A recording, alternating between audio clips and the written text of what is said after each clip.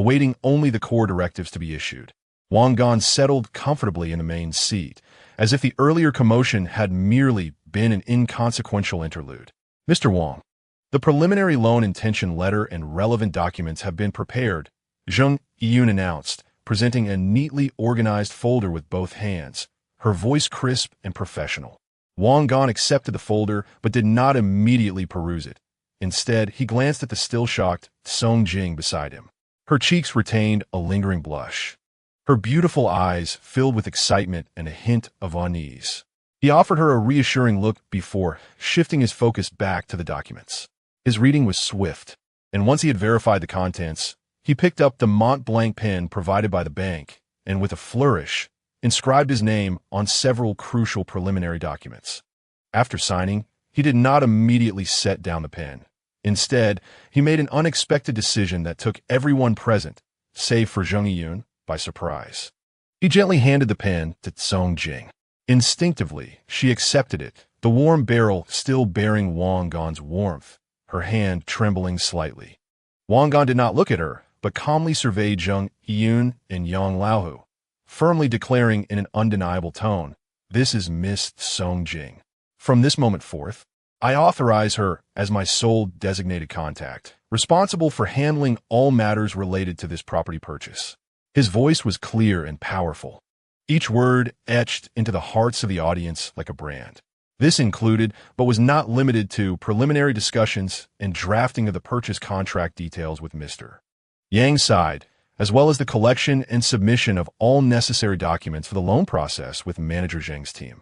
All procedural, non-decisive matters would be followed up by her. Should you have any questions, direct them to her. He paused, emphasizing the crucial point, which was both an empowerment for Song Jing and a delineation of her boundaries.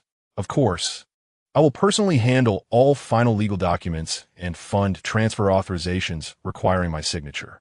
But until then, I prefer not to be disturbed by any trifles. This pronouncement was akin to a masterful bestowal of power. This is not a mindless delegation of power typical of tyrants, but rather a manifestation of the emperor's astute ability to recognize and utilize talent. Yang Laohu's pupils suddenly constricted, and his gaze towards Song Jing shifted instantaneously, filled with reverence and a hint of flattery.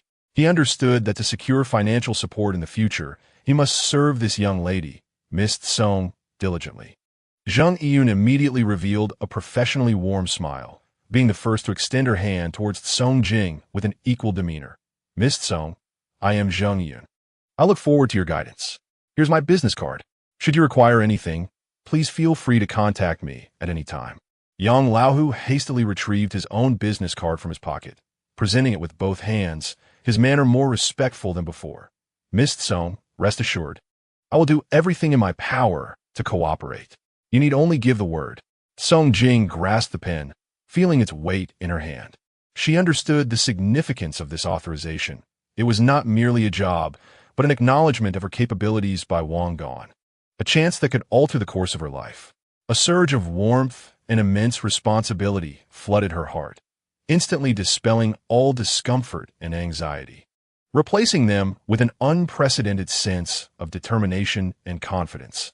Having arranged everything, Wang Gan stood, dusting off non-existent specks from his attire, as if he had merely accomplished a trivial task.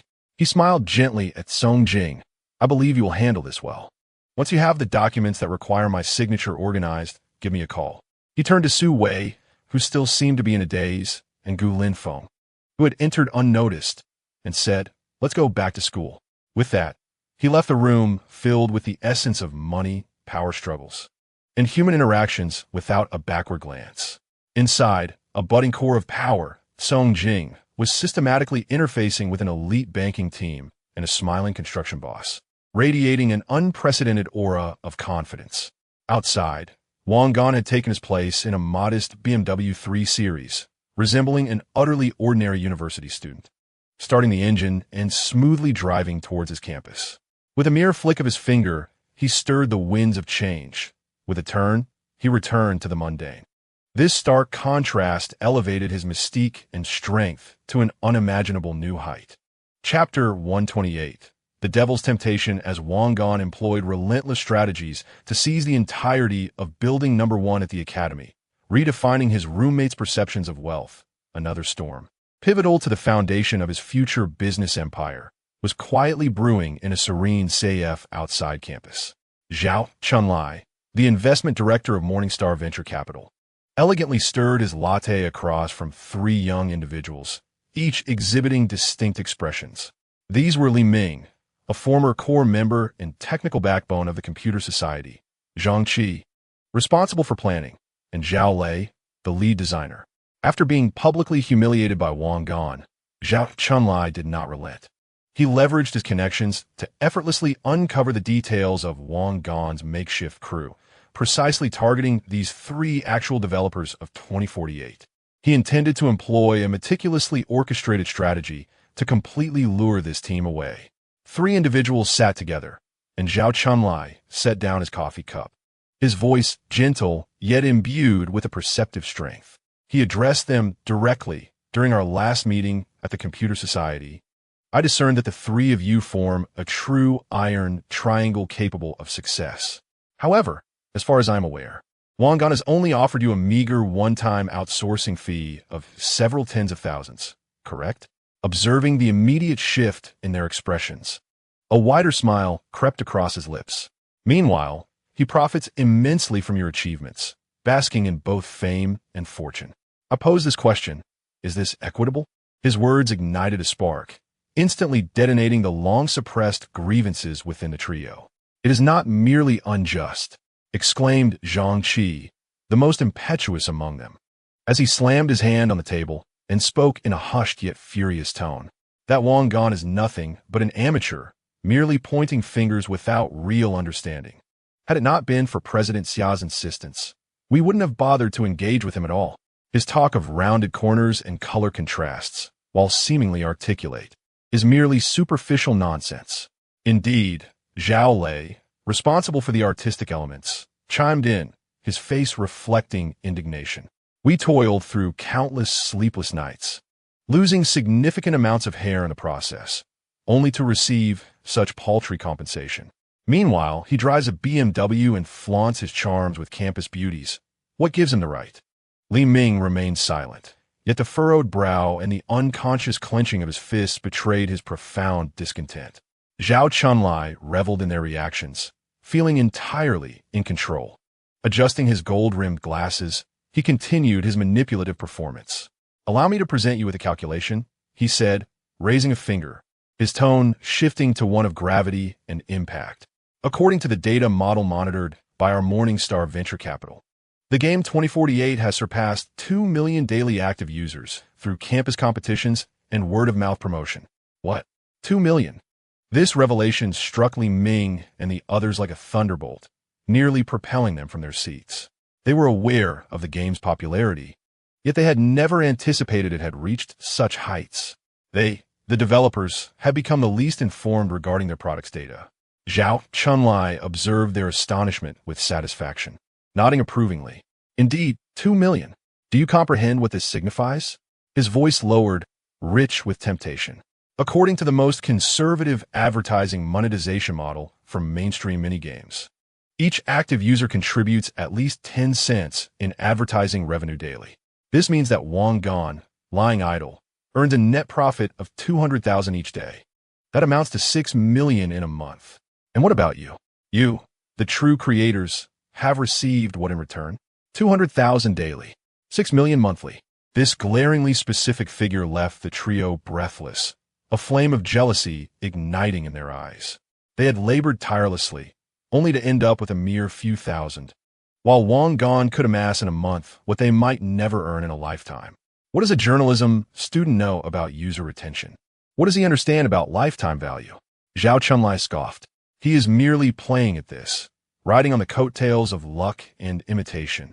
At Morningstar Venture Capital, we possess a proficient operational team, established distribution channels, and substantial capital.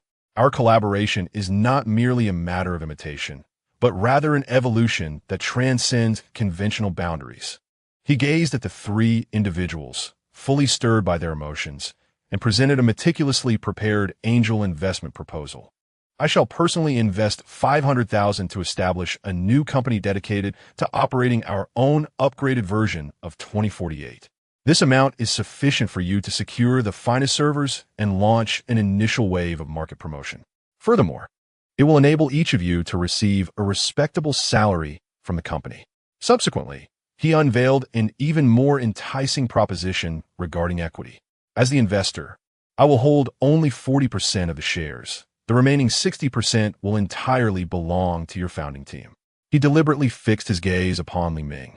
I trust that the specifics of the distribution should be decided by your technical core and future leader, Li Ming, in the most equitable manner. His words resonated deeply with the trio. At this moment, the planner Zhang Qi suddenly recalled something and inquired, "Mr. Zhao, didn't Wang Gan have President Xia and others working on a new project called Pastoral Tales? What is your perspective on that?" Upon mentioning Pastoral Tales, Zhao Chunlai appeared to have heard an amusing jest, his face displaying unabashed disdain. Pastoral Tales? A slow-paced, pixelated farming game? I can scarcely believe that in 2014, anyone would embark on such a project. This is a regression into history. We are in an era where mobile games reign supreme, characterized by rapid pace and robust social interaction. Yet he chooses to develop a single-player game that demands patience. I assert that the more investment poured into that project, the more disastrous the outcome will be. It is merely a product of an outsider's self-indulgence, unworthy of even a glance from me. His professional critique immediately garnered a strong resonance from Li Ming and Zhao Lei. Indeed, Li Ming nodded in agreement, his tone brimming with disdain for Wang Gan. I have long deemed that project to be unreliable. It completely contradicts market trends, and I cannot fathom why President Xia would consent to such an endeavor. Exactly, Zhao Lei, the artist, chimed in. The pixelated style of that project is overly demanding and tedious to create, lacking any flair. I dare wager that once completed, no one will play it. On this matter, the self-proclaimed technical specialist and investor, Zhao Chunlai, reached a remarkable consensus.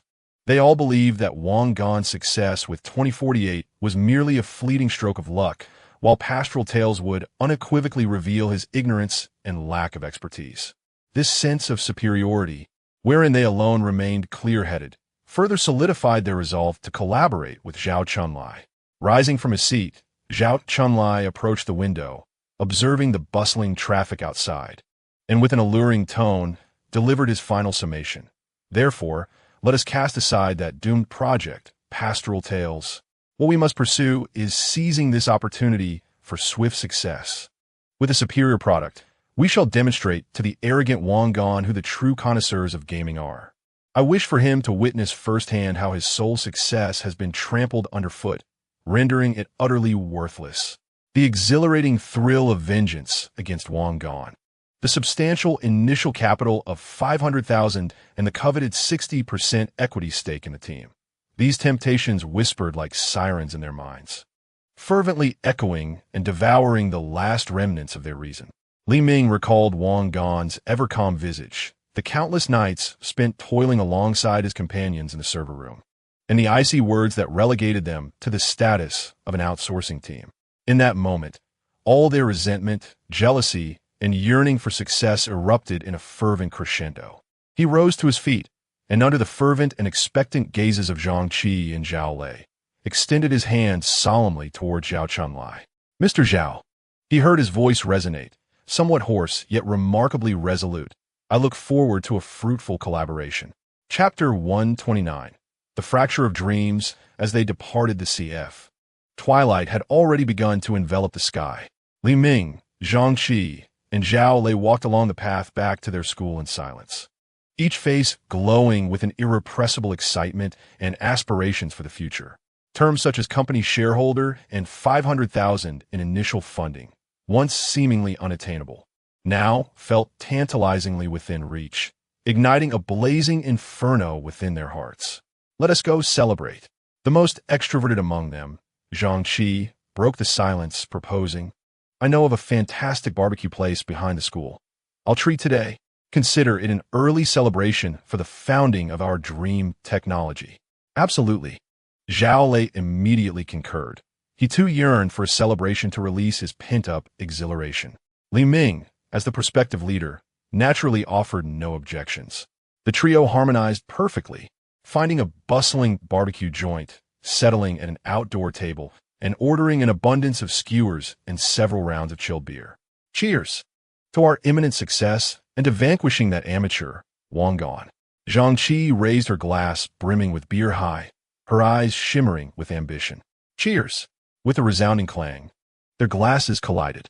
The icy beer coursed down their throats, dispersing the final vestiges of hesitation and igniting a fervent passion within their chests.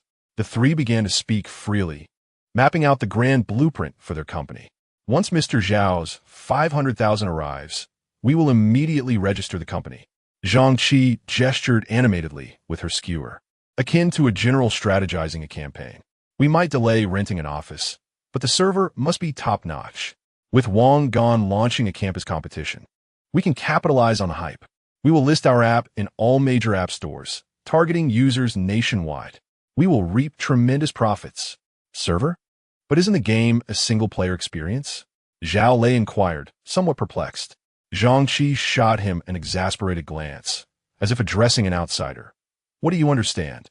The core gameplay is indeed single-player, but we need a national leaderboard. This allows players to compete for scores. We must also incorporate social sharing features, enabling users to share on WeChat and Weibo for a revival. All of these require servers to store data, and most crucially, the integration of advertisements and back-end user data statistics. None of these can function without server support. What we aspire to create is a commercially viable product that generates sustained profit, not merely a student project. This professional analysis left Zhao Lei nodding in a state of partial comprehension, while it simultaneously garnered an increased acknowledgement from Li Ming towards Zhang Qi. Observing this, Zhao Lei, unwilling to be outshone, excitedly proposed his brilliant idea. I've also thought of an artistic angle. We shall not replicate Wang Gan's monotonous digital version. It is far too simplistic. Instead, let us create a Three Kingdoms-themed version of 2048. The number 2 represents straw sandals, 4 signifies cloth garments, and 8 embodies iron swords, merging all the way to 2048, which symbolizes the imperial seal. The block's background shall be transformed into an ancient wooden texture, and the interface will feature an ink wash style. This aesthetic will undoubtedly surpass his by 100-fold. This is quite a remarkable idea. Zhang Qi's eyes lit up as she immediately added, we can also incorporate paid features. For instance, for $1, players could undo a move, or for $5, they could purchase a divine general card that allows them to upgrade a low-level block directly. Doesn't this pave the way for profit? The two grew increasingly animated, as if envisioning a future where their product would dominate the market and yield tremendous wealth. Throughout this exchange, Li Ming remained silent, listening intently, yet his brow furrowed ever deeper. After taking a substantial gulp of beer, he felt the weight of his role as the future technological core, necessitating a firm grasp on the direction of their endeavor. Clearing his throat, he spoke in a tone that bore an air of authority. Your ideas hold some merit, yet they are too fixated on immediate gains. He interrupted their daydreams, stating, our first step must be to ensure stability. We should replicate the original 2048 exactly as it is, launching it as swiftly as possible to seize market share. We need to build our user base before contemplating any variations or monetization strategies. One must eat a meal one bite at a time and tread the path step by step. His words fell like a bucket of cold water on Zhang Qi and Zhao Lei. Why, Brother Ming? Zhang Qi retorted defiantly. We possess superior ideas. Why should we resort to copying the most primitive version? Would it not be better to create an evolved version? Precisely. Cao Lei echoed. My Three Kingdoms skin has already been conceptualized. I assure you it will be far more visually appealing than the original. Li Ming felt his authority being challenged, and his expression darkened. What do you understand about product development? The greatest pitfall lies in having lofty aspirations while lacking practical skills. We do not have the luxury of time for trial and error. We must launch quickly, utilizing Mr. Zhao's funding for promotion. and firmly associate the name and gameplay of 2048 with our product before Wang Gan can react. Only then can we secure victory. Once we have established a solid foundation, we can explore the ideas you propose. Though his reasoning was sound, his condescending tone left Zhang Qi and Zhao Lei feeling somewhat unsettled. Zhang Qi pursed her lips, choosing not to argue further, yet her eyes unmistakably conveyed her dissent. As the evening wore on, the atmosphere, after a brief silence, was rekindled by Zhang Qi, who recognized that the most pressing issue lay on the table. "All right, enough of this," she said, swirling her glass, seemingly nonchalantly asking, "Brother Ming, how shall we divide the 60 equity that Mr. Zhao has allocated to us?" Upon the emergence of this question, the previously vibrant air fell into an immediate hush. Zhao Lei paused in his task of skewering meat, his gaze fixed intently on Li Ming, wiping the grease from the corner of his mouth. Li Ming recognized that this was a pivotal moment in establishing his authority. He spoke slowly, articulating the equitable distribution plan he had meticulously developed. "My proposal is designed for the long-term growth of the company and to reflect the contributions of each individual. Here is how we shall divide it." He extended 3 fingers. "Firstly, I, as the technical cornerstone of the company, will be responsible for the implementation of all code, team management, and liaising with investors, thus bearing the greatest responsibility. Therefore, I shall take 35. Upon hearing this figure, both Zhang Qi and Zhao Lei exchanged subtly altered expressions. Li Ming, oblivious, continued, "Secondly, Zhang Qi, your role encompasses product planning, market analysis, and subsequent operational promotion, which serve as the steering wheel of the company and are of utmost importance. You shall receive 20. Upon hearing her share, Zhang Qi's brow slightly furrowed, but she quickly composed herself, raising her glass to conceal her feelings. Finally, Li Ming's gaze fell upon the eager Zhao Lei. "Zhao Lei," his tone shifted to a more casual demeanor, as if discussing a matter of little consequence. "This game, as you know, hinges on gameplay and programming, with minimal demands on artistry. Even if we opt for a mere reskin later, the primary work will involve replacing assets and minor adjustments, resulting in a comparatively lighter workload. Hence, I have decided to allocate you 5. What?" The skewered meat in Zhao Lei's hand clattered onto the greasy table, splattering oil everywhere. He could hardly believe his ears, abruptly standing with his voice rising in anger, drawing the attention of several nearby tables. 5. "Li Ming, what do you mean? Why am I only getting 5? Do you think I'm a beggar?" Li Ming felt the sting of Zhao Lei's vehement reaction, his expression hardening. "What are you shouting about? Sit down. I am distributing based on contributions. This is entirely fair. Without my code, what use is your artwork? Fair my foot." Zhao Lei was livid, his eyes ablaze. "Without my work in art design, your pile of code would be worthless. Who would want to download it? The first thing players see is the visuals. You take 35, and I only get 5, a 7-fold disparity. This is sheer robbery." Just as it seemed the two would erupt into a quarrel, Zhang Qi stepped in to mediate. She tugged at Zhao Lei's sleeve, gently advising, "Zhao Lei, don't be hasty. Let us discuss this calmly. Mingo is also acting in the company's best interest. His technical contribution is indeed our core competitive edge, so it's reasonable for him to take a larger share." Then, turning to Li Ming with a tone that sought to maintain harmony, she suggested, "Mingo, you see, Zhao Lei is quite upset. How about we all take a step back for the sake of peace and prosperity? You take 30, I take 15, and Zhao Lei takes 10. The remaining 5 can be reserved as an option pool for future team members. This way, everyone saves face. What do you think?" Her proposal, while ostensibly a means to resolve the conflict, subtly sought to align with Li Ming, while also granting Zhao Lei a sense of personal favor. Upon hearing this, Li Ming felt that although his authority had been diminished, his 30% share still constituted an absolute majority within the team. Moreover, he could maintain a reputation for being accommodating, so he graciously acquiesced. "All right, since Zhang Qi has put it that way, let us proceed as you suggest. 10 for Zhao Lei is sufficient. Are you satisfied now?" Zhao Lei's heart was still laden with resentment and discontent. 10. This fell drastically short of his expectations, which were at least 15 or even 20. He sensed that he had been conspired against from the outset by Li Ming and Zhang Qi. However, feeling isolated and vulnerable, he realized that any further protests would only result in greater humiliation, potentially leading to his outright expulsion from the group. With a heavy heart, he could only sit down in bitterness, raise his glass in a single gulp, and silently consume the skewers, refusing to utter another word. Yet, his eyes brimmed with indignation and defiance. What was meant to be a celebration of their dreams, setting sail, ultimately concluded in an atmosphere of strangeness and awkwardness. This ensemble, dubbed Dream Technology, had already sown a profound and insurmountable rift among themselves over the inequitable distribution of spoils, even before Zhao Chunlai's initial investment had been received.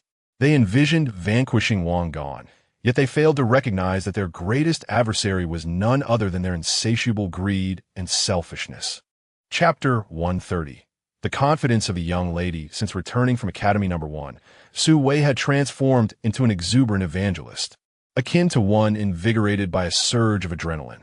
He had entirely morphed into a fervent spokesperson for Wang Gan, passionately recounting the miraculous events of that day to anyone who would listen. You should have seen it. Wei Ganxiao simply brandished a black card and slapped it down on the table. The sales manager nearly fainted. He exclaimed.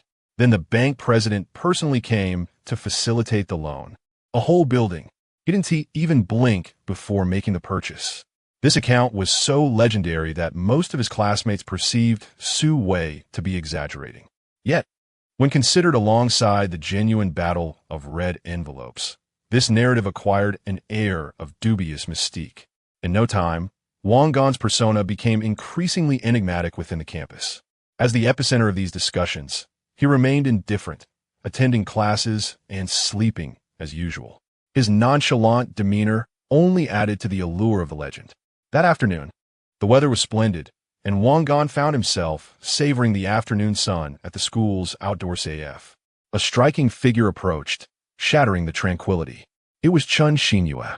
Today, she had dressed with particular care, donning a cream-colored Chanel-style short jacket paired with high-waisted wide-leg jeans. This ensemble not only accentuated her long legs, but also exuded the competence of a professional elite. Her face bore a subtle yet exquisite makeup, harmonizing the efficiency of a student council member with the vitality of a young university woman. She held something in her hand, clearly well prepared for this encounter. Wang Gan's gaze casually swept over her, a barely perceptible smile gracing his lips.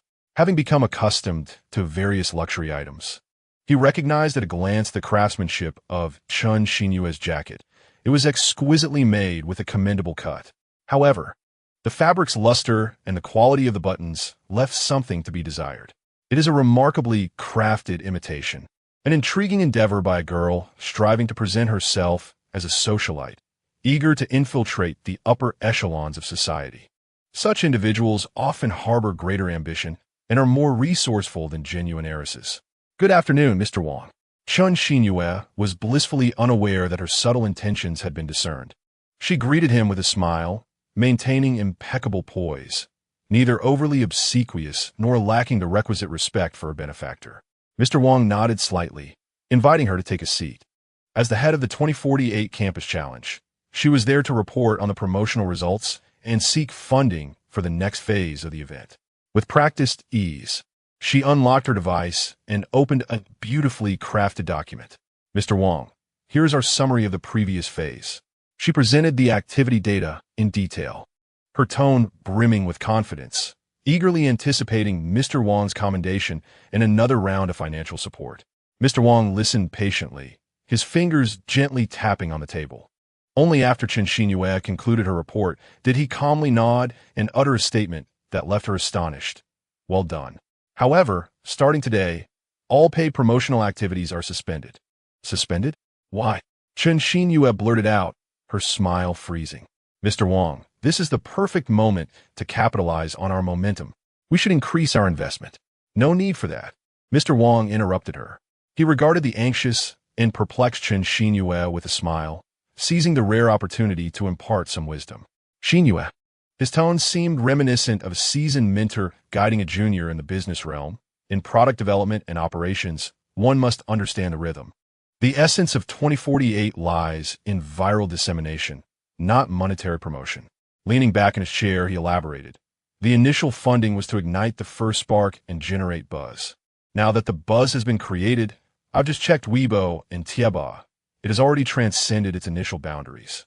At this juncture, spending money on promotion would yield diminishing returns. Our objective is to allow it to ferment naturally, enabling word of mouth to spread and players to advocate for players. This is what we call operational rhythm. Do you understand? His discourse was coherent and imbued with an acumen that belied his age, leaving Chun Xinyue, a marketing major, momentarily speechless. She felt that the theoretical knowledge she had acquired in class paled in comparison to Mr. Wang's straightforward yet penetrating insights into real-world practices. Although she harbored a sense of discontent regarding the project's suspension, deep within, she cultivated a profound admiration and disappointment for Mr. Wang's foresight and vision. This man possessed more than mere wealth. He was not easily deceived. Her aspirations to exploit the situation for personal gain had crumbled. Ultimately, she could only retract her carefully prepared proposal and, feeling somewhat disheartened, stood up. All right, Mr. Wang, I understand. Just as Chun Xinyue departed, Mr. Wang picked up his coffee, preparing to return to his dormitory. Having ventured a short distance from the CF, a voice, imbued with a hint of reserve and pride, called out from behind, Mr. Wang. Wang Gan turned around and beheld the meticulously adorned He Qingqian. Today, she donned a light blue puff-sleeve top that accentuated her flat, toned abdomen. Her lower half was clad in a white high-waisted pleated skirt, and her long legs, straight and fair, were adorned with a pair of expensive ballet flats. She resembled a wealthy heiress stepped straight out of a comic, strikingly beautiful and radiant, exuding an innate sense of superiority. Is something the matter? Wang Gan's response was rather indifferent. Indeed, He Qingqian was stunning, but the air of entitlement that accompanied her upbringing as a pampered young lady was palpable from a distance. Having been reborn, he had numerous pressing matters to attend to and was decidedly disinclined to cater to or appease a princess. He Qingqian, evidently accustomed to being the center of attention, remained unfazed by Wang Gan's cool demeanor, interpreting it instead as a testament to his uniqueness. In her eyes, following the incident with the property purchase, Wang Gan had barely acquired the privilege to pursue her. She lifted her chin slightly, embodying the essence of a proud princess. From her designer handbag, she produced 2 tickets to Spider-Man, Across the Spider-Verse, presenting them to Wang Gan with a tone reminiscent of bestowing a favor. I have 2 tickets to the movie, which has garnered much acclaim lately. Here is your chance to accompany me this evening. It was less an invitation than a proclamation of benevolence. In her view, her initiative to speak was a monumental favor, one that he ought to receive with gratitude. Wang Gan regarded the tickets and then glanced at her expression, which suggested he should feel honored, nearly laughing in disbelief. He refrained from taking the tickets, instead producing his phone and leisurely scrolling through his contacts before dialing the class monitor. Wang Qi. The call was swiftly connected, and Wang Gan's tone transformed into one of casual familiarity. Hello, esteemed class monitor. Do you have some time this evening? He Qingqian's haughty demeanor faltered slightly at that moment. Wang Gan seemed oblivious as he continued. Classmate He Qingqian insisted on bestowing upon me 2 tickets to Spider-Man. I thought it shame to waste them, so I would like to invite you to join me for the movie and perhaps grab a late-night snack afterward, in celebration of your birthday party's resounding success. This maneuver effectively froze the expression on He Qingqian's face.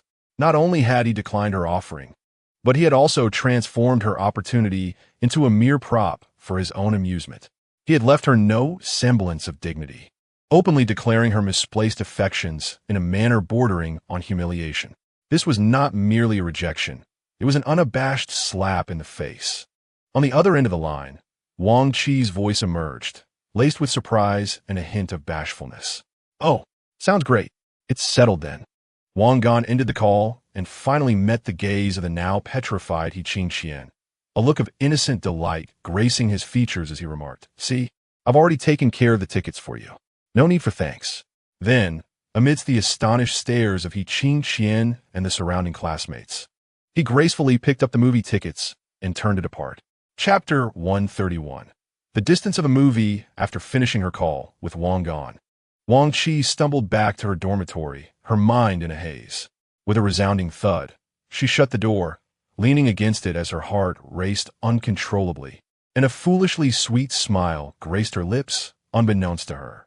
Seeing her in such a state of fluttering emotions, her roommates, Huang Wan and Zhang Xiaoya, converged upon her like eager hounds sniffing out gossip. With a flushed face, Wang Qi recounted the sequence of events, how He Qingxian had received the tickets, and how Wang Gan, right in front of her, had quietly asked her out. No sooner had she finished her tale than a cacophony of ecstatic screams erupted in the dormitory. "Wow, well done," Huang Wan exclaimed, slapping her thigh in excitement. Wang Gan's move is incredibly bold. It's textbook-level defiance. I've never liked that spoiled princess, He Qingxian, who struts around like she owns the world just because her family has some money. In front of Wang Gan, she asks nothing. Exactly, Zhang Xia nodded vigorously, assuming the role of a strategist. What does this signify? It indicates that you are far more important to Wang Gan than that delicate princess. He is backing you up, asserting your claim. He dislikes He Qingxian's aggressive demeanor and favors your gentle, understanding nature. Amidst the flattery and analysis from her roommates, Wang Qi felt a sweetness akin to honey swelling in her heart. She was well aware of her feelings for Wang Gan, but where did such affection stem from? Was it from their serendipitous encounter on the electric scooter, the favoritism shown at the birthday banquet, or perhaps the endearing way he referred to her as class monitor during their recent call? These sentiments had already taken root in her heart. Thus, when Wang Gan extended an invitation, she instinctively accepted. Yet, with the acceptance came a wave of apprehension. Was this truly a good idea? She anxiously twisted the hem of her clothing. I can't shake the feeling that I'm encroaching upon someone else's territory. He Qingxian will surely be furious. How awkward will it be when we see each other in class? She paused, her voice dropping to a whisper as she voiced her deepest concern. And then there's G Qingxian. I've heard that Wang Gan gifted her a Porsche. How can I possibly compete with that? At the mention of Ji Qingxian, the atmosphere in the dormitory grew tense. The aloof beauty was indeed a formidable rival in the hearts of all the girls who harbored feelings for Wang Gan. Just because you can't measure up, you want to compete? Huang Wan chided, playfully tapping her forehead. Are you out of your mind?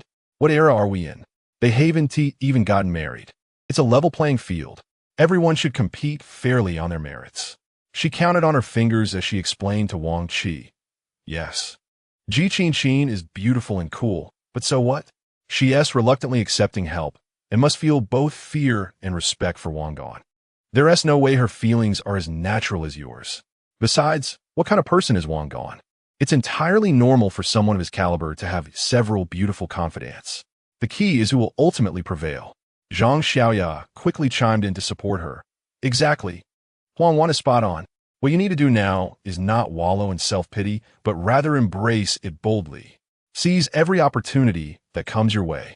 Today, his invitation signifies that you hold a special place in his heart. Now is the moment for you to exude confidence. You are the one he has chosen for this evening. Why should you fear her? Embrace the demeanor of a future queen, under the encouragement of two astute roommates. The flicker of doubt and insecurity Wang Qi harbored towards Ji Qingxian gradually transformed into a fervent sense of competition and anticipation. Yes, stop overthinking it. Hurry, change your clothes and apply your makeup. Zhang Xiaoya firmly positioned Wang Qi in front of the vanity. Tonight, we must ensure you look stunning for your date, overshadowing He Qingxian with your presence. Meanwhile, in another girl's dormitory, the atmosphere was as frigid as a cellar. Upon returning, He Qingxian could no longer maintain her image of the poised young lady. She violently hurled her expensive Chanel bag to the floor, trembling with rage, her eyes reddening. The 2 movie tickets were not particularly difficult to procure. They were simply reserved by a friend working at Wanda Cinemas for the best couples seating on that day. For her, acquiring such things with money had never been a challenge. The true difficulty lay in her meticulously planned, seemingly foolproof advance, which resulted in an unprecedented public humiliation. What is Wang Qi in comparison to her? How dare she? She screamed at her roommates, her voice laden with humiliation and resentment. Coming from an ordinary background, and possessing only a modest beauty. She could not fathom how she could possibly compare. Was Wang Dan blind? Her roommates quickly rallied to comfort her, speaking in unison. Qing Qian, don't be upset. It's not worth jeopardizing your health. Perhaps Wang Dan is merely seeking novelty. Men can sometimes be drawn to those who appear innocent and unthreatening, like a little bunny. Maybe he feels pressure when he asks with you. These hollow words of consolation did little to quell He Qingqian's fury. Instead, they only stoked the flames of her anger. Clenching her fists tightly, her nails nearly embedded into her flesh, she realized she had become a laughingstock of the entire school. She was unwilling to accept such a fate, resolutely refusing to be defeated by someone like Wang Qi, who was inferior in every aspect. Just wait and see. She spat the words through gritted teeth, a flicker of malice in her eyes. At 7:30 in the evening, a sleek black BMW 3 Series came to a halt outside the girls' dormitory, drawing a crowd of onlookers. Wang Qi, adorned in a white dress chosen by her roommates, shyly entered the car amidst their encouraging gazes. At Wanda Cinemas, the couple's hall featured independent leather sofas, offering exceptional privacy along with blankets and gourmet snacks. This unprecedented experience left Wang Qi feeling both exhilarated and anxious, her palms beginning to sweat.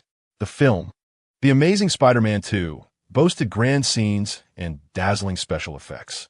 Yet, Wang Qi's thoughts were entirely detached from the screen. In the darkness, as the battle between Spider-Man and Electro raged on, Wang Dan instinctively reached out, enveloping her cool hand within his warm grasp.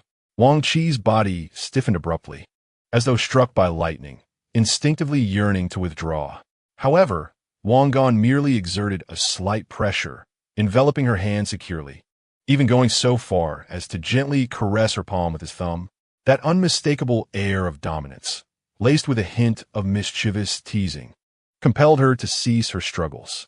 Her heart raced uncontrollably, the film's plot eluding her grasp entirely. The 2-hour cinematic experience concluded amidst this ambiguous yet sweet silence. After the screening, the pair strolled through the bustling streets illuminated by night. Wang Gan purchased 2 cups of milk tea, effortlessly handing one to Wang Qi. "Did I put you in an awkward position today?" he suddenly inquired. Wang Qi paused momentarily, then comprehended that he was referring to the tickets gifted by He Qingqian. Cradling the warm milk tea, she shook her head and murmured, "Not at all. I actually enjoyed it." Upon uttering those words, she felt her cheeks flush with warmth. Wang Gan smiled, halting his steps to turn and gaze at her, the glow of the streetlights casting a captivating aura around her face. He reached out, gently tucking a stray lock of hair behind her ear, an intimate gesture that caused her breath to hitch. "That's good." Wang Gan's voice was deep and tender. "Remember, in my presence, you need not be considerate or worry about others' feelings.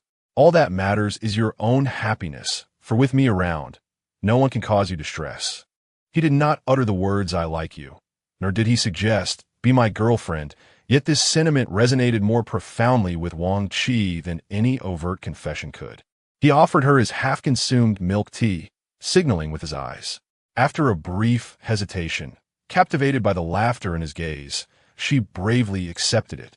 Sipping from a straw he had used, the sweetness of the milk tea mingled with an indescribable air of intimacy, instantly spreading from her taste buds to the depths of her heart.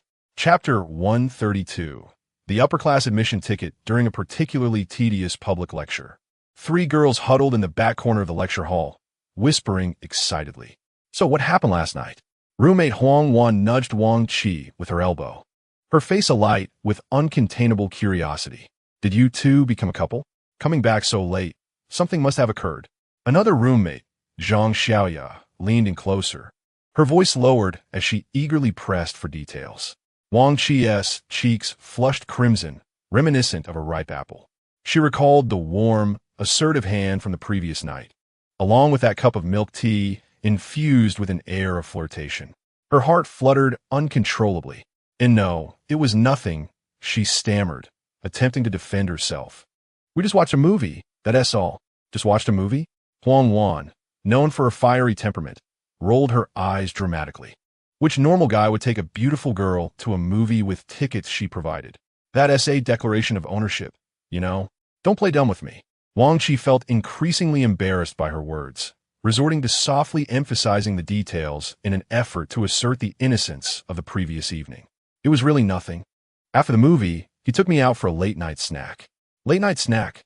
Huang Wan and Zhang Xiaoya's eyes instantly lit up, and they asked in unison, "What happened next?" Just over at the city center, there's a renowned establishment famous for its seafood feast.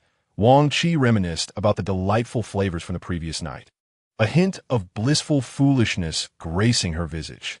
It was an enormous portion, piled high like a small mountain, featuring Boston lobster and abalone that were exceptionally delectable. Seafood feast? Huang Wan, exasperated, pointed her finger and playfully poked Wang Qi's forehead. "You are driving me to distraction with your obsession for food.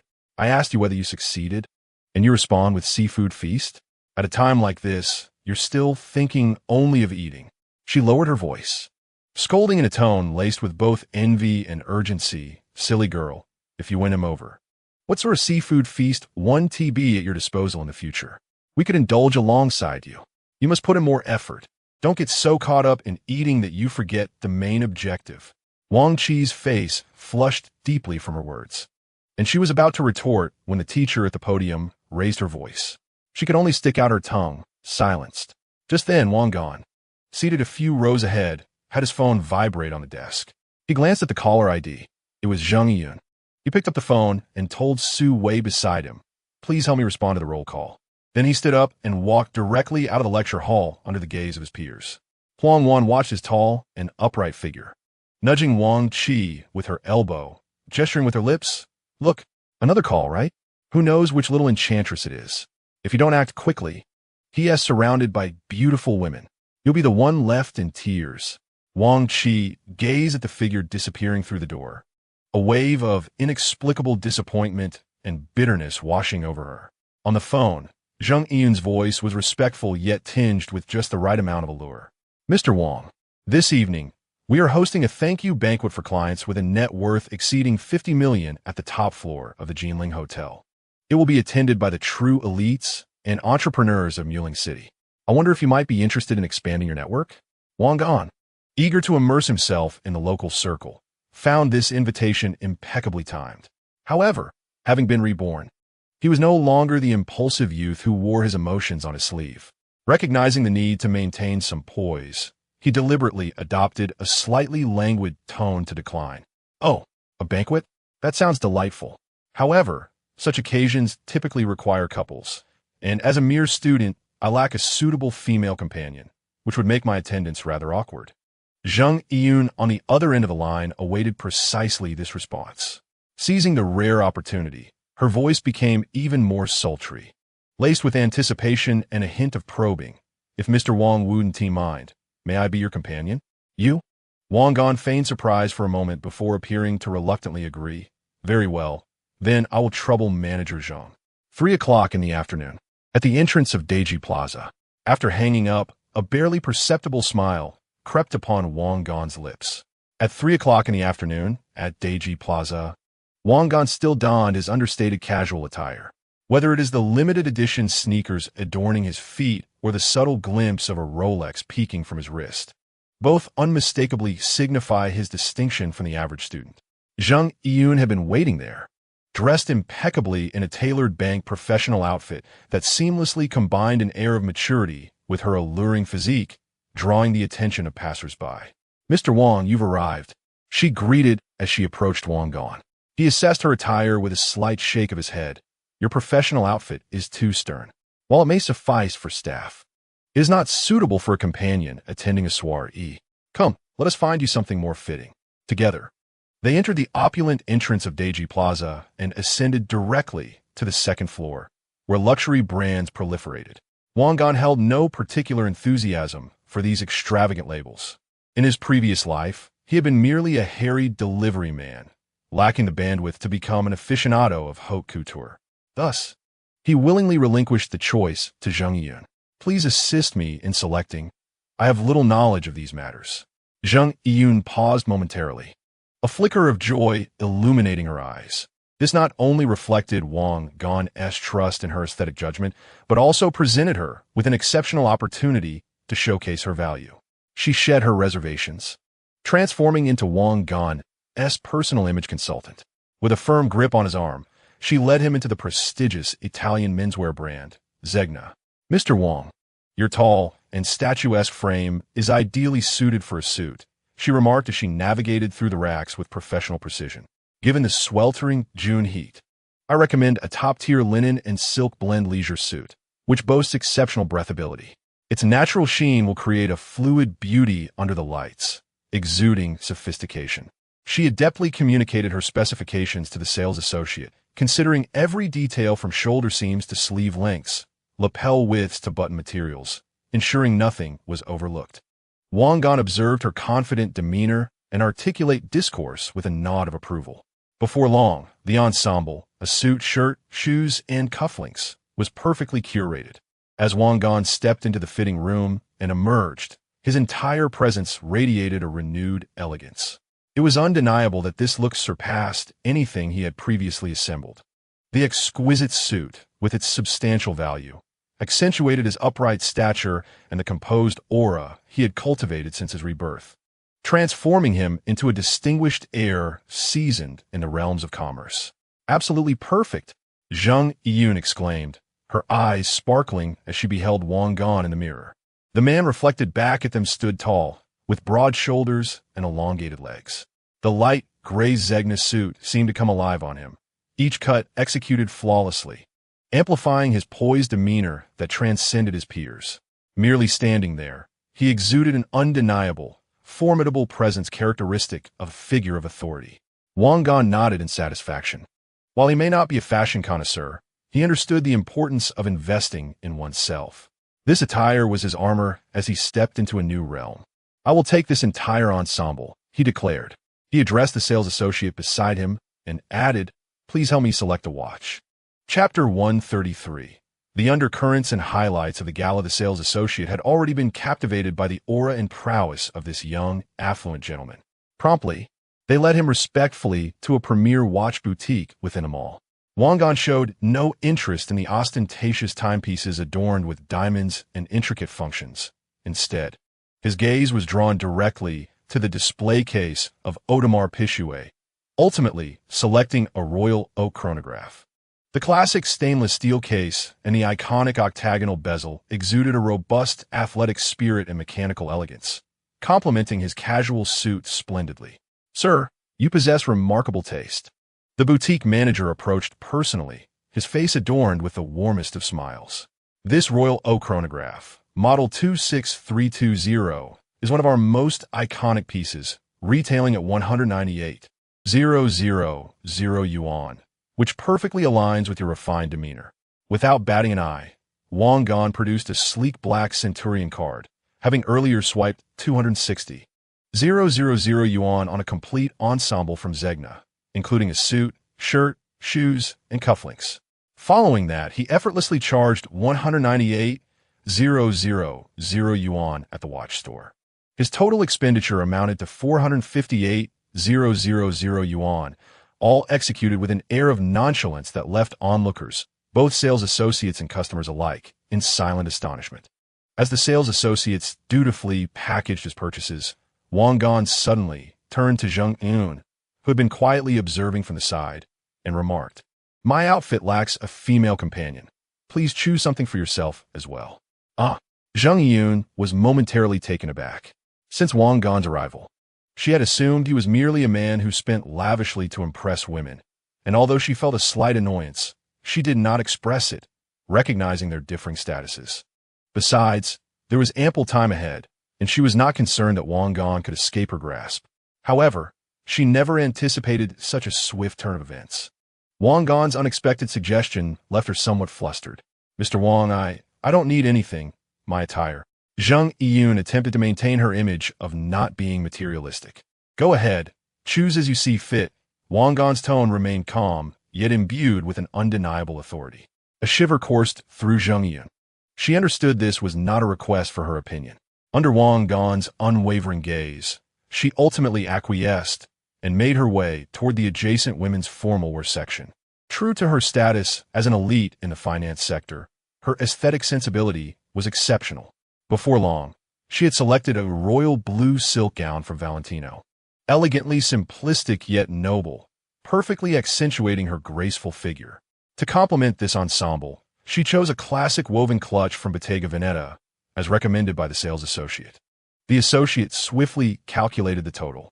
"Sir, this gown is priced at 36,000 yuan, and the clutch at 12,000 yuan, bringing the total to 48,000 yuan. This amount was a significant expenditure for someone of Zhang Yiyun's standing, requiring considerable fortitude to absorb. However, in the context of a premier gala, her attire was utterly appropriate and quite reasonable. Without a glance at the price, Wang Gan instructed the sales assistant to proceed with the checkout and handed over his black card. Zhang Yiyun was taken aback by this unexpected surprise, her heart racing with exhilaration. She realized that from this moment on, she had completely surrendered. It was worth the anticipation. At the Jinling Hotel, in the opulent Zijin Hall on the top floor, beneath the dazzling crystal chandeliers, the atmosphere was alive with elegance and sophistication, as laughter and conversation mingled with a rich sense of fine perfumes and exquisite wines, creating a unique ambience exclusive to the upper echelons of society. Wang Gan donned a perfectly tailored Ermenegildo Zegna leisure suit, while the Audemars Piguet on his wrist glimmered with a subdued yet distinguished brilliance under the lights. Beside him stood Zhang Yiyun, adorned in a royal blue Valentino evening gown. Her graceful figure and exceptional poise exuded the distinctive allure of a mature woman, her every smile and frown captivating those around her. As they entered the venue, they drew gazes like a magnet, their striking combination of youth and beauty stirring intrigue in the hearts of the onlookers. While Zhang Yiyun quietly introduced Wang Gan to the various guests present, an incongruous voice, laced with resentment and jealousy, intruded from their side. "Wang Gan, you're truly impressive." Turning to face the source, Wang Gan encountered the impeccably styled He Qingxian, accompanied by a distinguished middle-aged man in a suit. He Qingxian was evidently also dressed to the nines, yet her beautiful visage bore an icy demeanor. Her eyes, like daggers, scrutinized Zhang Yiyun with open hostility. She advanced with an air of entitlement and questioned, "Didn't you just invite the class monitor with my movie ticket yesterday? Today, you bring a more beautiful companion to such a venue. Aren't you afraid they might clash?" In the face of such a petty provocation, Wang Gan did not even raise an eyebrow. He found the acidic tone of her words unworthy of his attention, merely chuckling lightly as if he had heard a trivial noise, completely disregarding her remarks. Instead, he smiled and raised his glass in a subtle gesture toward her. This utter disregard was more lethal than any retort. Zhang Yiyun observed the exchange with discreet amusement, a playful curve at the corner of her mouth. Leaning closer to Wang Gan, she teased in a voice meant only for him, "Mr. Wang, which romantic debt have you incurred this time? It seems you're not one to let things go easily." Wang Gan took a sip of his champagne and replied nonchalantly, "The young girl is simply naive. There is no need to pay her any mind. Yet, a father cannot stand idly by when his daughter feels wronged." He Jiangwo, the chairman of Yayin Apparel, noticed his daughter's discomfort, and his expression darkened instantly. He affectionately patted her hand, signaling her to remain calm, before stepping forward to intercept Wang Gan's path with his glass raised. "Young man," he said in a tone reminiscent of a senior imparting wisdom to a junior, "we need to have a word. Vibrancy is indeed commendable, yet it is essential to exhibit respect towards women. One must also cultivate a sense of depth, refraining from investing all one's youthful vigor in frivolous pursuits. After all, one's career is paramount." His words carried a subtle undertone of condescension, reflecting the superiority of a successful entrepreneur. In his eyes, the young man before him, despite perhaps having a modest fortune at home, remained nothing more than an inexperienced lad, lacking in vision and depth. Just as Wang Gan was about to speak, a hearty voice interjected from the side. "Chairman He, your words seem somewhat skewed." The assembly turned to the source of the voice, revealing the branch president of the Industrial and Commercial Bank, accompanied by a refined middle-aged man adorned with gold-rimmed glasses. The president hastily approached, enthusiastically introducing Wang Gan. "General Manager Wang, Allow me to introduce you to our esteemed Executive Vice President of Maoling University, Su Changshan. He then turned to Su. This is the young and enigmatic top client I mentioned, General Manager Wang Gan. The entrance of Vice President Su was akin to a formidable bombshell, instantly altering the dynamics of the gathering. He Jiang's didactic expression froze in place. The position of a university vice president, while not the highest, commanded respect from someone of his business stature. What confounded him further was the fact that a bank president would personally endorse this young man to a figure of such authority. Wang Gan, it is an honor to finally meet you. Su Changshan extended his hand eagerly, warmly grasping Wang Gan's. I have long wished to meet our school's young prodigy. Wang Gan reciprocated the handshake with a humble smile, asserting, Vice President Su, you flatter me. I am merely an ordinary student. An ordinary student who can purchase an entire building. Su Changshan laughed heartily, clearly aware of Wang Gan's remarkable achievements. He then lamented the earlier rejection of Morning Star Ventures investment in 2048, expressing regret. I heard about that. Such a splendid opportunity wasted.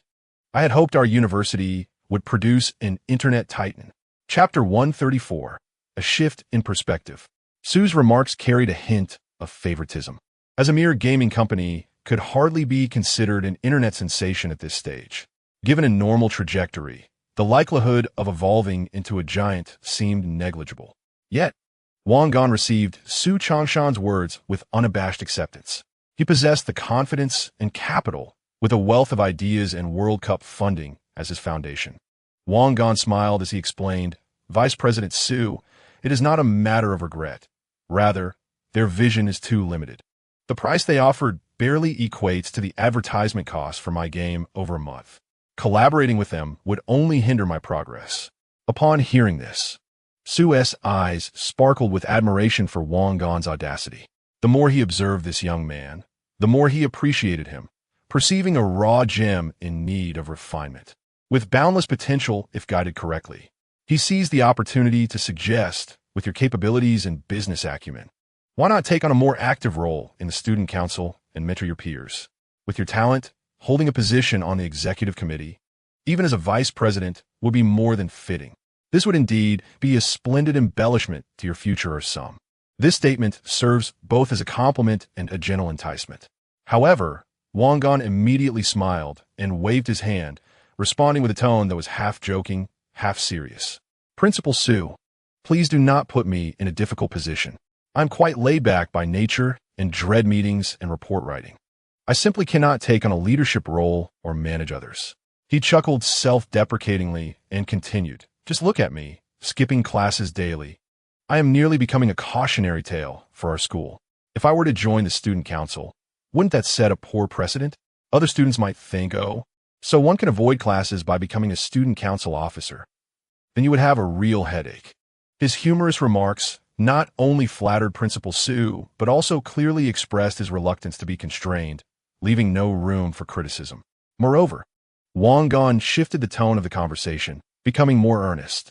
Next semester, I will be in my final year, and I am already overwhelmed with serious matters. My company has numerous responsibilities, and I must also prepare my thesis. I truly lack the energy to engage in any additional endeavors. I believe it is best for me to remain an ordinary student and not cause any trouble for you or the school. His words struck a profound chord with He Jiangwo, who had initially perceived Wang Gan as merely a privileged heir. He was astonished to learn that Wang Gan had a monthly income reaching hundreds of thousands, if not millions, and that his company seemed to be quite substantial.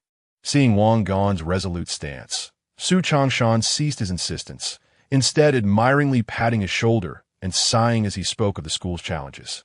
You make a valid point. Alas, the higher-ups are advocating for nationwide entrepreneurship, and our school has established an incubation center. While we have the space, the results have been meager.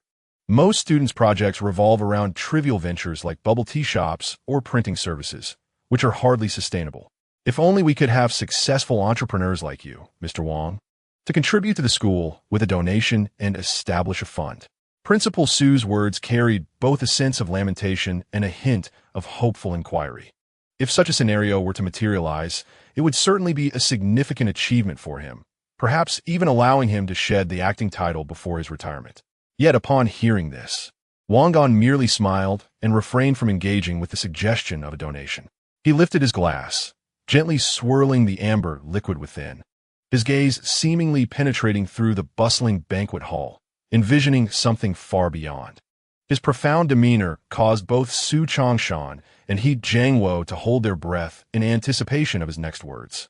With a smile directed at Principal Su, he spoke in a relaxed yet profoundly serious tone. Principal Su, I believe it is better to teach a person to fish than to merely give them a fish. At this declaration, Su Changshan was momentarily taken aback. Wang Gan continued, simply providing funds is akin to scattering pepper. It may create a lively atmosphere, but it does not address the fundamental issues. The reason those small projects fail may not solely be a lack of funds, but also a deficiency in direction, experience, and resources. A donation, once spent, is gone and fails to create sustained momentum. He set down his glass, gently clinking it with Su Changshan, his eyes glinting with a sharp and astute light. I possess little interest in merely spending money. However, I am profoundly intrigued by ventures that can generate wealth. I am personally willing to invest $10 million in the school's incubation center to establish a venture capital fund. Wang Gan pondered for a moment before continuing. My company is named Virgo, and let us call this fund Libra, with the hope of quantifying the value of students' dreams. He looked at Su Changshan and the equally captivated He Jiangwo, emphasizing each word. However, this sum is not a donation. It is an angel investment fund. I will assemble a professional review team to sift through the truly promising projects within the incubation center for investment, providing them with entrepreneurial guidance and industry resources. For the projects I invest in, I will seek equity, aiming for a capital exit in the future. Should these projects exceed the school, the fund, and the students will all reap substantial rewards. Furthermore, these returns can be reinvested to assist even more students.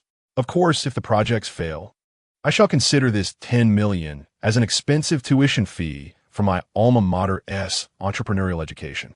President Su, his face flushed with excitement, felt as though he had stumbled upon a treasure.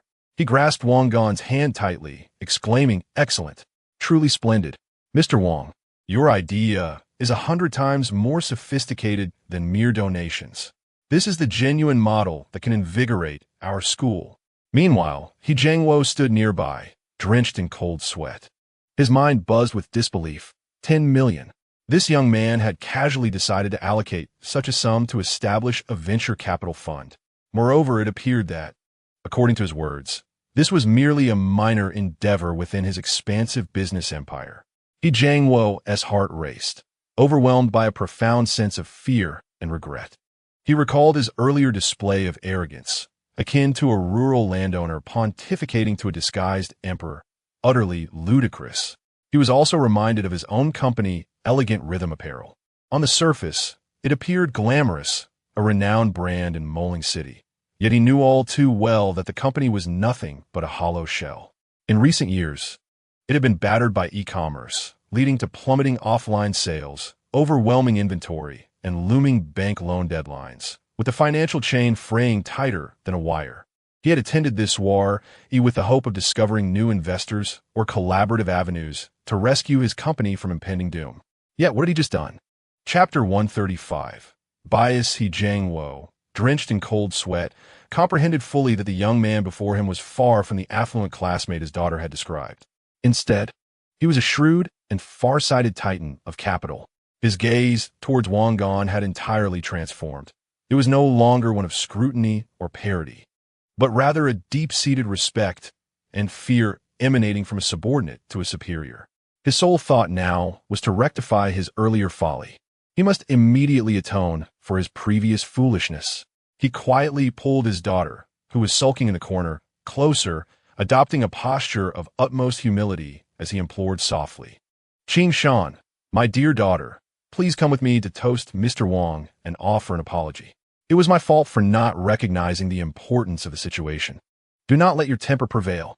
He Changwa, seeing her unmoved, became increasingly anxious and continued to persuade. "Qing Shan, listen to your father. Mr. Wang is a person of great significance whom we cannot afford to offend. You know the precarious state of my company. If we can't establish a connection with him, not only can we resolve our current predicament, but whatever you desire, I shall procure for you." In his desperation to appease his daughter, he even promised, "I will go to Deji right away. No, we shall go now. I will buy you that Cartier Midnight Star watch you admired last time. What do you say? If you can ease the tension with Mr. Wang, I shall grant you any wish." However, Hichang's obsequious demeanor, which oscillated between arrogance and sycophancy, repulsed Hichingshan more than any insult could. She could not fathom that the father, who had always been her unwavering pillar of strength, would debase himself before a peer who had previously humiliated her, even resorting to using her to forge connections. A wave of intense disgust and humiliation surged within her. Enough. She forcefully shook off her father's hand. Her voice, though soft, resonated with icy resolve. She glanced at Mr. Wang, the center of attention, surrounded by admirers, then turned her gaze to her father's anxious and subservient face, her eyes reflecting profound disappointment. With a cold huff, she said nothing further, pivoted on her stiletto heels, and exited the banquet hall without looking back. Left behind, He Changhua stood frozen, his complexion shifting from red to white, then to a shade of green, his heart burdened with endless regret and fear. He realized that he had not only squandered a golden opportunity to salvage his company, but had also irreparably tarnished the dignity he once held in his daughter's eyes. This trivial upheaval had no impact whatsoever on Wang Gan. After exchanging pleasantries with Principal Su and arranging for Zhang Yiyun to accompany him next week to discuss the establishment of the fund, he gracefully retreated, wine glass in hand, returning to the heart of the banquet hall. At that moment, wherever he went, all eyes were riveted upon him. The earlier gazes of curiosity and scrutiny had transformed into expressions of reverence, flattery, and yearning. The gathering was filled with astute individuals who understood that a young man capable of casually investing 10 million in venture capital represented an energy far beyond their comprehension. Numerous entrepreneurs approached him, humbly exchanging business cards, their words dripping with praise. "Mr. Wang, you are truly remarkable, a hero of youth. We admire your commitment to supporting student entrepreneurship. Should you require our assistance in the future, do not hesitate to ask." Wang Gan merely smiled in response, effortlessly managing the attention. During the event, several flamboyantly dressed socialites, their ambitions etched upon their faces, seized the opportunity of toasting to deliberately brush against him, attempting to draw his attention with their impressive allure. Zhang Yiyun, observing from the sidelines, felt a pang of jealousy, contemplating several times whether to intervene and disperse these enchanting distractions. Yet, aware of her own position, she could only endure silently, adopting a more gentle and considerate demeanor to shield Wang Gan from unnecessary disturbances. Fortunately, today was a high-end business gathering rather than a lavish banquet. Thus, the intruding socialites dared not overstep their bounds. At most, as they brushed past Wang Gan, they discreetly slipped a business card, marked with lipstick stains and the heavy fragrance of perfume, into his suit pocket. He Jianguo made several attempts to approach, but found no opportunity to interject amidst the throng of affluent individuals surrounding Wang Gan. He could only hold his wine glass, anxiously waiting on the periphery. Finally, he spotted a moment of reprieve, hurriedly advancing to offer his business card, his face adorned with the most humble of smiles. "Mr. Wang, I am Yi Jianguo from Yayin Apparel. I apologize for any offense caused earlier. I hope you can overlook it. Your insights into business have truly enlightened this old man. I must invite you to our company for guidance when you have a chance." Wang Gan accepted the card, casting a cursory glance before tucking it into his pocket, responding non-committally with a simple MM. This tepid reaction sent He Jianguo's spirits plummeting. Just then, the banquet hall door swung open once more, and He Qingxian re-entered, clearly having composed herself after a lengthy respite outside.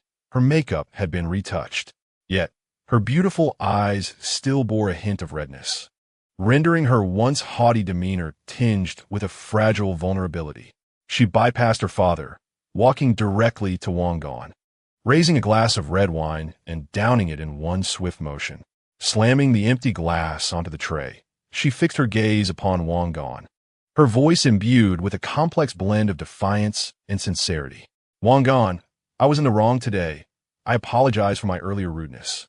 Without waiting for his reply, she turned on her heel and departed without a backward glance. This retreat, executed with such intent, surprised Wang Gan, who regarded her receding figure with a hint of amusement.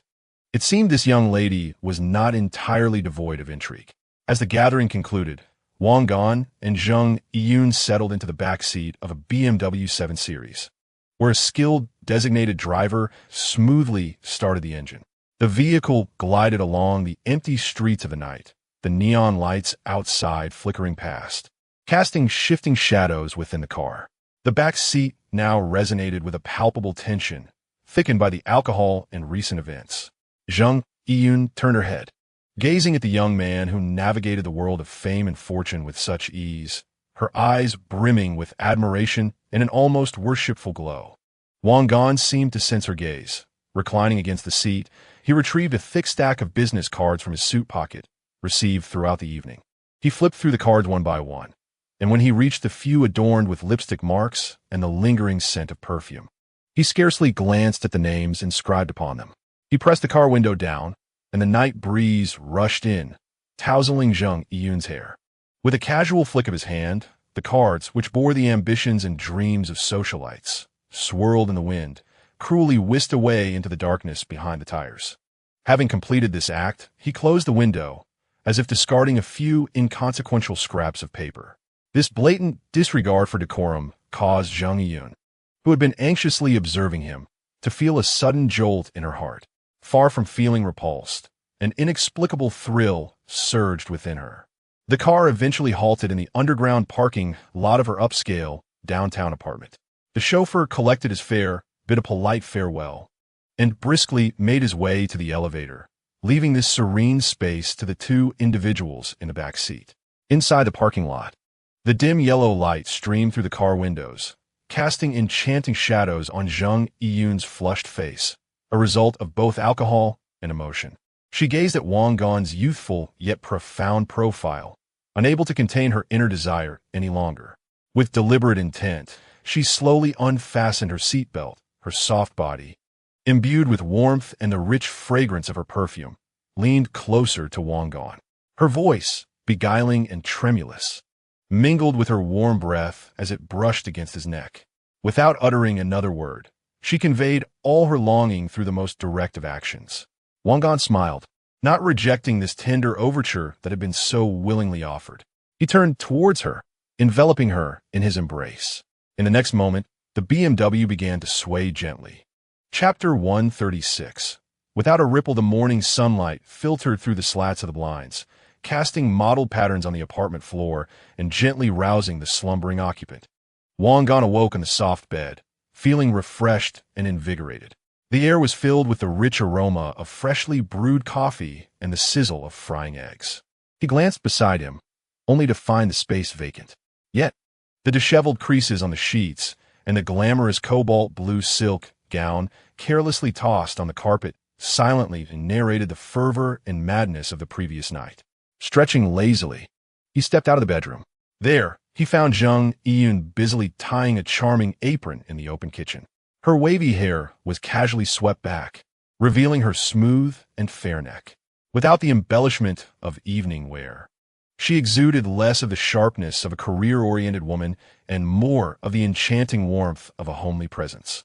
Upon seeing Wang Gan emerge, she immediately blossomed into a radiant smile. Although tinged with a hint of fatigue, it was primarily a reflection of genuine satisfaction. "Mr. Gan, you're awake. Breakfast will be ready shortly." Wang Gan surveyed the apartment. It was modest in size, approximately 70 to 80 square meters, yet exquisitely decorated. The decor epitomized modern minimalism, featuring a complete set of IKEA furnishings. The living room walls bore several incomprehensible yet seemingly sophisticated abstract paintings, and the balcony was filled with vibrant succulent plants. This is a quintessential abode of an urban elite, characterized by its subtle sophistication and independence, with every detail reflecting meticulous care. The space, however, feels rather confined, Wang Gan casually remarked as he took a seat at the dining table. Zheng Yun, bringing breakfast to the table, paused momentarily. Wang Gan continued, expressing his discontent with the living conditions. I'll have Song Jing help you find a more spacious flat, at least over 200 square meters, with a river view. Consider it a gift from me. Zhang Yiyun's heart skipped a beat, a flicker of desire crossing her eyes, but she quickly suppressed it. Pouring coffee for Wang Gan, she smiled and gently declined in a tone that exuded both independence and intelligence. Thank you for your kind offer, but I am quite content here. It is conveniently close to the office. Moreover, I aspire to one day generate wealth for you that far exceeds the value of a mere apartment, through my own efforts. Her words were impeccably articulated, reflecting her self-reliant spirit, while subtly hinting at her long-term ambition to be a valuable partner in his endeavors, successfully distinguishing herself from women who merely seek dependence. Wang Gan, after listening, cast a deep gaze upon her and smiled. This woman is indeed very astute. He chose not to press further and shifted the conversation to work. What are your thoughts regarding the Libra Fund? Should we entrust the bank for asset management, or seek another fund manager? Zhang Yiyun immediately transitioned into a professional demeanor, adeptly explaining the distinctions between the two approaches, ultimately suggesting, if you require someone to uncover projects and make sound investment decisions, I would recommend finding a professional fund manager. Wang Gan nodded in agreement. All right. Please assist me in finding one. However, I have a request. Of course, please speak. I dislike those seasoned veterans who have become overly polished in large institutions. Wang Gan's tone grew somewhat frosty. They are often burdened by lethargy, acting with hesitation, always considering their own interests and circles rather than the future of the projects. What I need is someone truly driven, bold, and tenacious. Zhang Yiyun immediately grasped his sentiment, recognizing his aversion to superficial workplace culture. After a moment of contemplation, she began to rapidly sift through potential candidates in her mind. Such individuals are indeed rare in major institutions. However, I do have a suitable recommendation. She is my university classmate and close friend, Qin Jiyu. She was the star of our finance department, an exceptional student who excelled in various certifications, demonstrating remarkable professional competence. Upon hearing the term department beauty, Wang Gan's eyebrows slightly raised, interrupting her with a sharper gaze. Department beauty? Manager Zhang, let me reiterate. I need a sharp blade that can carve through obstacles, not a mere decorative vase in the office. Though his tone was calm, the scrutiny and skepticism in his voice made Zhang Yiyun's heart race. She understood that if her recommendation faltered, it would severely undermine Wang Gan's trust in her. Rest assured, Wang Gan, Zhang Yiyun asserted with unwavering confidence. Jiyu is certainly not just a pretty face. She possesses a somewhat aloof disposition. Or perhaps it can be said that she is excessively principled, lacking in the nuances of office politics and interpersonal relations. Consequently, she finds herself entrenched in the foundational reporting tasks within the research department of a prominent brokerage firm, perpetually overlooked. She gazed at Wang Gan, her eyes radiating sincerity as she added, I believe she embodies the very qualities you described, capable and ambitious, yet she is undeniably deprived of an opportunity and a discerning mentor. If you merely provide her with a platform, she will undoubtedly astonish you. Oh, a beautiful fund manager? How intriguing. Wang Gan mused, his interest piqued by her words. He was fond of stories featuring talented individuals who remained unrecognized. Very well, have her prepare an investment analysis report on entrepreneurial projects for university students. I shall meet her next week. At 10 o'clock in the morning, Wang Gan returned to Maoling Industrial University. Upon opening the door to room 105, he was greeted by a familiar scent, a mixture of takeout and sweat. Su Wei was engrossed in a video game, shouting animatedly at the computer screen while wearing headphones. In contrast, Gu Linfeng sat in his chair with bloodshot eyes, clearly having endured a sleepless night. His mind was a whirlpool of recent events, tumultuous blend of jealousy, anger, and protective instinct compelling him to act. Even if it meant risking himself, he was determined to seek justice for his goddess. Upon seeing Wang Gan enter, Gu Linfeng could no longer contain his rage. He sprang to his feet and confronted him, adopting a self-righteous tone. Wang Gan, what exactly did you do to He Qing Shan last night? Wang Gan innocently cleared his ears and looked at him with feigned innocence. What did I do? I merely exchanged a few words with her at the party. Oh, how do you know about this? Stop pretending. Gu Linfeng retorted passionately. I heard it from her dorm mates. He Qingshan cried alone on the balcony for a long time after returning last night. Do you dare claim it was not because of you? Did you reject her or insult her with your words? Su Wei, hearing the commotion, promptly removed his headphones, his eyes sparkling with excitement, embodying the essence of a spectator eager for drama. No way. Is it true? Did you actually make the esteemed Missy cry? Impressive. Gu Linfeng was infuriated by Su Wei's remark. He pointed at Wang Gan and continued his accusation.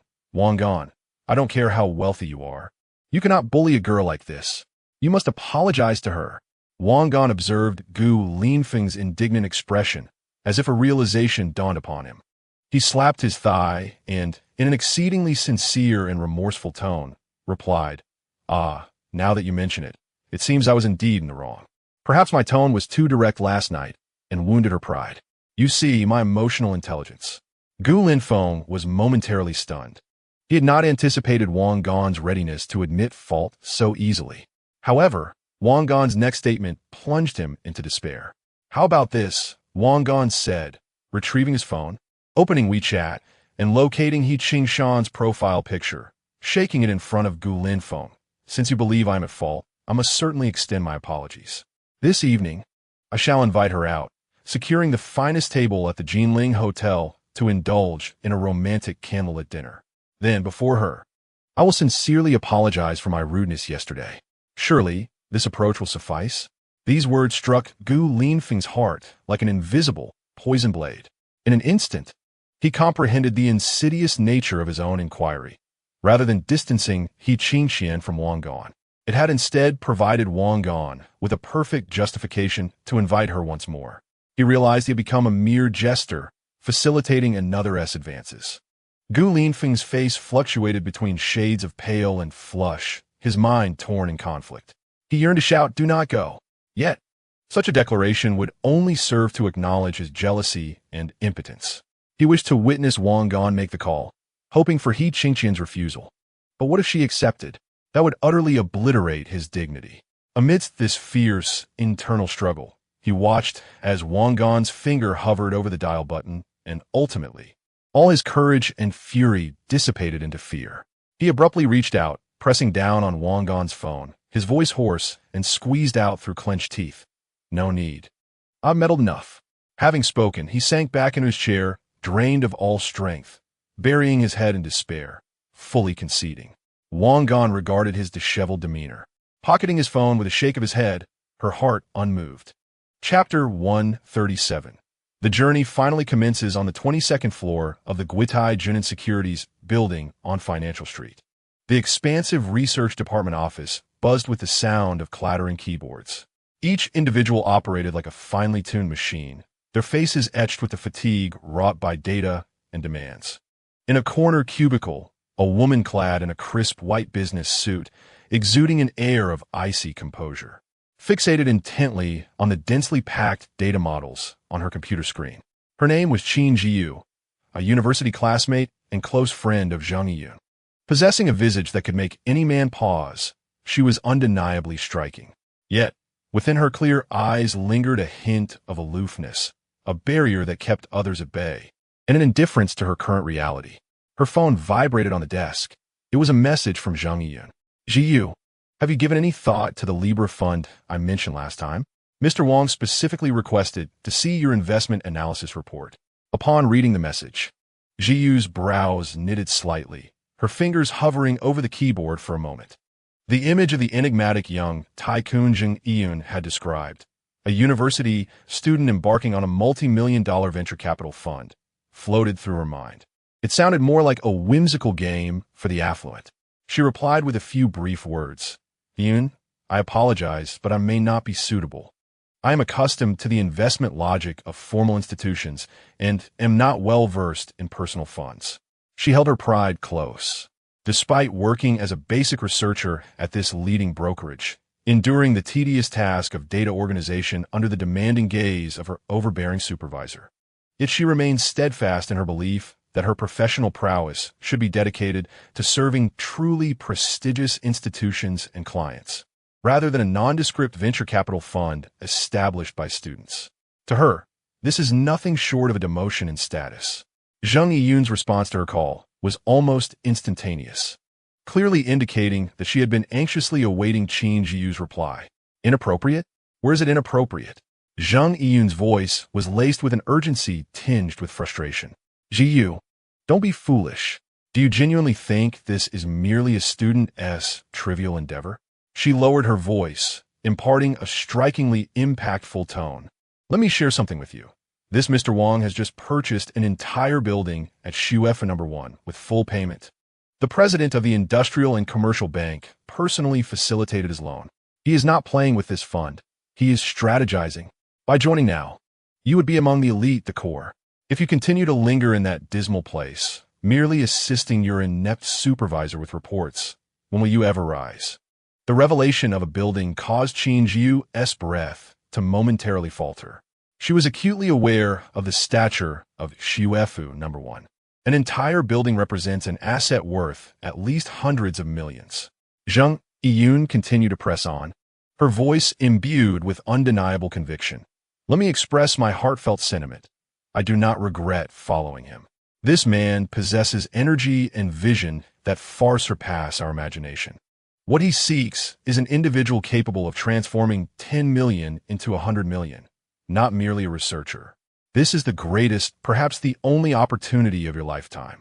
Reflect on it deeply. As she hung up, Qin Zhiyu was enveloped in a prolonged silence, grappling with astonishment at her friend's audacious choice and a sense of uncertainty about the future. She gazed out at the concrete jungle beyond her window, then glanced at the endless reports on her computer, the authorship of which belonged to others. For the first time, a profound turmoil flickered in her cold, clear eyes. Meanwhile, in a large classroom at Muling Industrial University, a tempest concerning finances was unfolding. The class was convening a meeting to deliberate over the long-delayed outing to Pearl Spring. Class leader Wang Qi stood at the podium, awkwardly reporting on the class's financial status. Due to previous event expenditures, our class funds are currently in deficit. We are short by approximately 2,000 yuan, which has hindered the organization of the outing. She glanced at her classmates with a hint of embarrassment. My proposal is that perhaps each of us could before she could finish. A sharp, sarcastic voice erupted from the back row, piercing through the awkward atmosphere like a needle. It was he, Qin Xian. Ever since the incident regarding the movie tickets, she had been seething with anger, and today she finally found an outlet for her frustration.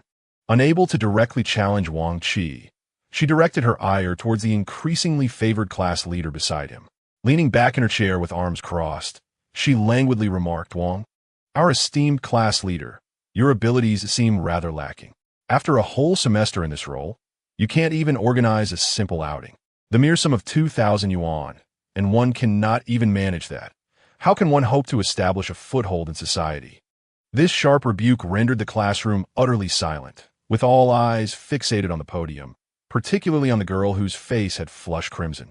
Wang Qi felt utterly humiliated by her words, clenching her fists so tightly that her nails nearly pierced her skin. She was an ambitious girl, unaccustomed to such derision in front of her classmates. Contemplating the funds in her account that Wang Gan had helped her win, she took a deep breath, poised to offer to cover the shortfall herself, alleviating her classmates of the burden. Yet, Qin Xian interjected once more, denying her the opportunity to speak. From her exquisite bag, Qin Xian leisurely produced a stack of pristine banknotes, slapping them disdainfully onto the desk. The sound, though not deafening, struck like a resounding slap across Wang Qi's face. Enough. Qin Xian's tone dripped with condescending arrogance. Seeing your plight, I shall cover this deficit of over 2,000 yuan. Consider it a sponsorship for the class event.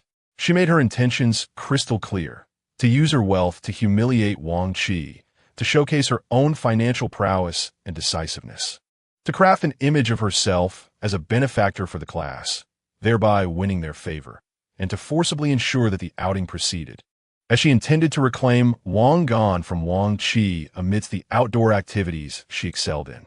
Initially, the class fell into silence. only to erupt into hushed discussions and applause. Wow, Qin Xian is so generous. Truly the rich beauty. 2,000 yuan at her beck and call. With this, the prospect of a weekend outing was secured. Amidst the chorus of admiration, Wang Qi felt like a jester standing alone on the podium. Under the scrutinizing gaze of her peers, she realized that, at that moment, the reins of authority for the outing had shifted from her, the class monitor, to He Qingqian. Throughout this spectacle, Wang Gan's seat remained conspicuously empty. He had skipped class once more. This absence deprived He Qingqian of her most crucial audience, leaving her somewhat dissatisfied. Yet, she reasoned, it was perhaps for the best. She would allow him to witness, firsthand, how she would overshadow Wang Qi during the outing, thus amplifying the impact. After the class meeting concluded, Wang Qi returned to her seat, dejected, feeling akin to a soldier who had suffered defeat. Her roommates, Huang Wan and Zhang Xiaoya, quickly gathered around her. Ignore her, Huang Wan exclaimed angrily. So what if she has a bit of money? What is so impressive about that? I'm sure she's not richer than you. Exactly, Zhang Xiaoya added in consolation. She's merely jealous and trying to embarrass you. Don't take it to heart. Wang Qi managed a faint smile, retrieving her phone to message Wang Gan, conveying her grievances about the outing and the circumstances surrounding He Qingqian's sponsorship. Moments later, her phone vibrated with Wang Gan's reply. There were no words of comfort, no inquiries, just a succinct two-word response. Received. As she gazed at those words, a tumult of emotions surged within Wang Qi. Chapter 138. The battlefield on the bus on a tranquil weekend morning. A luxurious tour bus came to a steady halt at the entrance of Moli Industrial University. In preparation for the day's excursion, aptly dubbed a day out, He Qingqian arrived a full 20 minutes ahead of the designated gathering time. Dressed in an exquisite, limited-edition athletic ensemble, her form-fitting pink top accentuated her flawless curves, while the coordinating yoga pants showcased her enviably long legs, rendering them even more elongated and graceful. She exuded youthful vitality, radiating a meticulously sculpted aura of sunshine, as if poised to conquer mountains, rivers, and seas at any moment. Having covered the majority of the expenses, He Qingqian claimed the two most spacious seats in the front row, embodying the pride of a hostess. She elegantly placed her Chanel handbag on the adjacent empty seat, striking a pose that conveyed confidence. Internally, she harbored a fierce determination, fueled by her lifelong competitive spirit and the heartfelt admonitions from her father, He Jiangwo, prior to their departure. She was resolute in her refusal to accept defeat. Soon, her classmates boarded the bus one after another, filling the cabin with youthful exuberance. When Wang Qi and her roommates arrived, she noticed He Qingqian's poised demeanor and felt an instinctive urge to retreat to the back, avoiding this invisible battlefield. However, at that moment, Chun Jing unexpectedly broke from her usual demeanor, seizing Wang Qi's arm with a warm smile. Sister Qi, let us sit in the front for a better view. Wang Qi was taken aback. When had she become so familiar with Chun Jing, yet being somewhat oblivious? She dismissed the thought, accepting the gesture as a kindness. Meanwhile, Chun Jing schemed internally.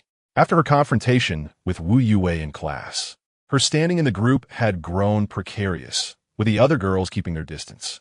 Her fervent enthusiasm towards Wang Gan frequently went unreciprocated. She astutely sensed that Wang Gan harbored a distinct interest in Wang Qi. Thus, gravitating towards Wang Qi was undoubtedly the best shortcut to re-entering the inner circle and signaling goodwill towards Wang Gan. It was a calculated investment, betting that Wang Qi would emerge as the future queen. Finally, amid the collective impatience of the waiting crowd, Wang Gan arrived precisely on time. Dressed casually in a simple white shirt and cargo shorts, complemented by a pair of limited-edition sneakers, he appeared fresh and handsome, starkly contrasting with the boys around him who had made an effort to dress for the outing. As a well-known figure on campus, his presence was legendary. The moment he boarded the bus, all eyes, regardless of gender, instantly focused on him. He Qingqian promptly adjusted her sweetest smile and even patted the empty seat beside her, signaling him to join. Yet, Wang Gan merely acknowledged her with a polite nod, his gaze calm and deep as a tranquil pond, devoid of any ripples. He strode past her, under the astonished gaze of everyone, heading towards the back row.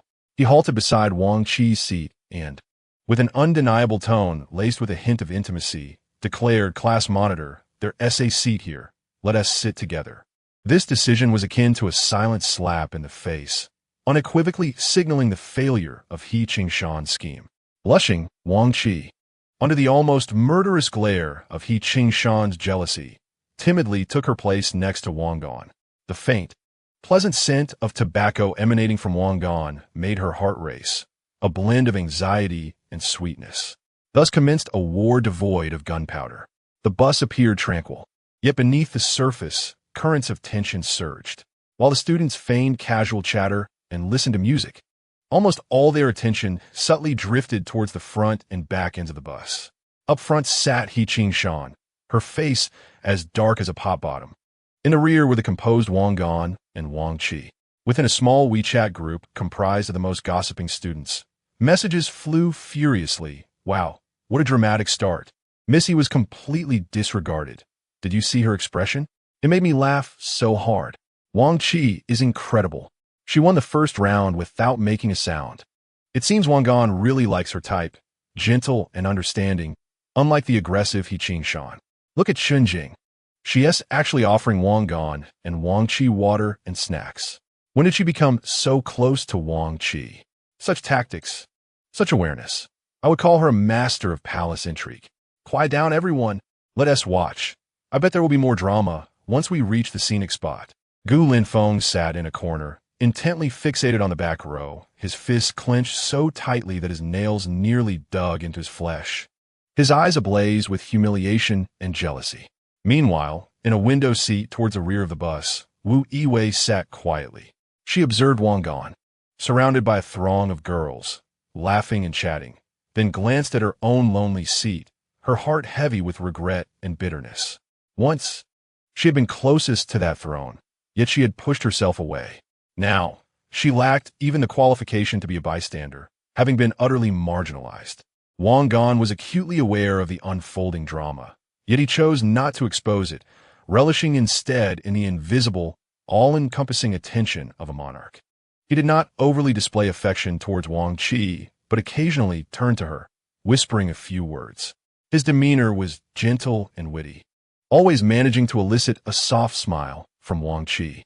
The exclusive ease shared between them was more glaring to the front row than any overt display of intimacy could be. Chun Jing remained steadfast in her support, acting as the most attentive and devoted handmaiden. She peeled an orange for Wang Gan, meticulously removing the white pith, then unscrewed a bottle of mineral water and handed it to the blushing Wang Chi. Her attentiveness was perfectly measured, neither overly fawning nor ambiguous in her allegiance. She was clearly aligned with Wang Chi's camp. The bus was nearing the scenic destination. Wang Gan seemed to feel that he had seen enough of the scene, and suddenly turned to the bustling Chun Jing, saying, "The snacks are delightful. Thank you for your hard work." Chun Jing was momentarily taken aback, her smile radiant as she repeatedly waved her hands, insisting, "It's no trouble at all, as long as Gan Shao and Sister Chi Chi enjoy it." Wang Gan chuckled softly, then took out his phone, and in the presence of Chun Jing and Wang Chi, directly opened WeChat to send her a transfer of 888 yuan. He casually remarked, "This is your snack money. The excess shall be considered your compensation for the effort." This gesture left Chun Jing momentarily breathless. The snacks she had purchased amounted to no more than 100 yuan, yet Wang Gan had effortlessly transferred nearly 1,000. The money was not the most significant aspect. What truly mattered was that she had finally found her place. Her fingers trembled with excitement as she hurriedly accepted the payment, sweetly exclaiming, "Thank you, Gan Shao. You are so generous." Chapter 139.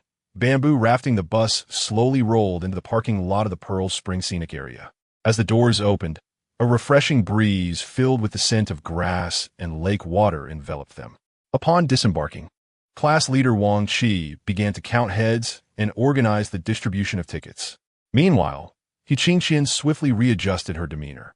She stepped into the center of the crowd, declaring in a vibrant and assertive tone, "Everyone, listen up. The weather is splendid today. We cannot merely stroll around for sightseeing. That would be rather dull.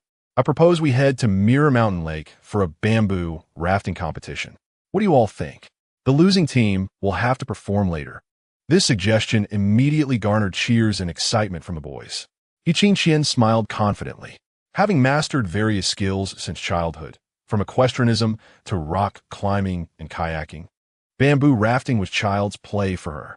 She intended to captivate Wang Gan's attention with her sunny, healthy, and energetic persona, contrasting with Wang Qi's studious and uninteresting demeanor.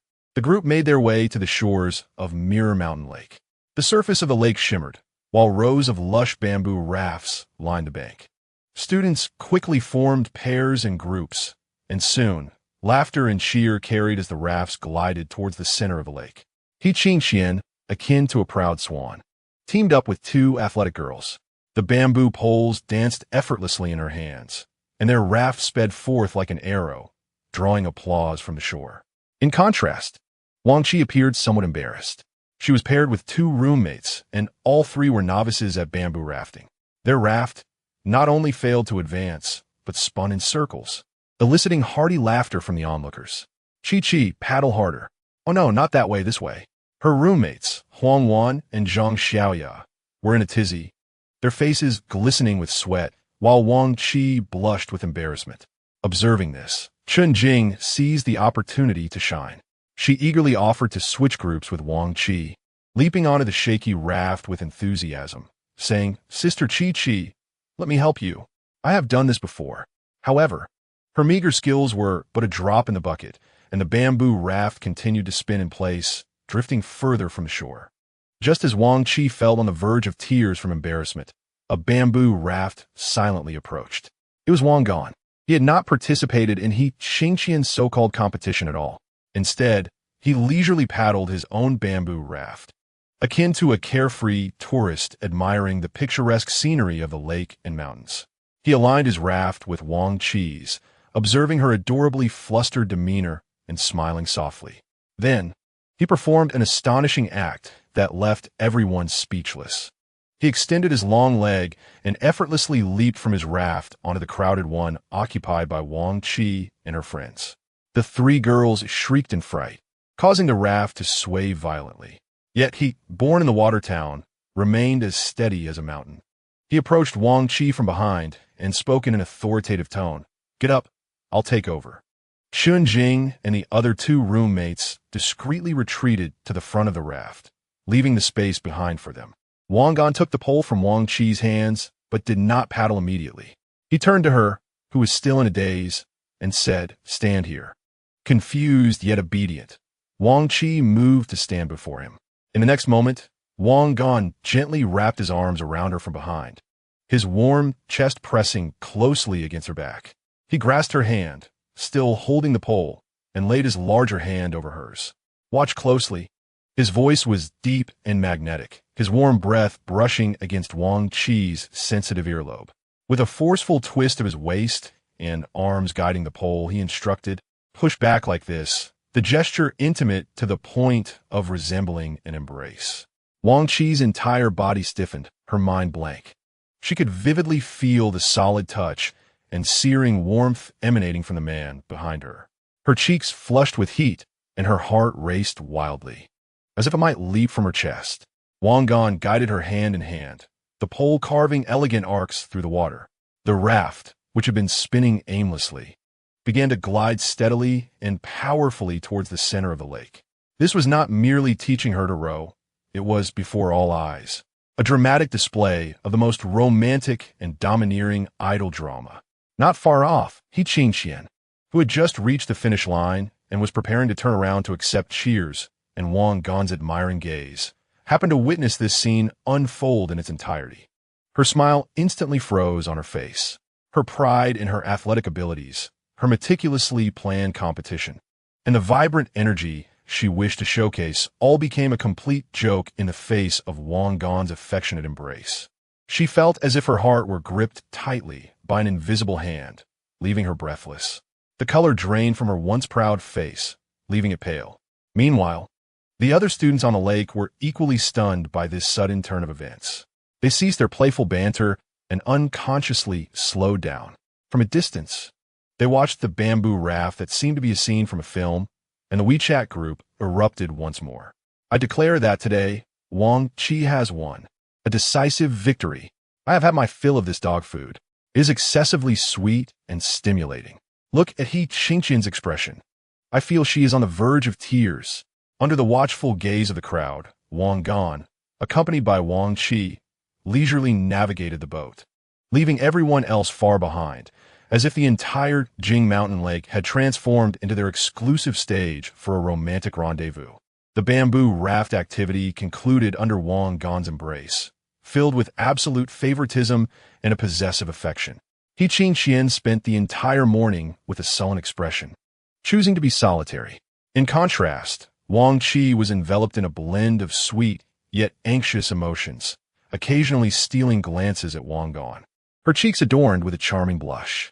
The class engaged in various collective activities such as treasure hunts and riddle solving, yet Wang Gan appeared disinterested, merely accompanying Wang Qi while occasionally sharing a laugh. As noon approached, the group arrived at a uniquely charming restaurant within a resort nearby, where lunch had been prearranged. While waiting for the dishes to be served, Wang Qi hesitated for quite some time before finally summoning the courage to speak. She wished to do something for Wang Gan, to prove that she was not merely a delicate flower needing protection. She recalled her neighbor Lu Feng's fervent and tearful pleas, his promises ringing in her ears. Finding his venture promising, she believed it might be beneficial to Wang Gan. Leaning closer to him, she whispered with eager anticipation, "Wang Gan, I have a neighbor brother who is involved in a startup called Muling Kuai Song, which assists in food delivery. I think it's wonderful. He is currently seeking investment. Would you like to hear more about it?" Her clear, hopeful eyes gazed at Wang Gan, resembling a kitten waiting for praise from its owner. In her innocence, she believed she was uncovering a valuable investment opportunity for him. Wang Gan paused for a moment, then understanding dawned upon him, eliciting a soft chuckle. How amusing it was. He had just promised Principal Su at the banquet to establish a Libra fund, and in such a short span. This news had precisely found its way to the class leader. The speed of this information spreading was remarkable. Observing Wang Qi's innocent and sincere desire to assist, he realized that this Navi girl had likely been used as a pawn, completely unaware of the underlying intricacies. She probably thought she was contributing to his endeavors. Wang Gan felt a warmth in his heart. It was clear that Principal Su had likely hinted at this to encourage him to fulfill his promise sooner. Well, he mused, since the fund would eventually need to invest in projects, why not this one? Given that this was Wang Qi's first request, he felt obliged to oblige. He met her anxious gaze with a smile, gently ruffling her hair, and said kindly, "All right, since this project comes personally recommended by the esteemed class leader, I must give it due consideration. Have him come over now. I happen to be free and can converse with him here." Upon receiving his affirmative response, Wang Qi's eyes sparkled with joy as she hurriedly stepped aside to make the call. Chapter 140. You Must Bet Your Fortune. Lunch commenced shortly thereafter, with 3 large round tables fully occupied. He Qingqian had evidently adjusted her mindset, preparing to turn the tables at the dining table. She leveraged her father's connections to procure the finest ingredients for the restaurant, meticulously arranging the menu herself. From appetizers to main courses, from soups to staples, every dish was crafted with unparalleled attention to detail.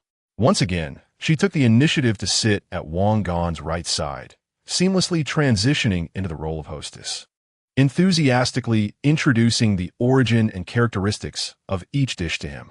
"Ganxiao, do try this. It's the air-freighted East Star grouper, exceptionally fresh. And this, the matsutake chicken soup. I specifically requested they simmer for 4 hours over low heat." Meanwhile, Chunjing diligently picked out the tiny bones from the fish for Wang Gan. Wang Qi, in silence, peeled a steaming, freshly served crayfish for him. The competition among the 3 women to cater to him was palpable, and the atmosphere at the table grew increasingly delicate. Wang Gan, observing the scene, felt a pang of headache. The chaotic scene was certainly intriguing. The sight of beautiful women vying for his affection was captivating. However, it was overwhelming and could not go on indefinitely. At that moment, he simply yearned for a peaceful meal. Setting down his chopsticks, he picked up a napkin to dab at his mouth. Then, with a remarkably calm demeanor, Even tinged with a hint of helplessness and concern, he turned his gaze towards the most enthusiastic of the three, He Qingxian. He Qingxian, he called her by name, his tone unheavy yet silencing the entire table. In truth, you need not exert yourself in this manner. He Qingxian's hand, poised to serve soup, froze. Wang Gan continued in a gentle tone, as if merely stating an undeniable fact. You are a young lady, accustomed to a life of luxury since childhood. Such tasks as pouring tea, arranging dishes, and picking bones are not your forte, nor will you excel at them. Look, you're so preoccupied with speaking that the soup is nearly cold. His voice bore no trace of coldness or derision. Rather, it seemed to stem from genuine concern for her. He paused, delivering a nearly empathetic yet brutally candid conclusion to this farce. So, do not force yourself. It is not fitting.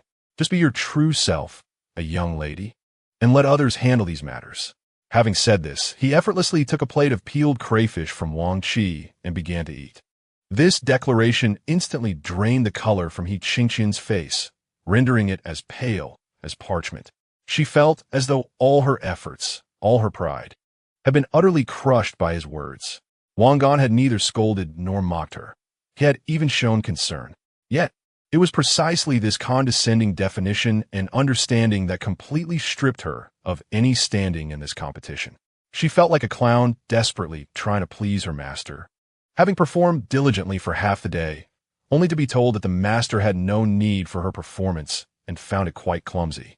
In that deadening silence of awkwardness, a breathless figure burst into the private room of the restaurant, shattering the tense atmosphere. It was Lu Feng from the Entrepreneur Society. Sweat dripped from his brow, his face etched with urgency and a hint of humble eagerness, clearly having rushed in from a scenic area.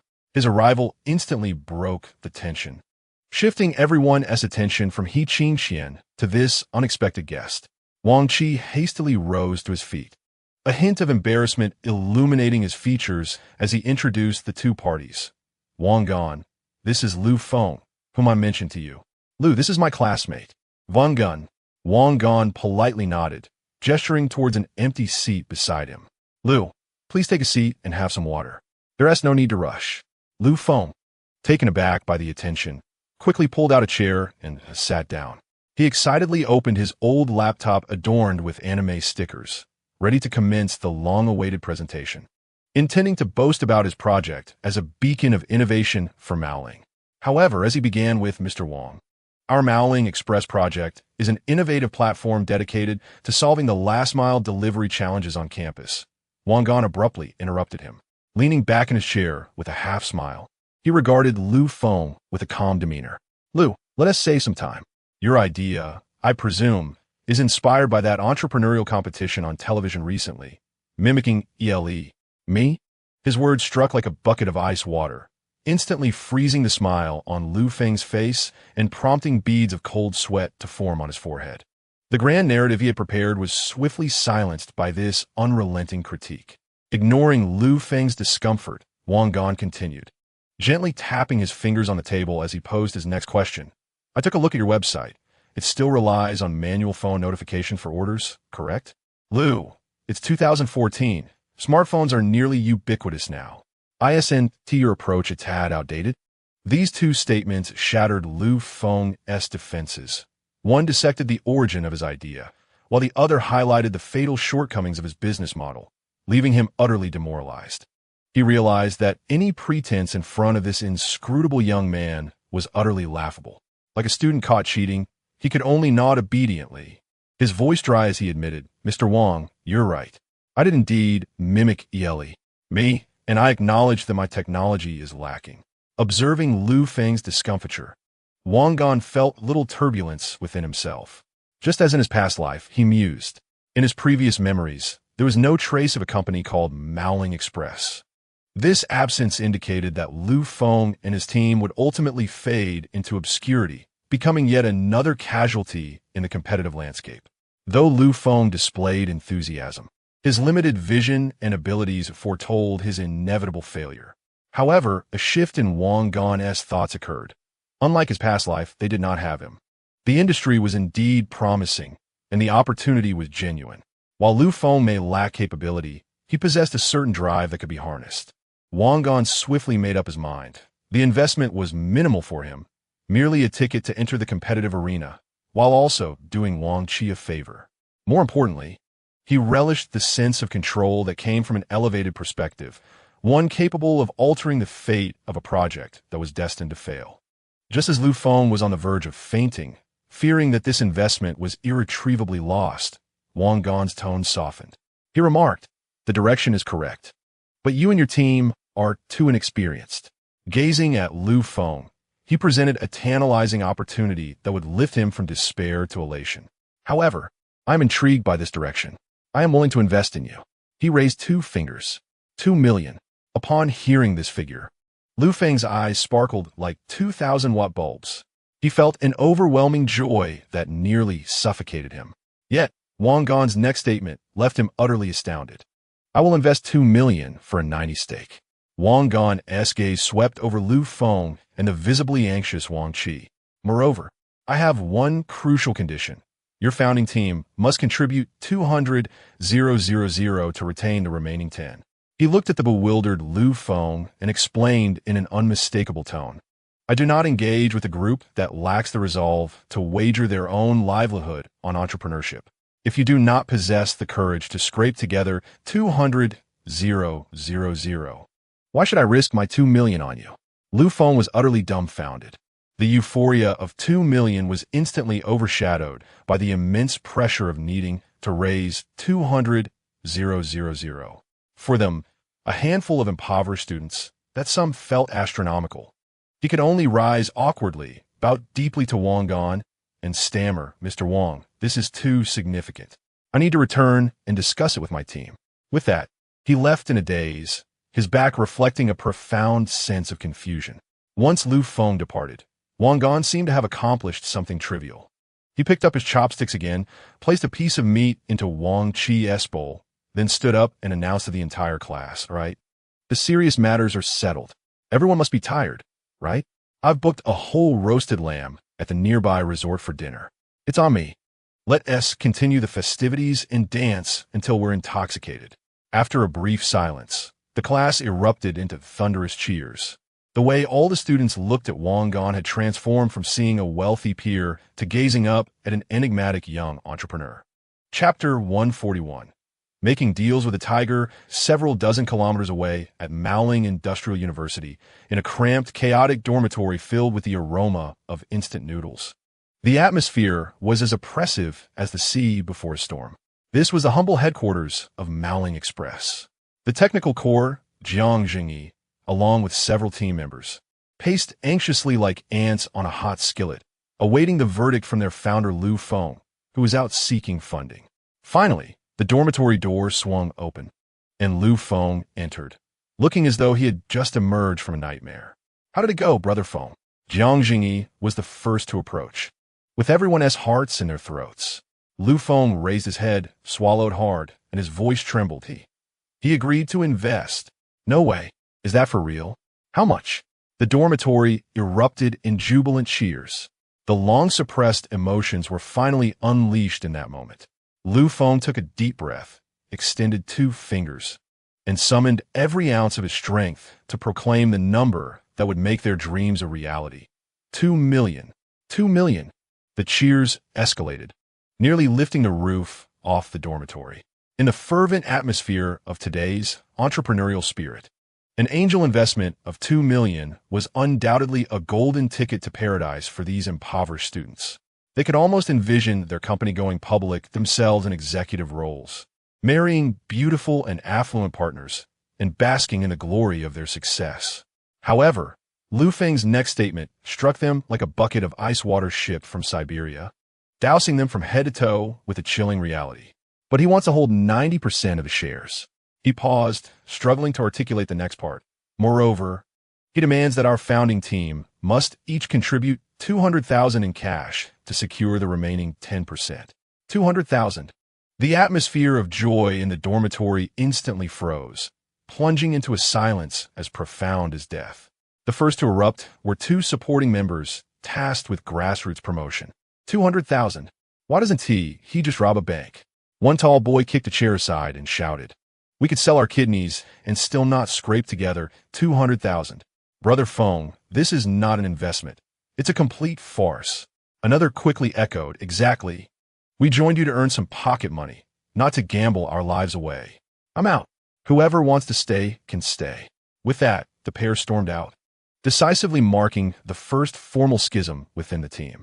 In the dormitory, only the founder Lu Feng, the technical core Jiang Jingyi, and a few others lured by the allure of 2 million remained. They exchanged glances, the atmosphere thick with tension and awkwardness.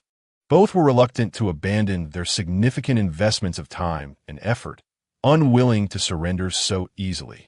What about you all? Are you also going to withdraw? Lu Feng surveyed the room, his voice hoarse. In the suffocating silence, a wild glint ignited in Lu Feng's eyes, reminiscent of a desperate gambler. He slammed his hand on the table, resolutely declaring, "We will do it. We will raise the 200,000.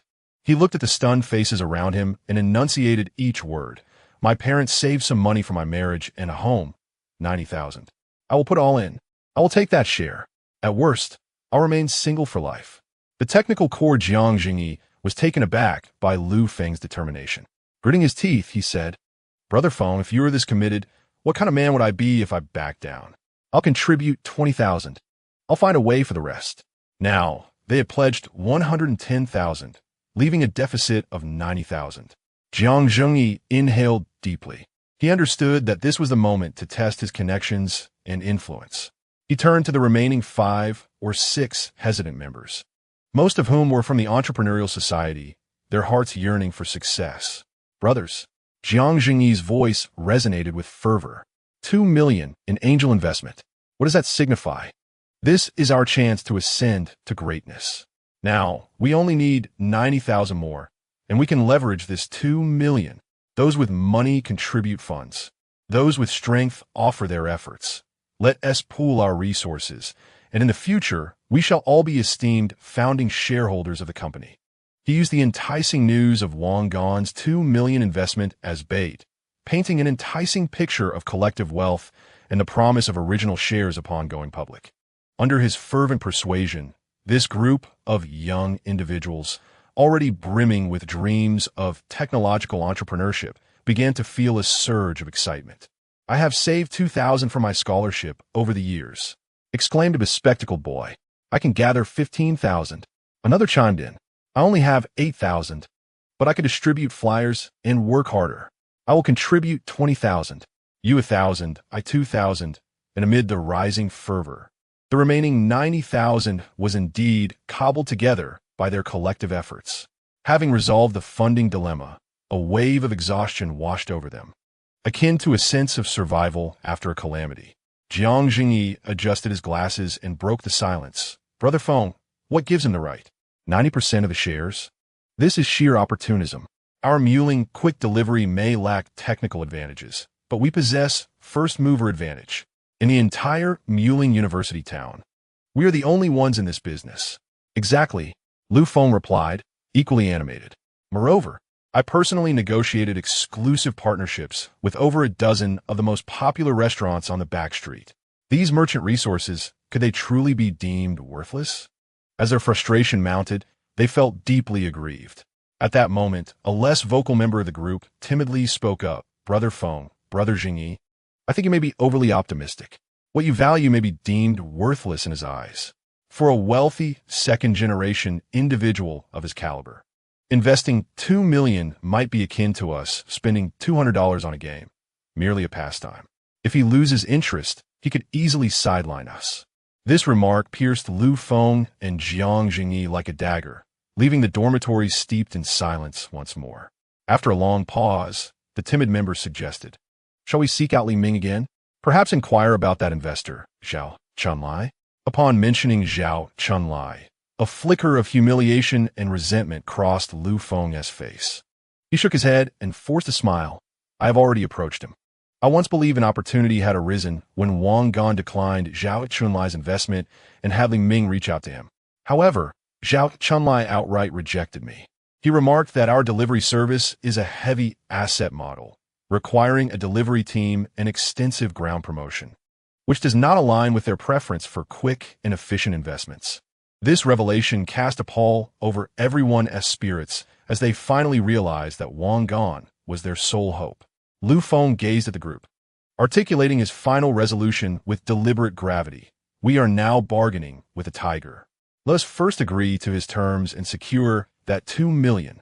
With his funds, we will develop our service, establish the delivery team, and dominate the market. Once our company is on solid ground and our data shines, we will strategize to attract other venture capital, dilute his shares, and ultimately oust him. This audacious and cunning plan instantly illuminated Jiang Zhengyi's eyes. Lu Feng continued, his face aglow with scheming brilliance. Our next objective is crystal clear. When we convene to sign the agreement, we must devise a strategy to negotiate for a greater share of equity from him. It cannot solely be a matter of monetary value. He stood up, pacing back and forth in the dormitory like a general strategizing for battle. We must convert our manpower, technology, and these invaluable merchant resources into shares. Our demands are modest. An additional 15% would grant our team a total of 25% equity, which is entirely reasonable. That frivolous, second-generation, wealthy individual who spends his days amidst a throng of women may not fully grasp these intricacies. As long as we adopt a firm stance, he is likely to compromise to ensure our contentment as his employees. Jiang Zhengyi, upon hearing this, found Lu Feng's reasoning compelling. The two of them resonated with one another, eagerly discussing how to present their arguments to Wang Gan during the next negotiation, striving for greater advantages. They naively believed that possessing technological and market prowess granted them leverage in their dealings with capital. Little did they realize how laughable and juvenile their self-congratulatory strategy appeared to Wang Gan. Their fates, from the moment they made this pact, were irrevocably entwined with that man, who was presently reveling in a resort, indulging in roasted lamb surrounded by beauty. Chapter 142. Roasted whole lamb. As night fell at the resort adjacent to the Pearl Spring scenic area, a bonfire blazed, crackling and illuminating every youthful, excited face. Wang Gan had reserved the entire outdoor barbecue venue, a gesture that left all classmates in awe. When several chefs donned in traditional attire brought forth 3 whole lambs sizzling on the grill, the excitement among the class reached a fever pitch. The rich aroma, infused with cumin and charred wood, ignited everyone's taste buds and enthusiasm. Incredible! A roasted whole lamb. In 2 decades of life, I have never witnessed such a grand spectacle. Wang Gan is truly remarkable. This is no mere feast. It is a reward for the entire army. Beer and beverages flowed endlessly like a river.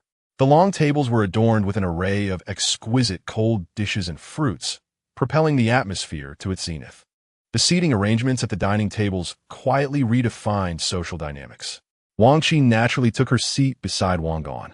After an afternoon of psychological preparation and emotional warmth, she no longer appeared as shy and reserved as she had during lunch.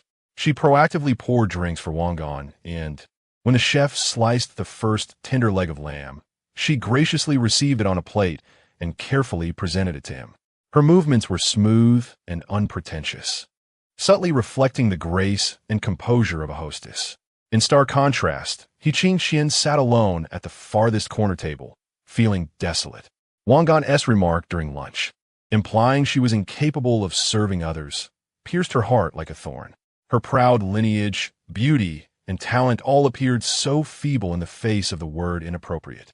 She gazed at Wang Gan, who was surrounded by admirers, brimming with confidence, and then glanced at Wang Qi, who stood beside him, radiant and filled with joy. Her eyes were filled with a complex mixture of emotions and an unspoken resentment. Meanwhile, Chunjing showcased her perceptiveness to the utmost. She astutely recognized her position, realizing that she no longer had the right to approach Wang Gan in public. Thus, she wisely chose an alternative path, aiming to serve the future lady of the house. She took it upon herself to enliven the atmosphere and manage the logistics. One moment she was distributing food and drinks, and the next she was organizing games for everyone. She had seemingly become Wang Qi's most capable maid, cleverly solidifying her hard-won new status. As Chun Jing navigated through the lively crowd, Holding a plate of freshly cut watermelon and wearing a warm and appropriate smile, she exclaimed, "Come, come, have a piece of watermelon to refresh yourselves. Shioli, your table is out of beer, right? I'll fetch you another case." She was busily engaged, effectively positioning herself as one of the hostesses of the evening. Some classmates observed her flurry of activity with a hint of disdain and mockery in their eyes. "Look at Xinjing. She really thinks of herself as a dish to be served," a girl whispered to her companion. Indeed, she used to trail behind Wu Yue every day, and now she sticks to Wang Qi like a burr. "It's as if she has no shame at all," another girl scoffed. These whispers did not escape Xinjing's notice. She could even distinctly feel the malicious glances directed at her back. Yet, she remained indifferent, not the slightest bit concerned. Face? Dignity? What value do such things hold? Xinjing scoffed inwardly. She recalled her impoverished background. The sight of her parents' increasingly stooped backs as they labored to support her college education. In the months of frugality, she endured to afford a coveted brand-name garment. Then she looked at Wang Gan, observing his extravagant spending and the girls around him who shone brightly because of him. She came to a profound realization. In this world, only money and power are truly real. The so-called dignity is merely a fig leaf for the weak's self-comfort. She would rather be a maid in a BMW, ridiculed by all, than return to her past, living as a girl with nothing, yet pretending to be aloof. She understood that everyone in her class looked down on her, perceiving her as a sycophant, a spineless weather vane. So what? As she passed by a corner where Qingxian sat alone, nursing her drink with a grim expression, a flicker of satisfaction surged within her. "Look at you, Miss He, so proud and aloof, and yet what has it yielded? You're still ignored by Gan Shao. Whereas I, though merely a maid, can remain by his side, serve him tea, and receive a word of gratitude and a casual tip. That is the distinction." She placed the empty plate down and deftly picked up the bottle opener, popping open several bottles of beer for a table of young men engaged in a drinking game. Earning enthusiastic thanks of "Thank you, Sister Jing," from them. She reveled in this feeling of being needed, even if such neediness was rooted in dependence on a more powerful man. She firmly believed that as long as she remained this useful, one day she too would reap her share of the fruits from the towering tree that was Wang Gan.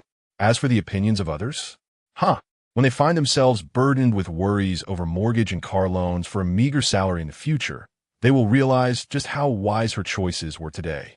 As the drinks flowed and the dishes were savored, Gu Linfeng, who had remained silent, felt a complex flush rise to his face after downing more than half a bottle of beer. He stood up, holding a full glass of beer, and unsteadily walked towards Wang Gan. The room fell silent, all eyes fixated on him, anticipating a potential eruption of conflict. However, under the watchful gaze of the crowd, Gu Linfeng refrained from mentioning any unpleasantness.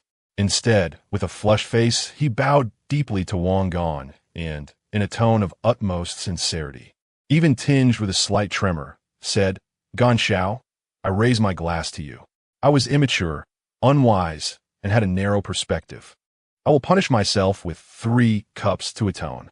Without waiting for Wang Gan's response, he tilted his head back and gulped down the full glass of beer in one go. He then refilled it and repeated the act, consuming 3 glasses without spilling a drop. This was his complete public capitulation.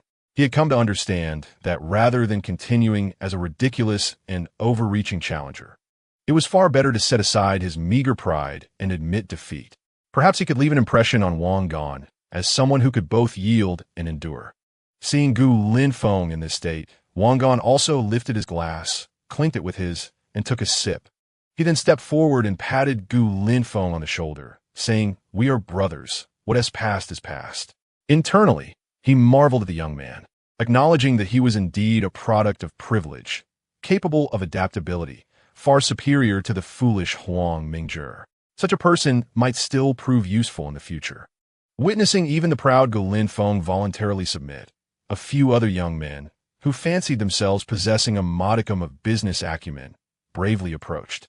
They understood that this might be the closest they would ever come to wealth in their lives. "Gan Shao, I have an idea for a campus secondhand trading platform. It's bound to be a hit." Gan Shao, I believe we could establish a campus version of a matchmaking service specifically for university students. Do you see any investment potential? A cacophony of entrepreneurial requests surrounded Wang Gong. He smiled and waved his hand, signaling for silence. He knew it was time to conduct an informal pitch for the establishment of his Libra Fund. I feel your enthusiasm. The purpose of founding the Libra Fund is to assist our school's ambitious students. He gazed upon the eager, youthful faces before him and, with a tone that was both half joking and half serious, proclaimed, "Let us proceed this way. I invite you to articulate your ideas in the form of a detailed business proposal, encompassing market analysis, product modeling, profit strategies, and team introductions. At that time, you may submit your proposals directly to the fund's public email address. As long as your plans pass the scrutiny of our professional team, I assure you that securing funding will not pose a challenge." His words were meticulously crafted, encouraging enthusiasm while simultaneously establishing a professional threshold, thereby expanding the vision and earning resounding applause.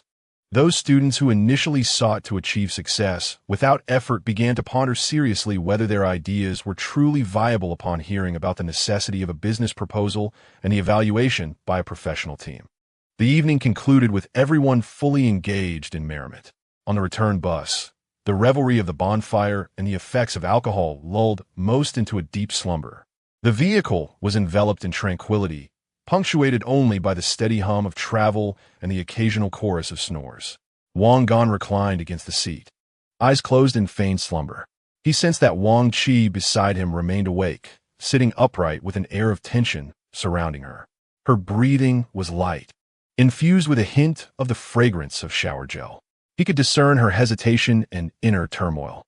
Finally, during a gentle jolt of the vehicle, Wang Gong felt his head being delicately guided by a pair of tender hands, trembling slightly, to rest upon a soft and warm place. He chose not to open his eyes or move, allowing a barely perceptible smile to grace his lips as he relished this moment of gentleness. A few classmates who had yet to succumb to sleep witnessed this scene, exchanging knowing smiles before turning their heads in unison, feigning ignorance of what they had just seen.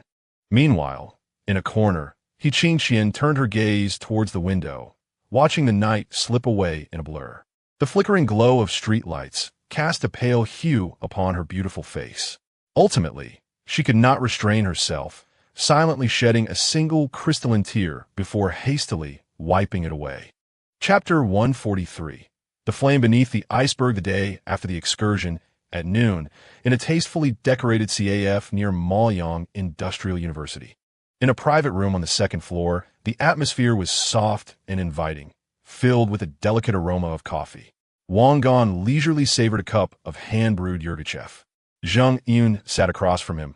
Glancing at her wristwatch, she said apologetically, "Mr. Gong, Ji Yu should be arriving shortly.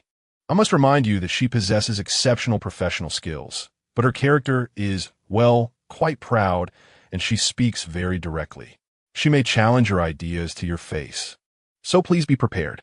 Wang Gong chuckled and set down his coffee cup. "I appreciate individuals who are both capable and spirited. If they are too easy to handle, it loses its charm." Just as he finished speaking, the door to the private room was gently pushed open. A figure entered, instantly casting a cooler light across the space. It was Qin Jiyu. Today, she wore a finely tailored gray silk shirt, the collar meticulously fastened to the second button. Her lower half was adorned with a pair of exquisitely draping black high-waisted wide-leg trousers, accentuating her astonishingly elongated legs, rendering them even more strikingly straight. A cascade of raven black hair fell casually over her shoulders, and her face, devoid of any cosmetic embellishments, only served to highlight her delicate features. Her skin as pristine as freshly fallen snow. Her beauty exuded a frosty, aggressively captivating allure. Particularly striking were her clear, crystalline eyes, akin to two frigid stars, scanning her surroundings with an impassive gaze, as though the entirety of the world held no merit worthy of her attention. She paid no heed to her enthusiastic friend, Zhang Yun, who had risen to greet her. Instead, her gaze was firmly fixed on Wang Gong, seated at the head of the table, with an unmistakable air of scrutiny and assessment. Zhang Yun, sensing the awkwardness, hastily intervened. Jiyu, allow me to introduce you. This is Mr. Wang Gan, the founder of the Libra Fund. Qin Jiyu merely nodded in acknowledgement, offering no further pleasantries. Without delay, she slid a meticulously bound report, a hefty tome of nearly 100 pages, across the table towards Wang Gan. The cover bore the succinct title, printed in a clean-song font, Feasibility Analysis Report on Investment in College Student Entrepreneurship Projects. Mr. Wang, here's the report you requested. Her voice mirrored her demeanor, cold and professional, devoid of any emotional inflection. My conclusion is that the college student entrepreneurship sector you wish to invest in exhibits 3 lows and 1 high. Low project quality, low team capability, low success rate. Yet an exceedingly high rate of homogeneity. She fixed her gaze on Wang Gan and continued in her emotionally detached tone, particularly regarding the 2 directions that pique your interest. While the market is vast, the competition is fierce and extremely capital-intensive, representing a quintessential winner-takes-all market. Based on my data model projections, with your investment of $10 million, absent continuous funding and top-tier strategic planning, the likely outcome will be a total loss of capital. My calculated failure rate stands at 99%. Her words struck with the precision of a scalpel, stripping away the glamorous facade of college entrepreneurship to reveal the harsh and unvarnished realities beneath. This was a calculated display of professional prowess. She aimed to convey to the youthful Mr. Wang that she was not here to seek employment, but rather to assess whether his project warranted her valuable time. Zheng Yiyun, listening from the sidelines, felt her heart leap into her throat, fearing that Wang Gan might take offense to her words. However, Wang Gan's response was entirely unexpected. In the face of Qin Jiyu's formidable assertion, he neither displayed anger nor any sign of displeasure. He did not even open the report that encapsulated Qin Jiyu's diligent efforts over several days. Instead, he gently pushed it aside, leaning slightly forward. His deep-set eyes regarded the icy beauty before him with keen interest. Miss Qin, your report is based on publicly available data and market models, correct? Qin Ji nodded, her expression revealing a hint of incredulity. Wang Gan smiled. Have you considered what if I possess asymmetric information? Asymmetric information? For the first time? Qin Jiyu's brow furrowed slightly. Are you implying insider information? Mr. Wang, if I may be candid, relying on such clandestine knowledge for investment will lead one astray. That is speculation, not investment. A truly sound investment must be founded upon quantifiable data and rigorous logical reasoning. Her tone remained frosty, tinged with disdain for such dubious practices. What she held in utmost contempt were those who profited in the capital market through connections and whispers. No, what I refer to is foresight, Wang Gan replied, shaking his head, a broader smile gracing his lips. He understood that to conquer the icy demeanor before him, he must dismantle her defenses using her most cherished logic. He began to articulate his philosophy. Miss Qin, your report is indeed professional, yet your analysis contains a fundamental flaw. You approach investment as a mathematical problem, yearning for an infinitesimal success rate approaching 100%. I, on the other hand, perceive it as a game of chess. Chess. A flicker of confusion crossed Qin Jiyu's eyes. Yes, chess, Wang Gan's gaze deepened. In my investments, I do not focus solely on whether a specific project will succeed. Rather, I invest in the arena and the individuals involved. I believe the market for campus delivery will witness explosive growth within the next 3 years. A proficient chess player should make their first move when others are still hesitant or even pessimistic.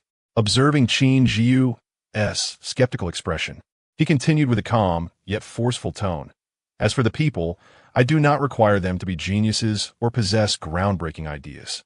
I only need them to embody the resilience and vigor of wild grass. In the early stages of entrepreneurship, survival is paramount above all else. His voice turned somewhat cold, reminiscent of a lofty chess master discussing his pieces. I do not expect them to win the war, for I know they cannot. Instead, I want them to navigate every pitfall that entrepreneurs must encounter. I need them to generate all operational data, irrespective of its nature. I require tangible capital to reveal the true depths of this market. He unveiled his most pivotal and impactful notion. With a modest investment, I acquire the most authentic market research report and a well-prepared team of expendables. When the time is ripe and true giants enter the arena with capital, this team, honed by the market and tempered by failure, will become the sharpest weapon in my arsenal. At that moment, I shall wield genuine capital and a more precise strategy to reap the ultimate rewards. He gazed at Qin Jiu and countered, thus, the risks outlined in your report, in my view, are not risks at all. They're necessary costs, the tuition for this game of chess. Do you still believe my investment will falter? Wang Gan's cold, pragmatic perspective, imbued with the capitalist logic of a superior wielding life and death over pawns, profoundly shocked Qin Jiu. She had always adhered to a rigorous value investment based on data and models. What Wang Gan exhibited was a perspective she had never encountered before, a superior approach to capital that accounted for both human nature and failure, all orchestrated from a godlike vantage point. The professional report she took pride in appeared rigid and juvenile when juxtaposed with Wang Gan's strategic theories. While she was calculating the gains and losses of a specific city, he was strategizing the dominion of the entire realm. As she gazed upon this younger man, a glimmer of awe emerged in her once cold eyes. The flame deep within her, a yearning to prove herself and to manage truly significant projects, was ignited in full force. She finally laid aside her pride, gradually rising from her seat and offering a slight bow to Wang Gan. With a tone imbued with genuine respect, she declared, "Mr. Wang, I retract my previous judgment. Your understanding of investment far surpasses my own." Raising her head, her previously icy gaze now burned with fervor. "I eagerly anticipate the opportunity to join your Libra fund and serve you." Wang Gan nodded in satisfaction. Excellent. He entrusted the first official engagement of the cannon fodder team to this future queen of the fund as her inaugural test. Your first task is to assess a campus delivery project called Muling Express and represent me in finalizing the investment agreement. Remember, not a single percentage point of equity can be conceded. Although Qin Jiu was entirely unfamiliar with this suddenly emerging project, she accepted the task without hesitation, her eyes alight with the spirit of challenge. Yes, Mr. Wang. Chapter 144. The Queen's Initial Encounter at Noon. On the second floor of the second cafeteria at Muling Industrial University, in a corner by the window, Lu Feng's team had thoughtfully chosen this location for negotiations. They believed that holding discussions in the school cafeteria, rather than in costly cafes off campus, would demonstrate their grounded, frugal entrepreneurial spirit, while subtly signaling to the other party that they were on their home turf. Lu Feng, Jiang Zhengyi, and several other core members who had pooled their funds were already waiting. On the table before them lay only a few cups of plain water they had brought themselves. The expressions on their faces were a mix of anxiety, anticipation, and a sense of tragic valor as they prepared to engage in a battle of wits with the capitalists. They repeatedly rehearsed the phrases agreed upon the previous night, aiming to leverage their team's intangible assets to extract additional equity from Wang Gan, the affluent playboy. Just then, a tall, ethereal figure appeared at the entrance of the cafeteria's second floor, instantly capturing everyone's attention. It was Qin Jiu. She was still clad in the exquisitely tailored gray silk shirt and black wide-leg pants from the morning, her face free of makeup, which only accentuated her refined features and an aura as frosty as an ice lotus. Striding in high heels through the noisy, greasy cafeteria, each step she took resembled a walk down a Milan runway, starkly contrasting with her surroundings. She approached Lu Feng's table directly, her gaze sweeping across the anxious faces of the young men. "Which one of you is Mr. Lu Feng?" Her voice was as frigid and professional as her demeanor, devoid of any trace of emotion. Lu Feng was momentarily taken aback, hastily rising to his feet. "I am," he stammered. "May I ask who you are?" "I am Qin Jiu," she replied in a monotone voice, "investment director of the Libra Venture Capital Fund. I represent General Manager Wang to discuss the investment matters concerning the Muling Express project." Investment director? Upon hearing this title, Lu Feng and Jiang Zhengyi exchanged glances, a wave of intense dissatisfaction and condescension surging within them. They had anticipated that the negotiations would be conducted by Wang Gan himself, or at the very least, a seasoned industry elite. Yet, the other party had sent a remarkably young and strikingly beautiful woman? Was this merely a game or a farce? This thought simultaneously crossed the minds of several young men. We have staked our entire lives and fortunes here, and you send a woman to play house? Lu Feng's anger flared up instantaneously. He perceived this as an excellent opportunity to assert dominance. Clearing his throat, he questioned, "Miss Qin, is it? We would prefer to speak with General Manager Wang in person. After all, with such a substantial investment, his absence seems rather insincere." Jiang Jingyi chimed in, "Indeed. The value of our team can only be comprehended by someone of General Manager Wang's caliber." They believed that their words would at least put this ornamental figure in a difficult position. However, Qin Jiu displayed no sign of emotional disturbance. Instead, she elegantly retrieved 2 documents from her Hermes briefcase. The first was a printed risk assessment report for the Maoling Express project.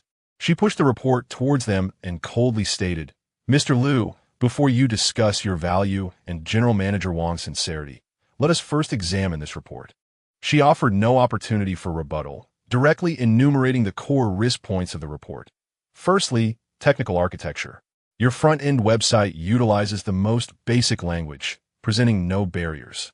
A proficient programmer could completely replicate it within a week. The backend relies on manual telephone notifications, which poses a risk of system failure once daily orders exceed 200. Rendering scalabilité impossible. Secondly, operational model. It heavily depends on part-time students, compromising both service quality and delivery timeliness. I checked your website's comment section, and complaints regarding delayed deliveries and spilled takeout constitute 40% of the total comments. Your so-called localized advantage is utterly fragile. Thirdly, core competitiveness. The merchant resources you pride yourselves on, in the face of genuine capital subsidies, hold no defensive moat. Should a competitor offer merchants a mere point more in subsidies, they would unhesitatingly abandon you.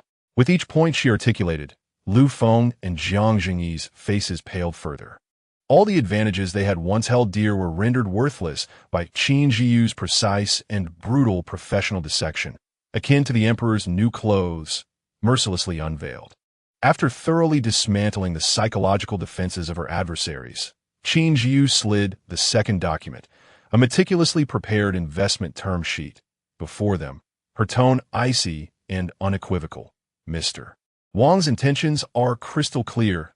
2 million for a 90% equity stake, with the team contributing 200,000 for a 10% share. These are the final terms." Leaving no room for negotiation, Lu Feng and Jiang Jingyi gazed at the terms, their throats dry with anxiety. All their carefully devised strategies and bargaining tactics from the previous night appeared absurd and juvenile in the presence of this Ice Queen. Lu Feng, still clinging to hope, made a final desperate attempt. "Miss Qin, shouldn't the human resources and market assets of our team also be factored into the equity?" "Mr. Liu," Qin Jiu interrupted him sharply, her gaze as piercing as a blade. "It seems you have misunderstood your position. Mr. Wang is investing in this sector, not in your flawed team. The 10% equity he offers is not a reflection of your worth, but merely an opportunity for you to continue working on this project. Should you decline, there are numerous teams outside eager to accept even harsher conditions. Would you like me to inform you how many teams from Yuling University are ready to follow suit?"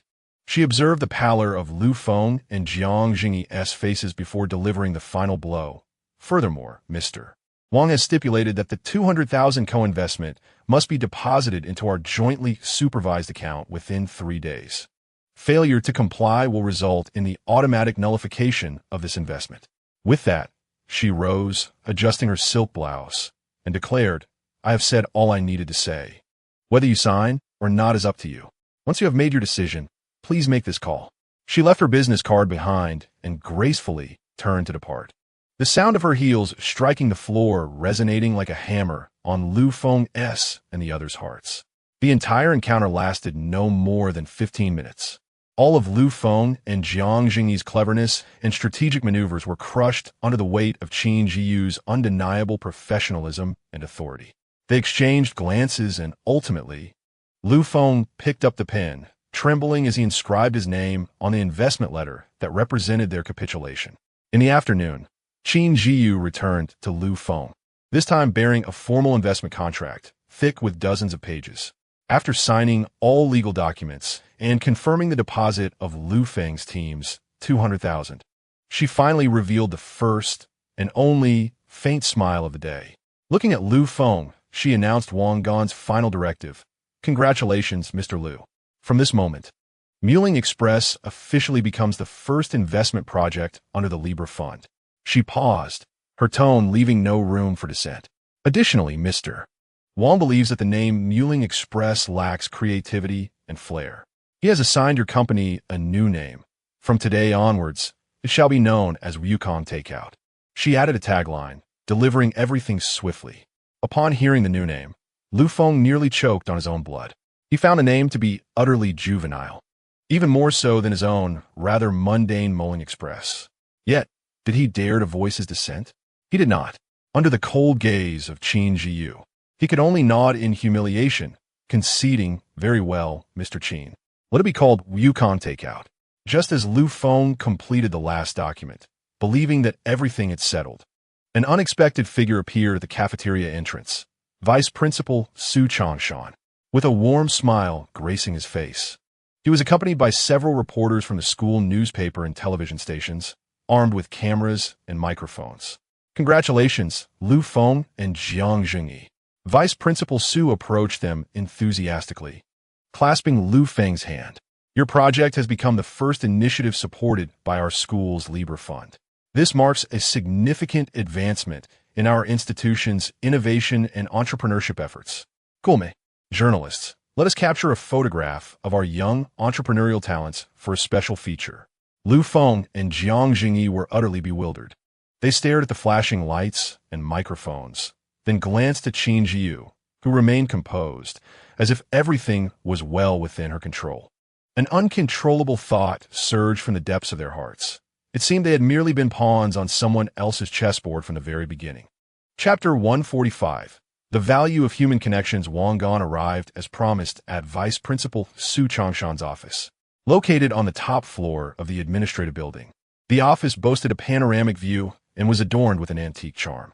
Behind a massive mahogany desk stood an entire wall of bookshelves filled with various weighty, leather-bound tomes and certificates of honor, the air infused with a delicate scent of ink and tea. Mr. Wang, please have a seat. Vice Principal Su personally brewed his cherished top-quality Dahong Pao, the rich aroma wafting in the air, his demeanor akin to that of a longtime friend welcoming a cherished companion. Do sample my tea. It was a gift from an old friend in Wui Mountain. Not something I readily serve to guests, Su Changshan remarked with a smile. Wang Gan lifted the teacup, taking a delicate sip and praising excellent tea. The brew is a vibrant orange red, with a rich, full-bodied flavor and a strong mineral essence. His words were neither too humble nor too boastful, striking a balance that elicited a glimmer of deeper admiration in Su Changshan's eyes. Haha, it appears Mr. Wang is not only a commercial prodigy, but also a connoisseur of fine tea. Su Changshan set down his cup, adopting a tone that was half joking, half reproachful. However, Mr. Wang, your actions have been rather swift. I had just communicated with the department about promoting our collaboration when I learned that your fund director had decisively secured the Yukong Takeout project from Lu Feng's Entrepreneurial Society. This has left us in a rather reactive position. Wang Gan chuckled, offering an explanation. Vice Principal Su, speed is of the essence in business. My fund director is somewhat impulsive but highly efficient. I believe this is a positive development. Securing the first project allows for smoother progress in subsequent endeavors. I am not criticizing your haste, Su Changshan interjected, waving his hand and leaning slightly forward, finally revealing his true intentions. What I find concerning is that such a meaningful initiative could be executed so quietly. It is far too understated. He gazed at Wang Gan, his eyes shimmering with an unmistakable yearning for political achievement. At just over 50, he found himself at a pivotal moment in his career, overseeing the nebulous domain of innovation and entrepreneurship. He was in urgent need of remarkable accomplishments to pave the way for his advancement. Wang Gan and his Libra Fund represented the perfect stepping stone in his eyes. Today, I have instructed reporters from the school newspaper and television station to interview Lu Feng and his group in the cafeteria. Merely as a prelude, Su Changshan emphasized, his tone tinged with impatience. Mr. Wang, what do you think of this? Next week, we shall hold a grand inauguration ceremony for the Libra Fund and a press conference at the university's academic auditorium. I will invite journalists from the city television station and the Moling Daily. We will also extend invitations to leaders in education and technology from the city, along with prominent local entrepreneurs to witness the event. This will not only generate momentum for your fund, but also showcase the significant achievements of our school's innovation and entrepreneurship efforts to society at large. Listening to Su Changshan's ambitious blueprint, Wang Gan's thoughts raced. He was not one to seek the limelight. In this rebirth, he preferred to remain behind the scenes, orchestrating events like a puppeteer, quietly laying the groundwork for future success before reaping the rewards. However, upon reflection, he realized that Su's proposal bore far more advantages than disadvantages for him. Firstly, a grand ceremony endorsed by the school and official entities would quickly establish an unassailable shield for him and his Libra Fund. With this halo, potential rivals in the business arena or troublesome individuals would think twice before challenging him. Secondly, the high-profile publicity would significantly enhance the fund's visibility, attracting more aspiring entrepreneurs like Lu Feng to approach him proactively. He could leisurely sift through projects from the comfort of his office rather than relying on connections through Wang Qi as he currently did. As for the minor exploitation involved, what was that compared to the immense benefits at stake? With this in mind, Wang Gan readily acquiesced, saying, "I will defer to your arrangements, President Su, and I shall be there on time." Delighted by the affirmative response, Su Changshan's spirits soared, and the atmosphere in the office became increasingly vibrant. The two engaged in a lively discussion regarding the fund's operational model and future plans. Just then, Wang Gan's phone, resting on the coffee table, vibrated unexpectedly. He glanced at the caller ID and frowned slightly. It was Ji Qinqin. He sensed that if it were not for an urgent matter, this stubborn and aloof girl would never have reached out to him. He picked up the phone, excusing himself to Su Changshan with an apology, and stepped over to the floor-to-ceiling window in the office. As soon as the call connected, Ji Qinqin's typically cool voice came through, now tinged with an unmistakable quiver of suppressed tears and despair. "Wang Gan, I am truly sorry for bothering you. I really have no other choice. Don't rush. Take your time and tell me what's wrong." Wang Gan's voice instinctively softened. "It's my mother." Ji Qinqin's voice was clearly choked with emotion. "I brought her to the Provincial People's Hospital, but there were no available beds. We waited for several days, sleeping in the hospital corridors each night. When I inquired with the nurses, they informed me we would have to wait at least half a month. However, the doctor said my mother's condition could not afford any delays." She paused, her voice laced with helplessness. "I sought the assistance of a scalper to secure an appointment with the esteemed Director Li, only to be deceived out of my money. Wang Gan, I truly do not know what to do anymore." In desperation, the only person she could think of was the man who had once intruded into her life in the most domineering manner, yet had also offered her a glimmer of hope. Upon hearing this, Wang Gan's expression darkened instantly. He refrained from uttering any comforting words, aware that at this moment, any words of solace would feel utterly inadequate. Instead, he spoke in a calm, yet powerful tone. "Send me your current location and the name of the hospital via WeChat. Do not panic, nor wander. Stay put and await my call." After hanging up, Wang Gan turned away, the shadow on his face dissipating, returning to his previous composure.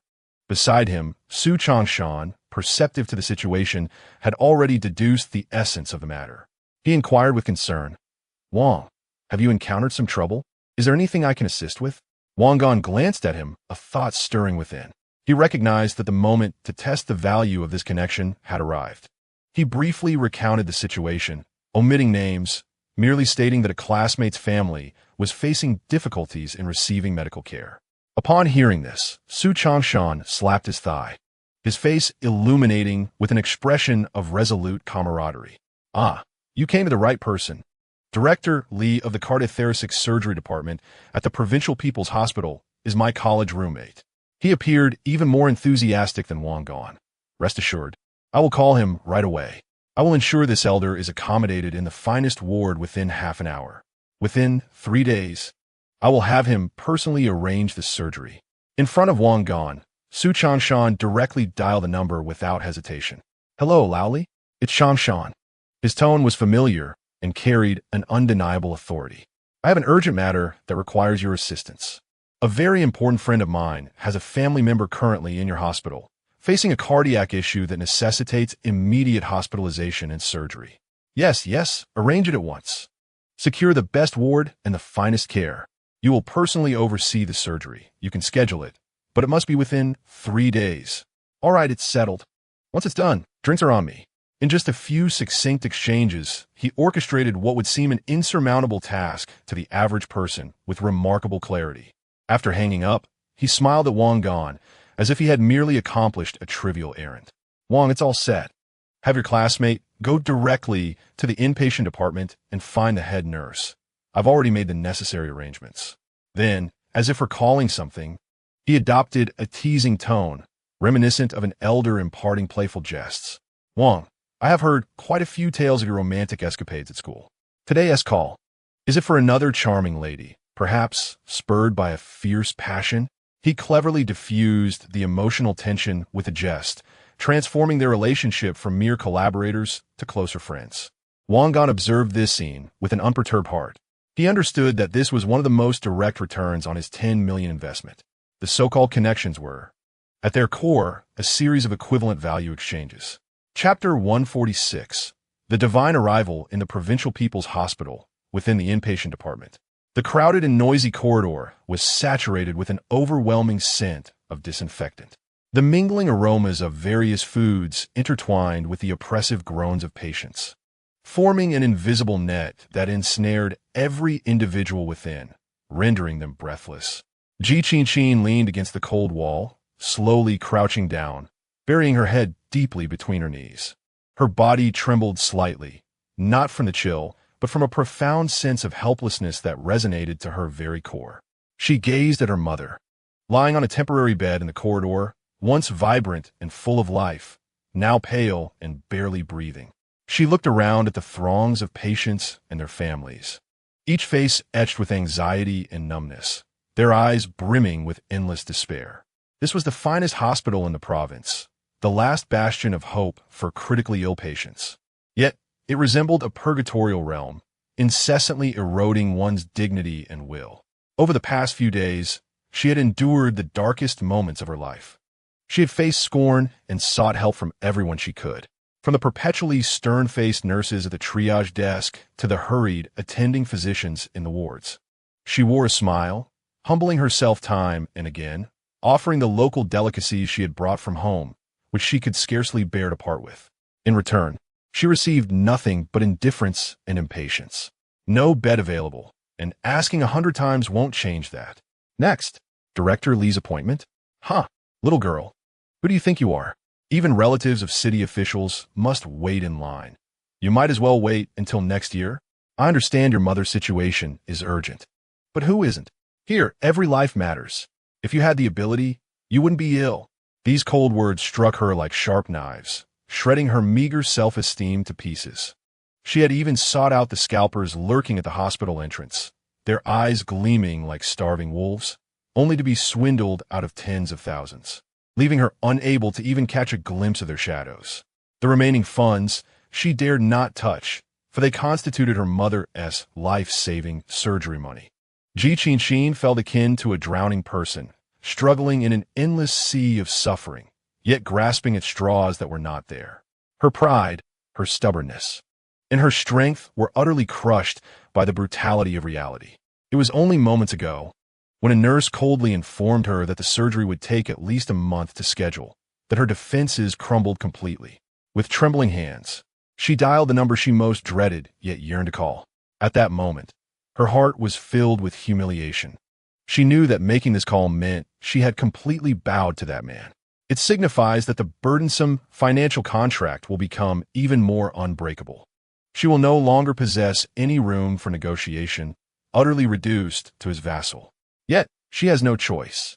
For the sake of her mother's life, she is willing to forsake everything, including her own dignity. Wang Gan is her final hope, her last lifeline. The man ended the call, leaving Ji Qinxin with no option but to wait. Just as despair was about to engulf her, her phone in her pocket rang unexpectedly. It was an unfamiliar local number. After a moment's hesitation, she swiped to answer. On the other end, a calm and authoritative middle-aged man's voice resonated. "Hello, is this Miss G?" "Yes, it is. I am Director Lee from the Department of Cardiothoracic Surgery." The politeness in his tone was almost unbelievable. "Principal Su has already informed me.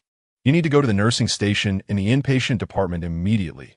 Nurse Wu will arrange everything for you." Director Lee, the top-tier expert who is said to be nearly impossible to book, with surgery scheduled 6 months out? Ji Qinxin's mind went blank. She even entertained the thought of it being a new scam. With skepticism, she ended the call, leaning against the wall as she staggered toward the nursing station. Inside the nursing station, the same few young nurses who had previously treated her with indifference were present. As she approached, one of them was about to dismiss her with an impatient wave, but was abruptly pulled back by Nurse Wu, the head nurse. The usually stern Nurse Wu now wore the warmest, even slightly obsequious smile. She quickly stepped out from the nursing station and took Ji Qinxin's hand. "Ah, you must be Miss Ji. I sincerely apologize for making you and your mother wait." Her demeanor was a stark contrast to her attitude just days prior. "Director Lee has already instructed us. Please follow me. The ward has been prepared for your mother. I will arrange for the caregiver and doctors to come right away." This dramatic change left Ji Qinxin in a state of disbelief. Instinctively, she turned back and saw the young doctor who had previously mocked her, stating there were no available beds and that everyone was in the same situation, passing by at that moment. Upon witnessing Nurse Wu's deference towards Ji Qinxin, he was left utterly dumbfounded, his expression transforming into one of astonishment, akin to having been publicly slapped, burning with embarrassment. Following Nurse Wu, Ji Qinxin traversed through the bustling general ward and arrived at a tranquil, secluded floor. Here, the cacophony outside felt like a distant world. Nurse Wu opened a heavy door, revealing a single patient room that resembled a suite in a 5-star hotel. An independent sitting area, a bathroom with a shower, a soft and comfortable sofa, and a panoramic city view outside the window. The room was well-equipped, serene, and cozy, forming a stark contrast to the corridor that had previously been suffused with despair. Caregivers swiftly transferred her mother to the clean, comfortable bed, while doctors and nurses promptly approached to begin meticulous examinations and care. Just as Ji Qinxin was still reeling from the overwhelming shock, the door to the room was pushed open. Wang Gan entered, carrying several exquisitely packaged imported fruit baskets alongside a selection of premium nutritional products, such as sea cucumbers and bird's nest. He approached the hospital bed with a sense of urgency, bypassing any idle pleasantries. Observing the weak middle-aged woman, who appeared unsettled by her change in surroundings, he spoke in a gentle, reassuring tone. "Auntie, greetings. I am Wang Gan, a classmate of Ji Qinxin. Please rest assured and focus on your recovery. There is no need to worry about anything else." He then turned to Ji Qinxin, stating, "I've already spoken with Director Lee. He is the foremost expert in heart valve replacement in the nation and will personally perform the surgery on your mother within 3 days." No sooner had he finished speaking than Director Lee, clad in a white coat, arrived at the ward. He warmly shook hands with Wang Gan before addressing Ji Qinxin and her mother. "Please do not worry, as Mr. Wang is a distinguished guest of Principal Su and hence my esteemed guest as well. Although the heart valve replacement surgery you are facing is complex, our team's extensive experience yields a success rate exceeding 98%. We will expedite all preoperative examinations this afternoon to ensure that your mother enters the operating room in optimal condition." After a brief pause, Director Lee added, "As for the valve required for the surgery, I have arranged for the finest imported mechanical valve available. Though it comes at a steep price, its stability is unparalleled, allowing for a lifetime of use and sparing you the agony of a second operation." Ji Qinxin watched in astonishment as events unfolded before her, absorbing the undeniable arrangements made by Wang Gan and Director Lee. The swift transformation from desperation to the personal attention of a top-tier expert, from the cacophony of the hallway to the opulence of the hospital room, and from an uncertain wait to a promised surgery within 3 days felt surreal. Within the span of a mere hour, her tightly wound nerves, frayed over the past few days, shattered completely. All the grievances, fears, helplessness, and the fa-ade of strength that reality had relentlessly trampled upon crumbled in that instant. Unable to contain herself any longer, she covered her mouth to stifle her sobs, not wanting to weep openly before her mother. Yet tears cascaded like unrestrained pearls, flooding forth uncontrollably. This outpouring was no longer one of humiliation or despair. It was a profound expression of gratitude and an overwhelming sense of security that nearly engulfed her. Wang Gan refrained from uttering any hollow words of comfort. Once Ji Qinxin's mother fell into a deep sleep under the care of a nurse, lulled by the comfortable environment and a sense of peace. Wang Gan fetched a cup of warm water from the dispenser and handed it to Ji Qinxin, who was still at the window, silently weeping. "Enough of the tears now," he said, his tone firm, yet imbued with gentleness. "Let us head downstairs for a bite to eat, and then you should rest well on the accompanying bed here. You haven't slept in days, have you? If you collapse, who will take care of your aunt?" Taking the cup, Ji Qinxin felt the warmth seep through her fingers, offering a slight reprieve to her trembling form. She gazed at him, her eyes brimming with tears, and in a hoarse voice, the first words that escaped her lips were, "How much will all of this cost? I shall repay you. I will certainly repay you." This was her final, yet most fragile, defiance. Wang Gan gazed upon her, observing her unwillingness to completely yield even in such circumstances, and a flicker of admiration arose within him. He shook his head, extending his hand to gently wipe away the tears adorning her cheeks. "I told you, the money I offer is not for you to repay." He regarded her with those eyes, crimson like a little rabbit's, and with an undeniable tone, he bestowed upon her the most steadfast promise. "I am here. The sky will not fall." Ji Qinxin lifted her tear-filled gaze, and amidst the shimmering tears, she beheld the young yet remarkably reliable face of the man before her. He might be domineering, perhaps even cynical, but in her hour of utter despair, he was the sole deity capable of providing her with shelter. She looked at him, and ultimately, all her stubbornness transformed into a tender reliance, as she nodded emphatically. She understood that from this moment onward, the so-called monetary contract had become inconsequential. A deeper, unbreakable bond had formed between her and this man. Chapter 147. Not in a hurry to redeem as the night deepened. The ward of the Provincial People's Hospital resonated only with the rhythmic beeping of medical instruments. After receiving a sedative, her mother had finally drifted into a deep slumber, her breathing steady and a rare tranquility gracing her features. Ji Qinxin sat on the sofa beside the hospital bed, observing her mother's serene visage, and the heavy stone that had weighed on her heart for days gradually began to lift. She recognized that all of this was thanks to that man. Wang Gan had not departed. He remained in the nearby reception area, perusing a financial magazine provided by the hospital. His demeanor was relaxed, as if this were not a ward, but rather the study of his own home. The calm aura he exuded created a peculiar harmony with the tension and anxiety that permeated the hospital, subtly soothing Ji Qinxin's last shred of unease. This was the confidence of the affluent. The room was enveloped in silence, so quiet that one could hear the sound of each other's breathing. After a long while, Ji Qinxin finally rose and approached Wang Gan. Under the illumination of the lights, her complexion still bore the pallor of distress, and her eyes, slightly swollen from crying, had yet to recover. Yet within her cool gaze, there shone an unprecedented resolve. She looked at Wang Gan, taking a deep breath. She understood that she owed this man an insurmountable debt, from the initial life-saving sum of 600,000 to the present, where a single phone call could summon top-tier specialists to pave a green channel for her mother. These connections, unimaginable to an ordinary person, had already transcended the bounds of her feeble promise to repay him. Monetary debts may one day be settled, but the debt of gratitude, especially one as profound as saving her mother, was one she could never repay in this lifetime. Today, this man had descended like a savior, alleviating all her despair and helplessness. He had struck her long-frozen heart like a blazing bolt of lightning, shattering her meager pride and stubbornness into a million pieces before him. She retrieved the Porsche car key she had always kept close to her from her pocket and, feigning nonchalance, waved it in front of Wang Gong. "Handsome, it's getting late. Let us retire to the hotel." There was no mention of fulfilling promises, for she understood that she had nothing left to barter with him. What she could offer was solely herself, the only means of recompense she could conceive. Yet, Wang Gong's reaction once again took her by surprise. He gazed into her eyes, which were as red as a rabbit's, then glanced at the car key in her hand and smiled.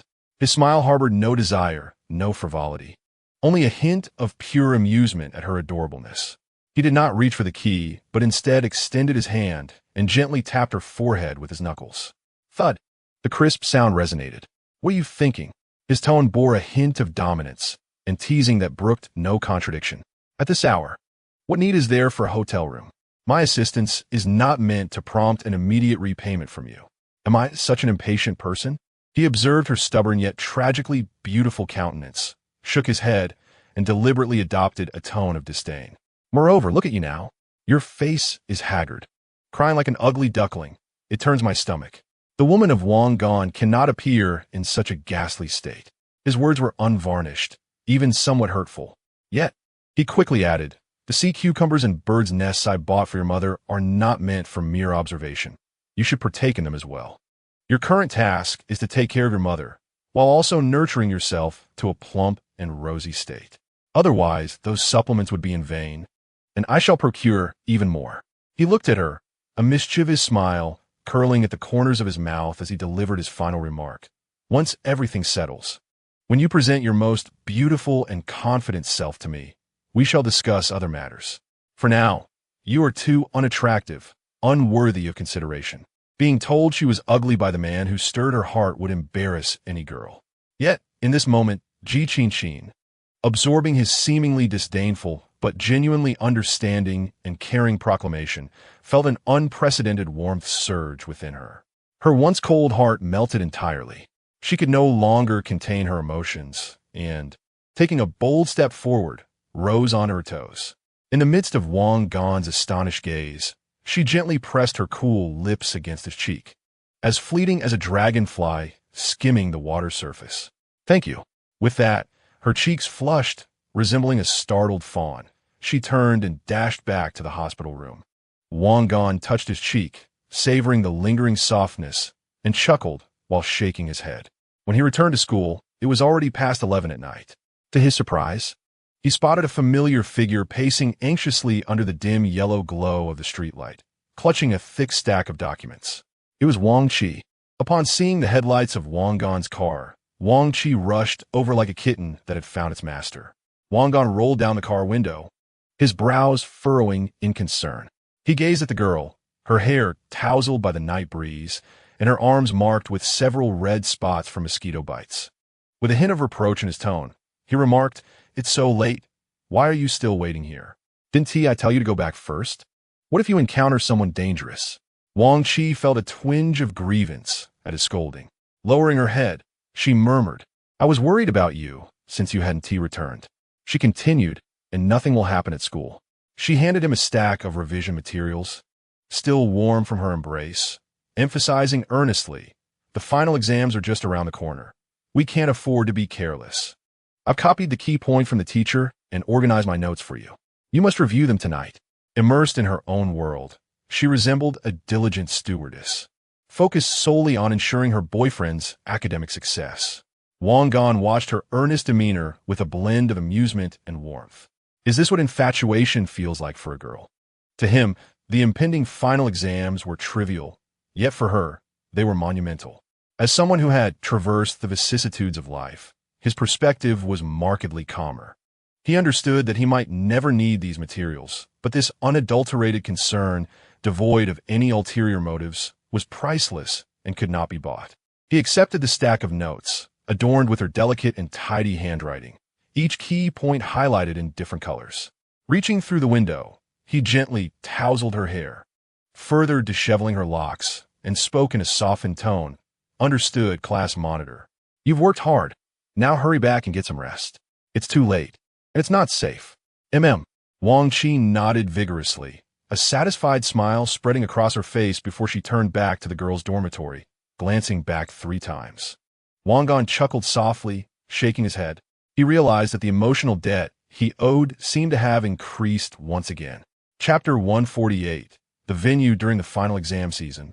The campus of Moly Industrial University was enveloped in a tense and oppressive atmosphere. The library and study rooms were filled to capacity, and even the usually bustling basketball courts and internet cafes had quieted considerably.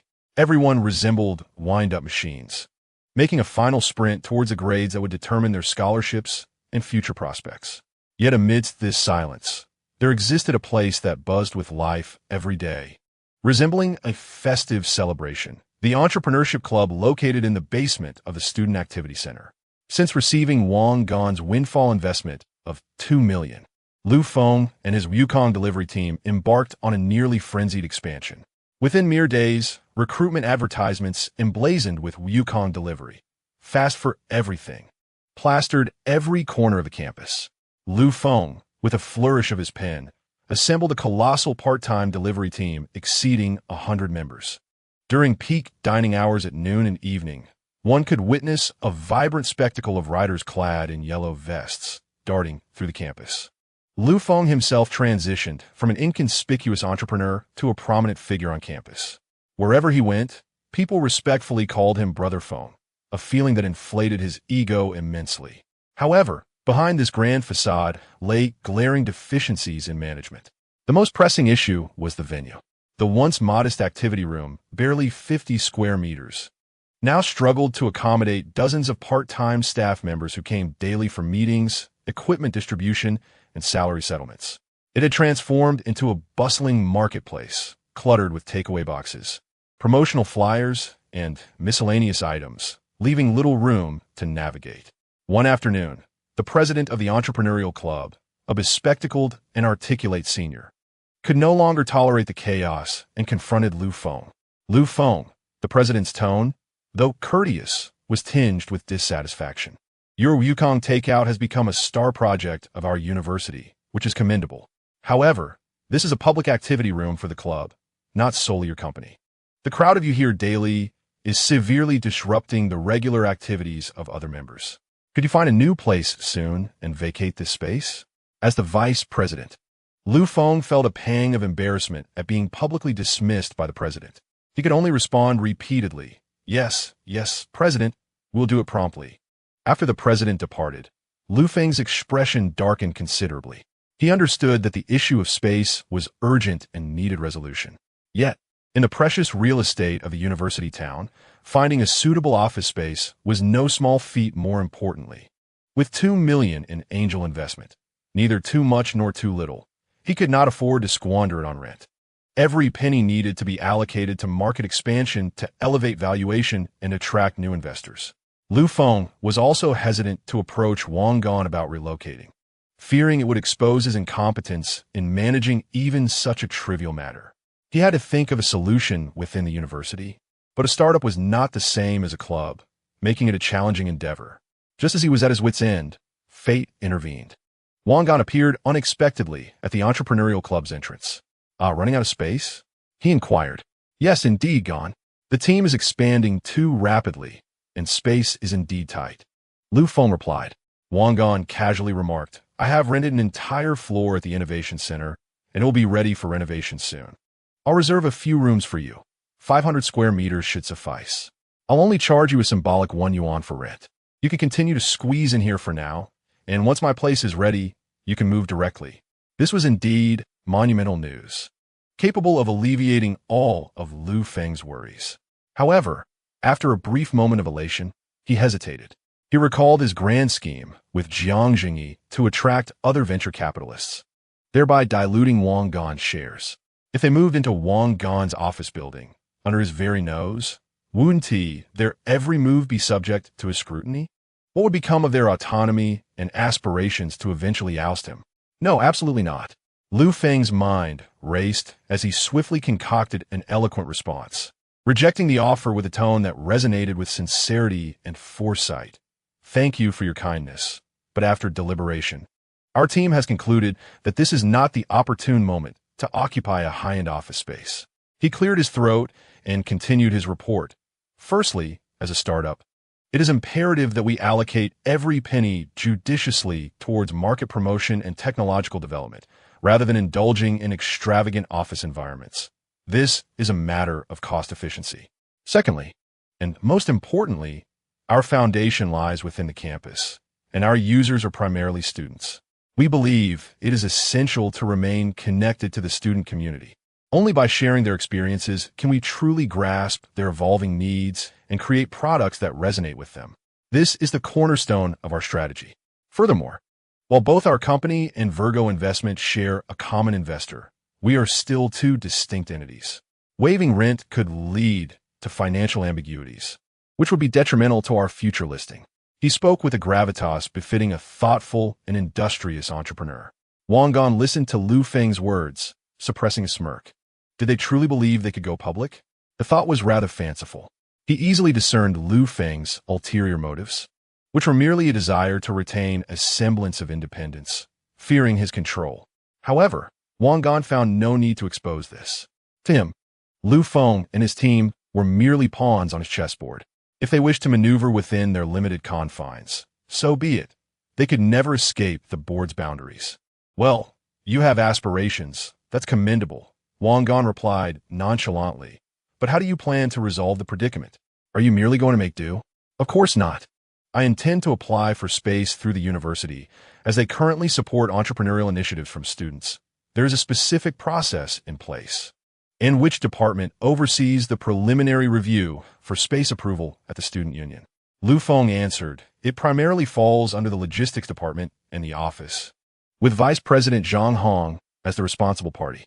Zhang Hong, you say? Will that fellow take a feather and act like it's a command? Not all. I've interacted with them a few times, and they are quite accommodating. Additionally, this is a key project for the school, so they wouldn't dare obstruct it. Wang Gong scoffed quietly, choosing to remain silent. Some individuals, when granted a modicum of power, not only possess audacity, but also a remarkable boldness. I seem to have a vague recollection of Zhang Hong. He carries an air of arrogance. Be cautious when applying for space. Lu Feng dismissed this seemingly well-meaning caution, interpreting it as a slight against his competence. He immediately assured, rest assured, I will handle this. I am well acquainted with the student union. I guarantee it will be resolved within a week. Very well, I shall await your good news. Chapter 149, a matter of a phone call after sending Lu Feng off. Wang Gong casually entered the adjacent computer club activity room. This space served as the temporary research and development center for Virgo technology. Upon opening the door, he was greeted by an entirely different scene. Xia Yuran, along with her core team of skilled technicians, was engrossed in a discussion before an expansive whiteboard, which was densely scribbled with intricate system architecture diagrams and feature lists. Despite the addition of several high-performance computers in their activity room, it appeared rather desolate compared to the bustling atmosphere of the neighboring Yukong takeout.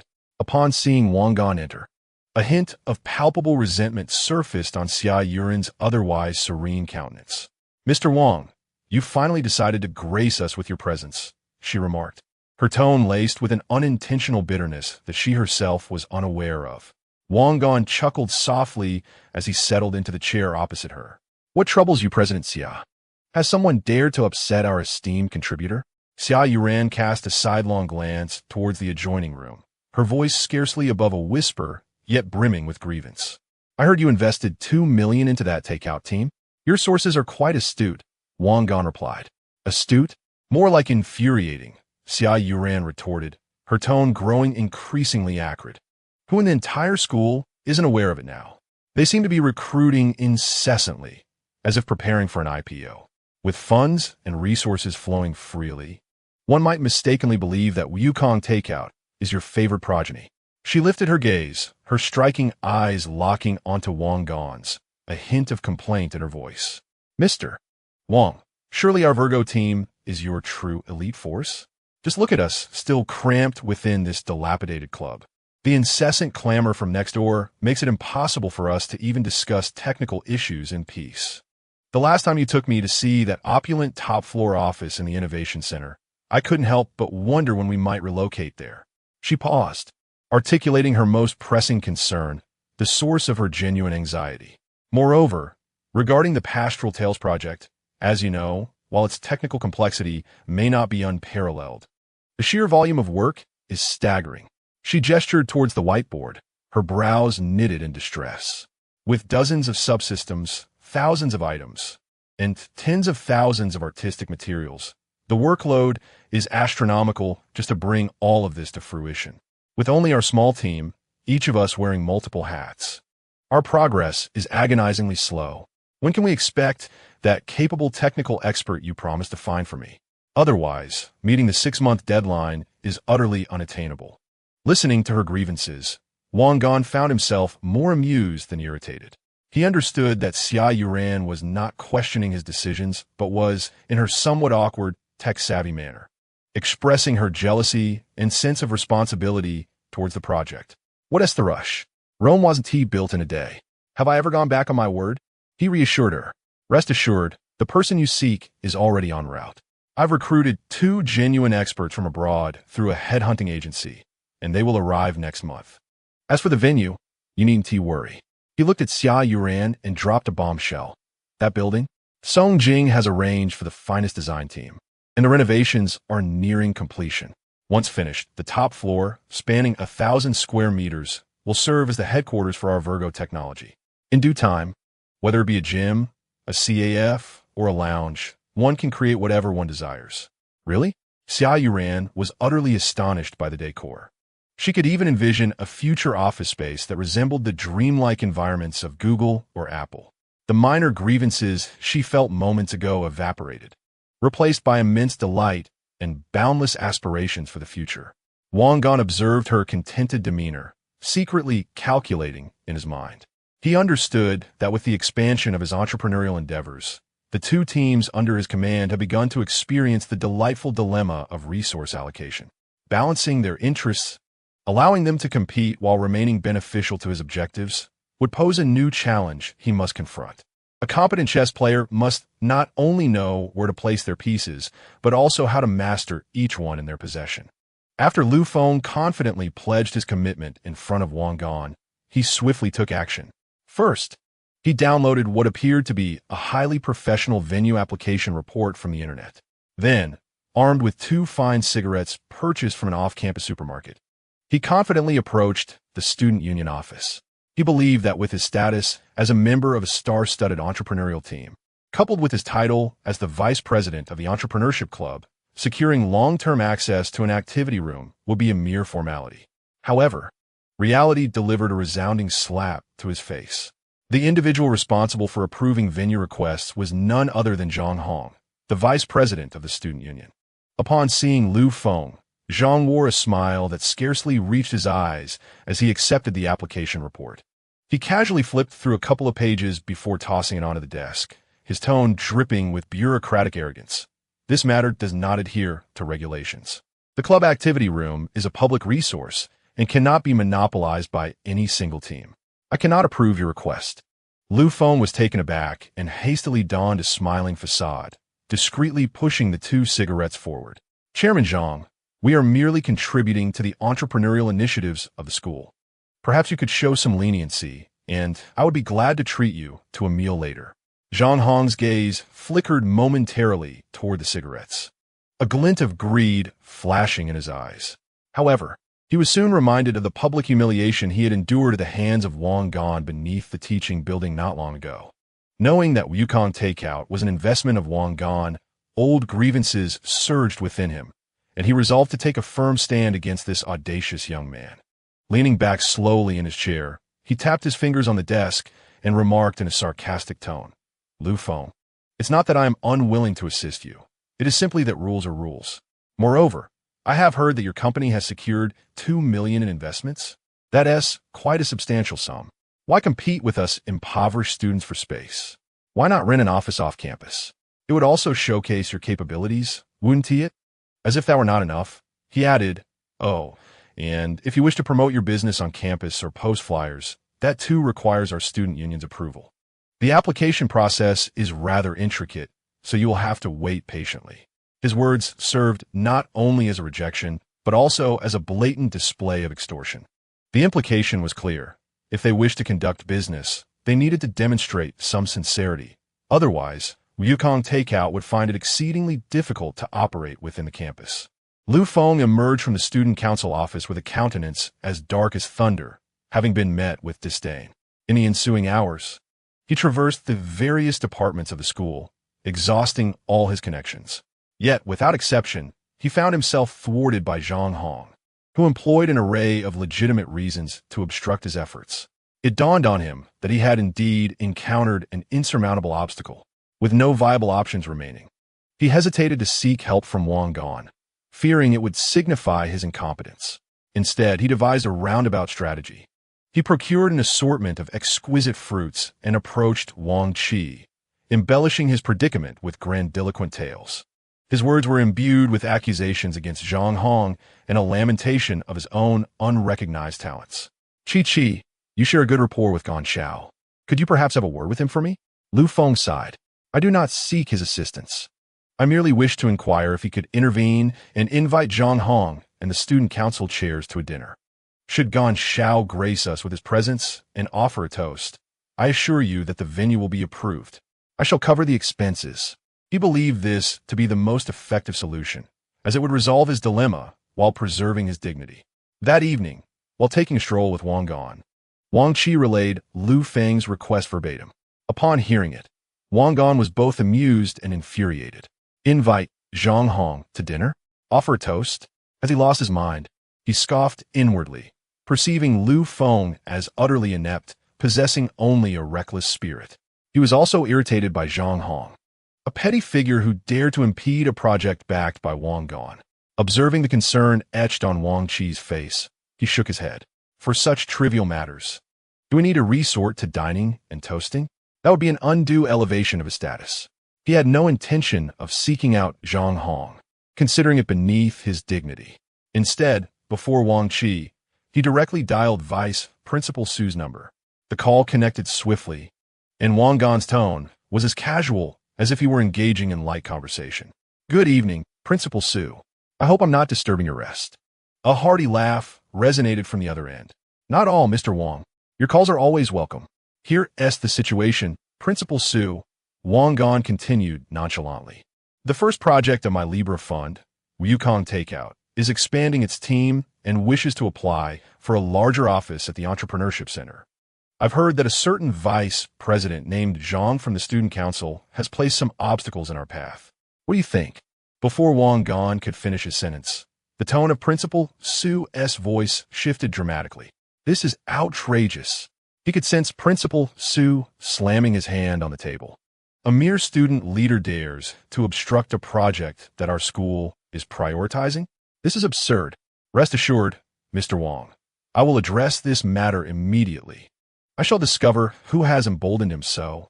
After hanging up, Wang Gan smiled at the astonished Wang Qi. All done. Chapter 150. The aftermath after concluding the call with Wang Gan, Su Changshan's expression turned ashen. His ire was not directed at the insignificant Vice President Zhang, who wielded authority as if it were a feather. Rather, he was incensed by the ineptitude of his subordinates, who nearly jeopardized the dignity of Wang Gan, a veritable benefactor. Over such a trivial matter, Wang Gan and his Libra Foundation represent the most significant achievement in his future political career, and he would not tolerate any insignificant characters who might disrupt his plans. With a stern expression, he dialed the first number, reaching out to the director of the logistics department. Without mentioning any names, he issued an unequivocal command, demanding the immediate vacating of the largest, best-located office in the Student Activity Center. This space was to be equipped with brand new desks, chairs, and air conditioning, designated for the university's key-supported entrepreneurial project, the Yukong Takeout team. It was imperative that the students could move in by the end of the day. After hanging up, he pondered briefly before dialing a second number. This time, he contacted Secretary Li of the university's Student Affairs Committee directly. His tone was even colder than before, imbued with the undeniable pressure of authority. Secretary Li? This is Su Changshan. Secretary Li, busy on the other end, immediately adopted a respectful demeanor upon recognizing Su's voice. Hello, President Su. What instructions do you have?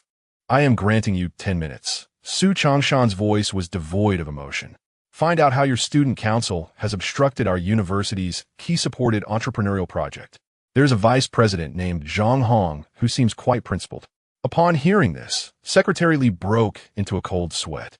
10 minutes later, Su Changshan continued, each word striking like a hammer. I require satisfactory resolution. Remember, it must be satisfactory to me, and more importantly, to President Wang. Otherwise, as the secretary of the student council, you might need to invest some time learning about the latest directives of the university.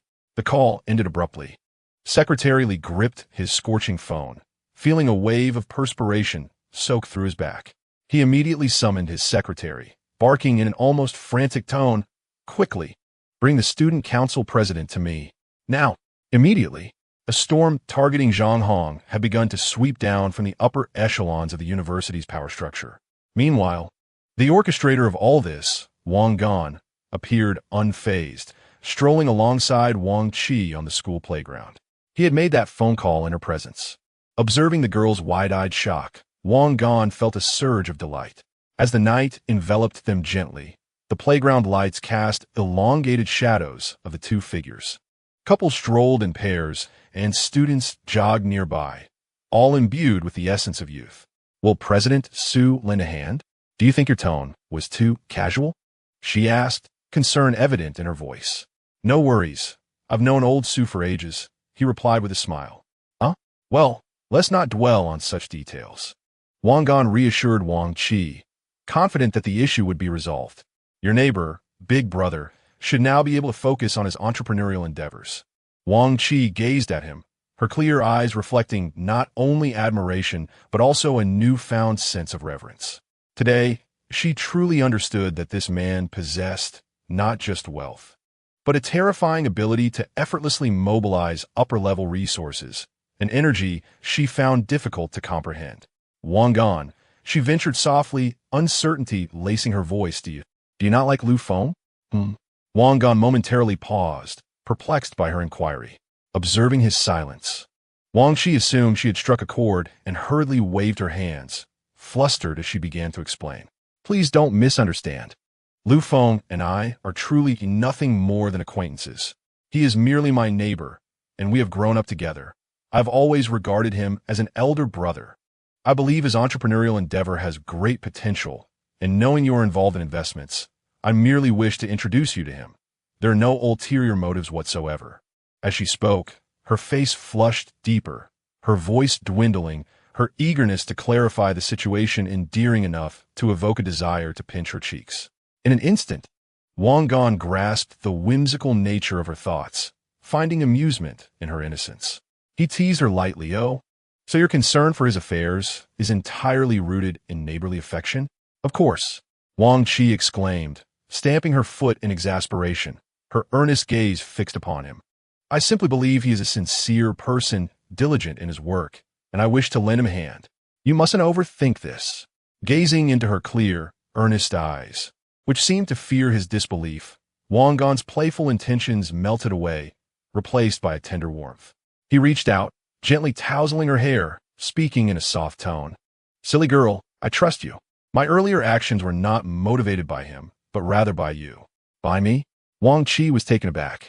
Indeed, Wang Gan replied matter-of-factly. You are mine. When you ask me for a favor, I must ensure it's executed beautifully. I would not want to see my esteemed class leader lose face over such trivial matters. His domineering yet affectionate words struck a deeper chord in Wang Qi than any romantic confession. Her cheeks flushed crimson, her head bowed as her heart raced uncontrollably, murmuring softly, Who said I was yours? Wang Gan, delighted by her bashful denial, found his spirits lifted further. As they strolled around the playground once more, Wang Qi suddenly halted. Glancing at her watch, she gently nudged Wang Gan's arm, her tone a blend of reluctance and seriousness. All right, it's getting late. You should head back. Why return? Let us keep wandering, Wang Gan playfully protested. Absolutely not. Wang Qi's tone grew unexpectedly firm. You must return to your studies. You need to complete the highlights I've outlined for you today. The exams are approaching. We cannot afford carelessness. If you fail, I shall ignore you. She fussed over him like a diligent caretaker, her earnest demeanor warming Wang Gan's heart. although he found little value in the current university curriculum, particularly in the outdated theories of journalism, which were a sheer waste of time. He understood that Wang Qi genuinely had his best interests at heart. Relenting, he smiled and raised his hands in surrender. All right, my esteemed class leader, I shall return to my studies. Is that satisfactory? Much better, Wang Qi replied, nodding in satisfaction. As Wang Gan turned to head back to his dormitory, having taken just a couple of steps, he heard the sound of hurried footsteps approaching from behind. He turned around and found Wang Qi blushing, rushing towards him like a startled little rabbit. Then, to his astonishment, the girl tiptoed and swiftly pressed her soft lips, imbued with a hint of sweet milk tea, against his cheek. Like a dragonfly skimming the water, it was a fleeting touch.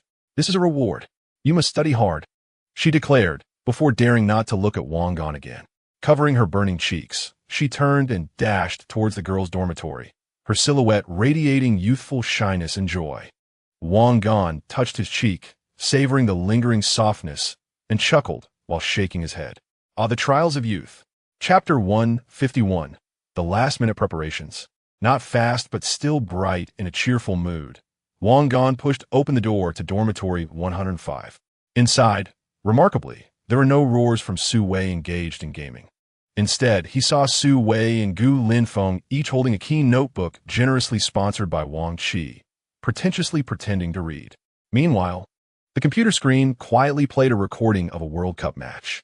Well, the sun must have risen in the west. You two are studying now? Wang Gan teased. Su Wei immediately set down his book, approaching with an inquisitive expression, and said, "Finally, you're back. Honestly confess, did you go on a date with our class monitor?" Gu Linfeng also set down his book, adding with a hint of envy, "It's all over the class group. Someone saw you two on the playground. Saying you kissed the monitor. What? Is that true?" Su Wei's eyes widened in astonishment. "Wang Gan, you're amazing. You've captured our class monitor, who is so pure and pristine. What do you mean by kissed? That was a reward kiss, understand?" Wang Gan brushed off their curiosity with a casual remark. But the smile at the corners of his mouth was impossible to conceal. Seeing his tacit acknowledgement, Su Wei and Gu Linfeng lamented dramatically, exclaiming how a prize cabbage had been ravaged by a pig. "All right, enough wailing. Let us get back on track. Studying is important, but we must analyze the match too." This remark piqued Su Wei's interest. He immediately perked up, pointing at the screen, launching into a fervent analysis. Spain played terribly. The reigning champions were defeated by Chile. Out of the group stage already. These seasoned players are in for a tough last battle of honor. I believe it will turn into a disgraceful match. Forget about scoring. Australia might even score 3 goals against them. Wang Gan remained silent, smiling as Su Wei, now psychologically scarred, had transformed from a Spain fan to a critic. Su Wei paused before switching to highlights from another match, passionately declaring, "And then there's the South Korean team. Their next match is against Belgium. Even the European Red Devil substitutes are stronger than their starters. They're doomed. I plan to bet on these 2 matches. Spain to lose and South Korea to fall short. The odds might not be high, but it's as secure as a rock. This month's food money hinges on it." The speaker was carefree, but the listener was attentive. Wang Gan was suddenly struck by Su Wei's fervent insights. He distinctly recalls the World Cup of his previous life, where Spain's final honorable battle did not crumble as Su Wei had predicted. Instead, they emerged victorious with a score of 3-0. Meanwhile, the South Korean team indeed fell to Belgium with a score of 0-1. Su Wei, this beacon of misguided foresight, once again pointed accurately towards the erroneous outcome. On their own, these 2 matches appeared rather unremarkable, even somewhat trivial. However, when one considers their precise scores concatenated together, 3-0 and 0-1, the odds would undoubtedly be substantial. With summer vacation fast approaching, he ought to prepare a more ample fund for the next phase of his endeavors. Whether it be the expansion of Virgo technology or the imminent bull market, a vast arsenal of resources is required. As for the other matches preceding the summer break, there were no vivid recollections. The only certain opportunities lay within these 2 encounters. A thought swiftly solidified in his mind. This was the last chance before summer to exploit the disparity of information for a precise investment in the millions. He discreetly patted Su Wei's shoulder, smiling as he said, "All right, Su, your analysis holds merit. I shall follow your lead and place a few bets as well." Su Wei immediately puffed with pride, asserting, "Of course. Stick with me, and you'll reap the rewards. When it comes to money, I may not surpass you, but in understanding the game, I certainly do." Complimented, he seemed to puff up even more. Wang Gan chuckled lightly, choosing not to respond further. Yet, he had already resolved in his heart that to avoid attracting unnecessary trouble from consecutive wins and mulling, this time he must place his bets elsewhere. Perhaps in a neighboring province, as it was not too far away. Lying in bed, he closed his eyes and began to map out this final wealth acquisition plan before the summer break in his mind. The following morning, Wang Gan unusually rose early and picked up the review notes gifted by Wang Qi, which were infused with the efforts of youthful dedication. He flipped through a few pages but felt dizzy. The familiar technical terms and theories seemed dry and tedious, appearing to him as incomprehensible as a foreign script. Since his rebirth, his thoughts had long since soared into the realms of business and capital, leaving no room for the inclination to study. Unable to continue, he tossed the book aside in frustration. He was acutely aware that in his current state, even if Wang Qi highlighted the key points with utmost precision, he would undoubtedly fail. While failing a subject was not a grave matter, Wang Gan did not wish to disappoint Wang Qi. He had promised the girl he would study diligently. He couldn't simply turn around and submit a glaringly poor report card. Moreover, such news could easily morph into gossip, potentially tarnishing his reputation as a foolish wealthy man. It seemed he needed to explore alternative avenues, he mused. The first person who came to mind was Vice Principal Su. Given his current rapport with the principal, securing a pass in a few exams or even obtaining his diploma early would likely be within Su's capabilities. However, he soon reconsidered. It felt somewhat excessive to trouble Su over such a trivial matter, revealing a degree of ineptitude on his part. Relationships, after all, should be utilized judiciously. After much contemplation, he thought of someone, his counselor, Yushan. As a counselor bridging the gap between students and teachers, Yushan undoubtedly possesses insights into the preferences of various instructors and some internal information. Moreover, she had previously engaged in conversation with him, thus becoming somewhat familiar with this notable figure. Most importantly, Yushan is both astute and pragmatic. Dealings with her require no circumlocution. Resolute in his decision, Wang Gan took immediate action. He refrained from purchasing ostentatious luxuries, as that would not constitute a service, but rather an exhibition of wealth, likely yielding counterproductive results. Instead, he visited the school supermarket, procuring 4 packs of Har-Zhonghua cigarettes, and requested the proprietor to issue 2 shopping cards valued at 2,000 each, all discreetly concealed within a plain black plastic bag. Subsequently, he acquired Yushan's office telephone number and called directly. "Hello," came Yushan's crisp and efficient voice from the other end. "Teacher Yu, this is Wang Gan." Wang Gan. Yushan hesitated momentarily before recollecting herself. "Oh, it's you. What can I do for you? Are you here to cause me more trouble?" She teased lightly. Wang Gan chuckled softly and got straight to the point. "I would never dare to trouble you. I have a minor matter to discuss in person. I wonder if you are available." After a brief pause, as if weighing Wang Gan's intentions, she replied, "All right. I will be in my office until 3 this afternoon. Please come by." "Thank you, Teacher Yu," he said before hanging up. Wang Gan glanced at the time, leisurely enjoyed his lunch, and arrived punctually at the counselor's office. He politely knocked on the door and peered inside. Upon noticing the black plastic bag in his hand, Yushan's eyes flickered momentarily. Yet her expression remained composed as she nodded at him. "Come in." With a courteous smile, Wang Gan approached Yushan's desk directly. He dispensed with idle chatter and placed the black plastic bag at the corner of her desk, speaking in a tone neither too loud nor too soft, ensuring she could hear him clearly.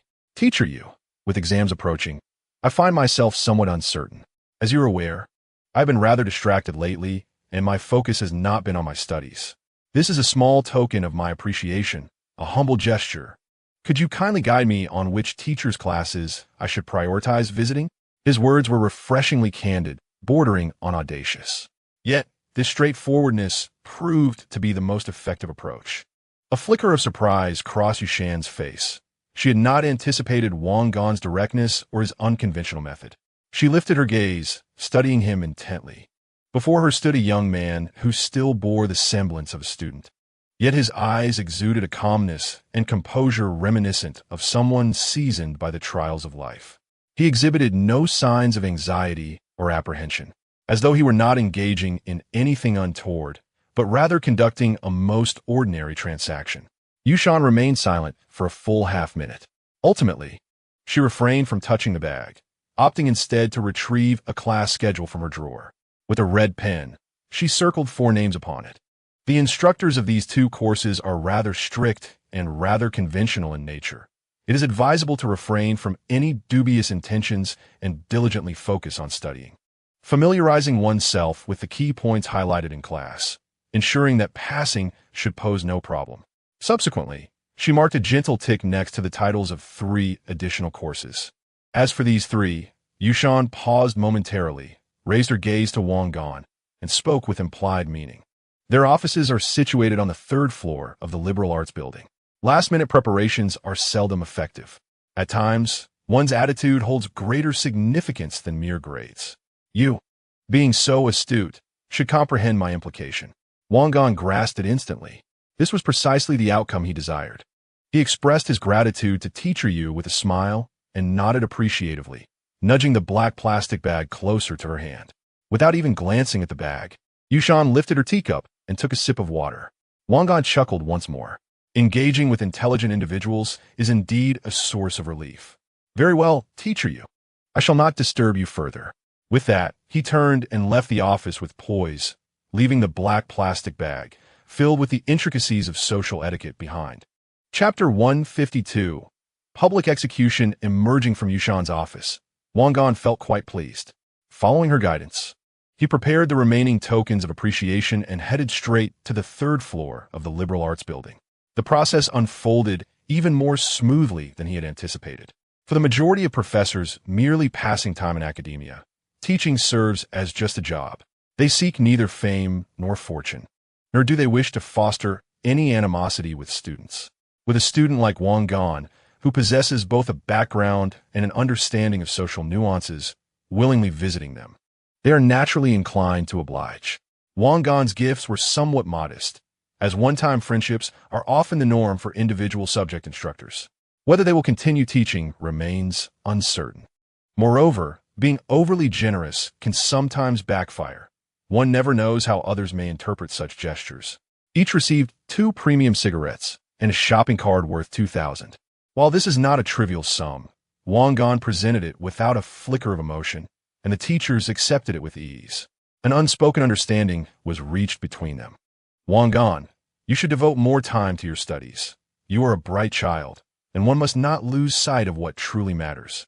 A middle-aged male professor said earnestly, patting Wang Gan on the shoulder and casually sliding the black plastic bag into his desk drawer. Indeed, yes, you are absolutely right, teacher. I shall reflect deeply upon this, Wang Gan responded, nodding repeatedly, his demeanor humble and respectful. Of course, exceptions exist. Upon visiting the final professor, an elderly gentleman teaching news commentary, Wang Gan encountered a formidable obstacle. This Professor Li, with his graying hair and spectacles, exuded an air of scholarly detachment.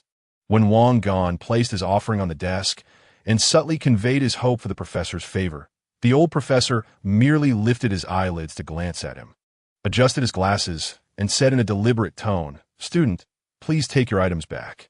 My course regulations have always been clear. The final exam constitutes 50 of your total grade, while the remaining 50 is solely based on the quality of the paper submitted midterm." He paused for a moment, his voice imbued with an unyielding sternness. "I have perused your paper. It is written with a lackadaisical attitude. If you wish to pass, you must demonstrate your true capabilities in the final examination. Attempting to take shortcuts will not be tolerated in my presence. My decision not to report you to the Academic Affairs Office is the utmost leniency I can extend. You may leave now." Wang Gan regarded the old professor's unyielding demeanor without any trace of anger. He understood that there are individuals in this world who steadfastly adhere to their principles and boundaries, and such tenacity is deserving of respect. "Very well, Professor Li, I apologize for my impertinence and for disturbing you. Without further ado, Wang Gan gathered his belongings and decisively turned to depart. For him, it sufficed to manage the majority. As for this obstinate old man, he could always invest a bit of time to memorize the key points highlighted by Wang Qi, scribble a bit more during the examination, and merely scrape by. If all else failed, there was still old Su. As Wang Gan exited the liberal arts building and prepared to return to his dormitory, he unexpectedly encountered a familiar figure along the tree-lined path below. It was Chun Xinyue. She seemed to have been waiting for him, and upon spotting Wang Gan, she approached with a bright smile. Mr. Wang, I've finally caught up with you. Her tone carried a hint of playful familiarity. Is there something you need to discuss with me? Wang Gan intuited. Can I seek you out for a chat without a reason? Chun Xinyue winked, her smile radiant. Of course, there is something rather amusing I wish to share, just to update you on the latest achievements of the Libre Fund. Oh, Wang Gan's interest was piqued.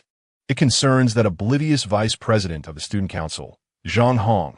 Chun Xinyue's lips curled into a smirk of schadenfreude. He was publicly reprimanded. Then, with vivid detail, Chun Xinyue recounted the recent scene that had unfolded during the student council meeting. You should have seen the spectacle. It was absolutely riveting. The student council holds meetings weekly in that grand conference room at the activity center. Zhang Hong was sitting in the front row, likely indulging in dreams of grandeur. Just as the meeting commenced, our president received a phone call, reportedly from Secretary Li, and upon returning, his face had turned pale. And then? Wang Gan listened with keen interest. Then the climax arrived. Chun Xinyue lowered her voice, mimicking the president's tone. The president took to the stage and announced an impromptu agenda item, a public and serious critique and self-critique of Comrade Zhang Hong. The audience erupted in confusion, and Zhang Hong's face turned ashen. The president ignored his protests and proceeded to read from a document, enumerating his transgressions before all the student council members. Severe bureaucratic tendencies, suspected abuse of power, attempts at extortion, each accusation more severe than the last. With every point, Zhang Hong's complexion paled further, until by the end, it was as white as a sheet of paper. He was so weak he could hardly rise to refute. The most astonishing moment was yet to come. Chun Xinyue's eyes sparkled with excitement. The president publicly announced the initiation of impeachment proceedings against him and recommended that the Youth League reconsider his qualifications as a probationary party member. Moreover, all his eligibility for awards this year was revoked.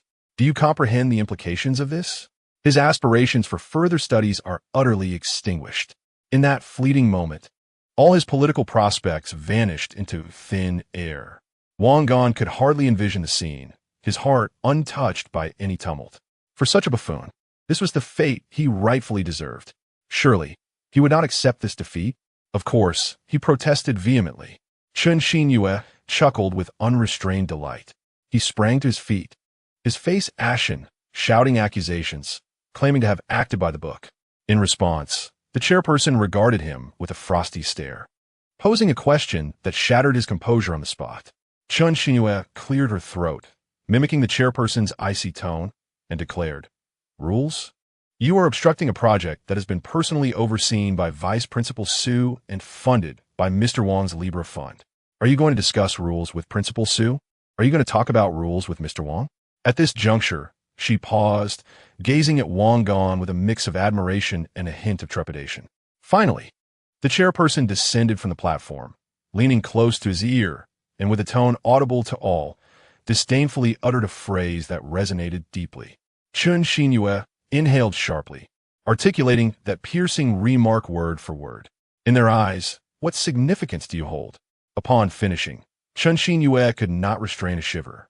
At that moment, the entire venue fell into a profound silence. Zhang Hong slumped into his chair as if all his bones had been extracted, rendered utterly speechless. It was said that he was later assisted out, resembling a living corpse. Now he has been completely ostracized at school, with whispers following him wherever he goes. After hearing this account, Wang Gan merely nodded with indifference. He understood. To him, this was indeed a trifling matter, hardly deserving of significant emotional investment. Observing his nonchalant demeanor, Chun Xinyue's respect for the man deepened further. She realized that in Wang Gan's strategic landscape, a character like Zhang Hong held no merit even as a pawn. With that thought, Chen Xinyue concealed her playful smile, adopting a serious expression. The finals of the 2048 challenge had concluded successfully, garnering tremendous acclaim. The champions' prizes had been distributed, creating a significant stir on the school forum. The game's promotion had now entered a phase of organic growth, no longer requiring extensive effort from a student council. She paused, lifting her gaze to Wang Gan with burning intensity, her tone laced with expectation and subtle probing. "Mr. Wang, is there anything further I can assist you with? Be it trivial matters within the company or any areas where you require additional support, I am at your service. I do not wish to be merely a transient partner in your endeavors." Chapter 153, Woohoo Ascend. Faced with Chen Xinyue's eyes, brimming with yearning and ambition, Wang Gan felt a stir within. Should he extend an opportunity to this driven young woman? Glancing at the exam schedule on his phone, he noted that after completing a course in journalism and interviewing the next morning, he would have nearly 2 full days of free time until the subsequent professional class. Rather than languishing in the dormitory, listening to Su Wei discuss the intricacies of the game or witnessing Gu Linfeng's lamentations, it would be far more exhilarating to venture outside. The plan to place a bet in the neighboring province could conveniently be put into action. The intelligent, beautiful, and remarkably dynamic girl before him undoubtedly represented an ideal companion and assistant for the journey. Wang Gan found it beneath him to fabricate an excuse about a business trip. Such a ploy would diminish his stature. He intended to showcase his unique persona in a carefree, playful manner. A teasing smile graced his lips as he regarded Chen Xinyue, and in a languid tone, he remarked, "All right. After the exam tomorrow, I plan to drive to Woohoo Fanawild for a couple of days. I could use a driver and someone to fetch water and carry bags. Would you care to join me?" He effortlessly wrapped what could be a life-altering opportunity in the guise of a casual invitation, reminiscent of ancient emperors casually beckoning, filled with an unmistakable sense of reward. Chen Xinyue's heart raced. A wave of exhilarating joy surged through her. A trip to Woohoo Fanawild? That was of little consequence. What truly mattered was that this was Wang Gan's first time extending a personal invitation to her. What did this signify? It indicated that she had elevated in his eyes from a somewhat useful classmate to a trusted companion worthy of his company. However, her rationality swiftly brought forth a pragmatic concern. "But, Gan Xiao," she said cautiously, her tone tinged with the dilemma of fearing she might miss this chance, yet compelled to speak, "we still have a professional exam the day after tomorrow." Before she could finish her thought, the smile on Wang Gan's face faded, replaced by a palpable impatience. He despised complications and excuses above all else. "Forget it." As if I never spoke, he replied dismissively, waving his hand and turning away without a word, his departure swift and decisive. Chen Xinyue, witnessing this, felt her heart leap into her throat. She knew that with Wang Gan's temperament, if she let this opportunity slip, it would never present itself again. In that fleeting moment, thoughts of professional courses, retakes, and remedial classes were cast aside. What did a single course grade matter when compared to the chance to ascend with Wang Gan? A towering figure who could catapult her to success. In a spontaneous surge of determination, she rushed forward, grasping the hem of Wang Gan's shirt from behind, her voice trembling with excitement. "Gan Xiao, I'm going. I'll go with you." Wang Gan paused, glancing back at her, his impatience slightly abating. He nodded with approval and spoke in a commanding tone. "Fine, tomorrow morning at 9, wait for me at the school gate. Be prepared with what you need to bring." With that, he walked away without a backward glance, leaving Chen Xinyue standing alone, her heart racing, palms damp with perspiration. She exhaled deeply, a radiant smile blooming on her face as if she had narrowly escaped a calamity. An opportunity that her dear friend had longed for was now within her grasp. That evening, the atmosphere in the foreign language department's girls' dormitory felt somewhat charged. Upon returning, Chen Xinyue was a tempest of emotions beneath a facade of calm, striving to maintain an air of nonchalance. She understood Bai Jie all too well. This so-called best friend harbored jealousy stronger than anyone else. Until the situation was resolved, she would never let slip a single hint. As usual, she engaged in gossip with Bai Jie, discussing which outfit was more appealing and sharing her recently purchased snacks, as if nothing had transpired. However, in the stillness of the night, after Bai Jia had gone to bed, she quietly retrieved her phone in the darkness and set the alarm for 6 in the morning. Subsequently, she took out her most exquisite outfits, meticulously comparing them in her mind. Finally, she settled on an ensemble that best accentuated her figure and temperament. At dawn, as the first light began to emerge, Chen Xinyue rose from her slumber. The rustling sound stirred Bai Jia from her sleep, and with sleepy eyes, she inquired, "Xinyue, why are you up so early?" "Oh, I'm going out for morning study," Chen Xinyue replied without turning around, her voice tinged with an almost imperceptible excitement. Bai Jia merely grunted in response and turned over, attempting to drift back into slumber. Yet, after a moment, an unsettling thought crept into her mind. Morning study? When had Chen Xinyue ever cultivated such a commendable habit? Curious, she stealthily opened her eyes a crack and beheld Chen Xinyue before the mirror, applying makeup with a level of delicacy surpassing any previous occasion. Eyeliner, mascara, and lipstick meticulously in place. Moreover, the fitted jeans and crop top she donned were clearly her most prized attire.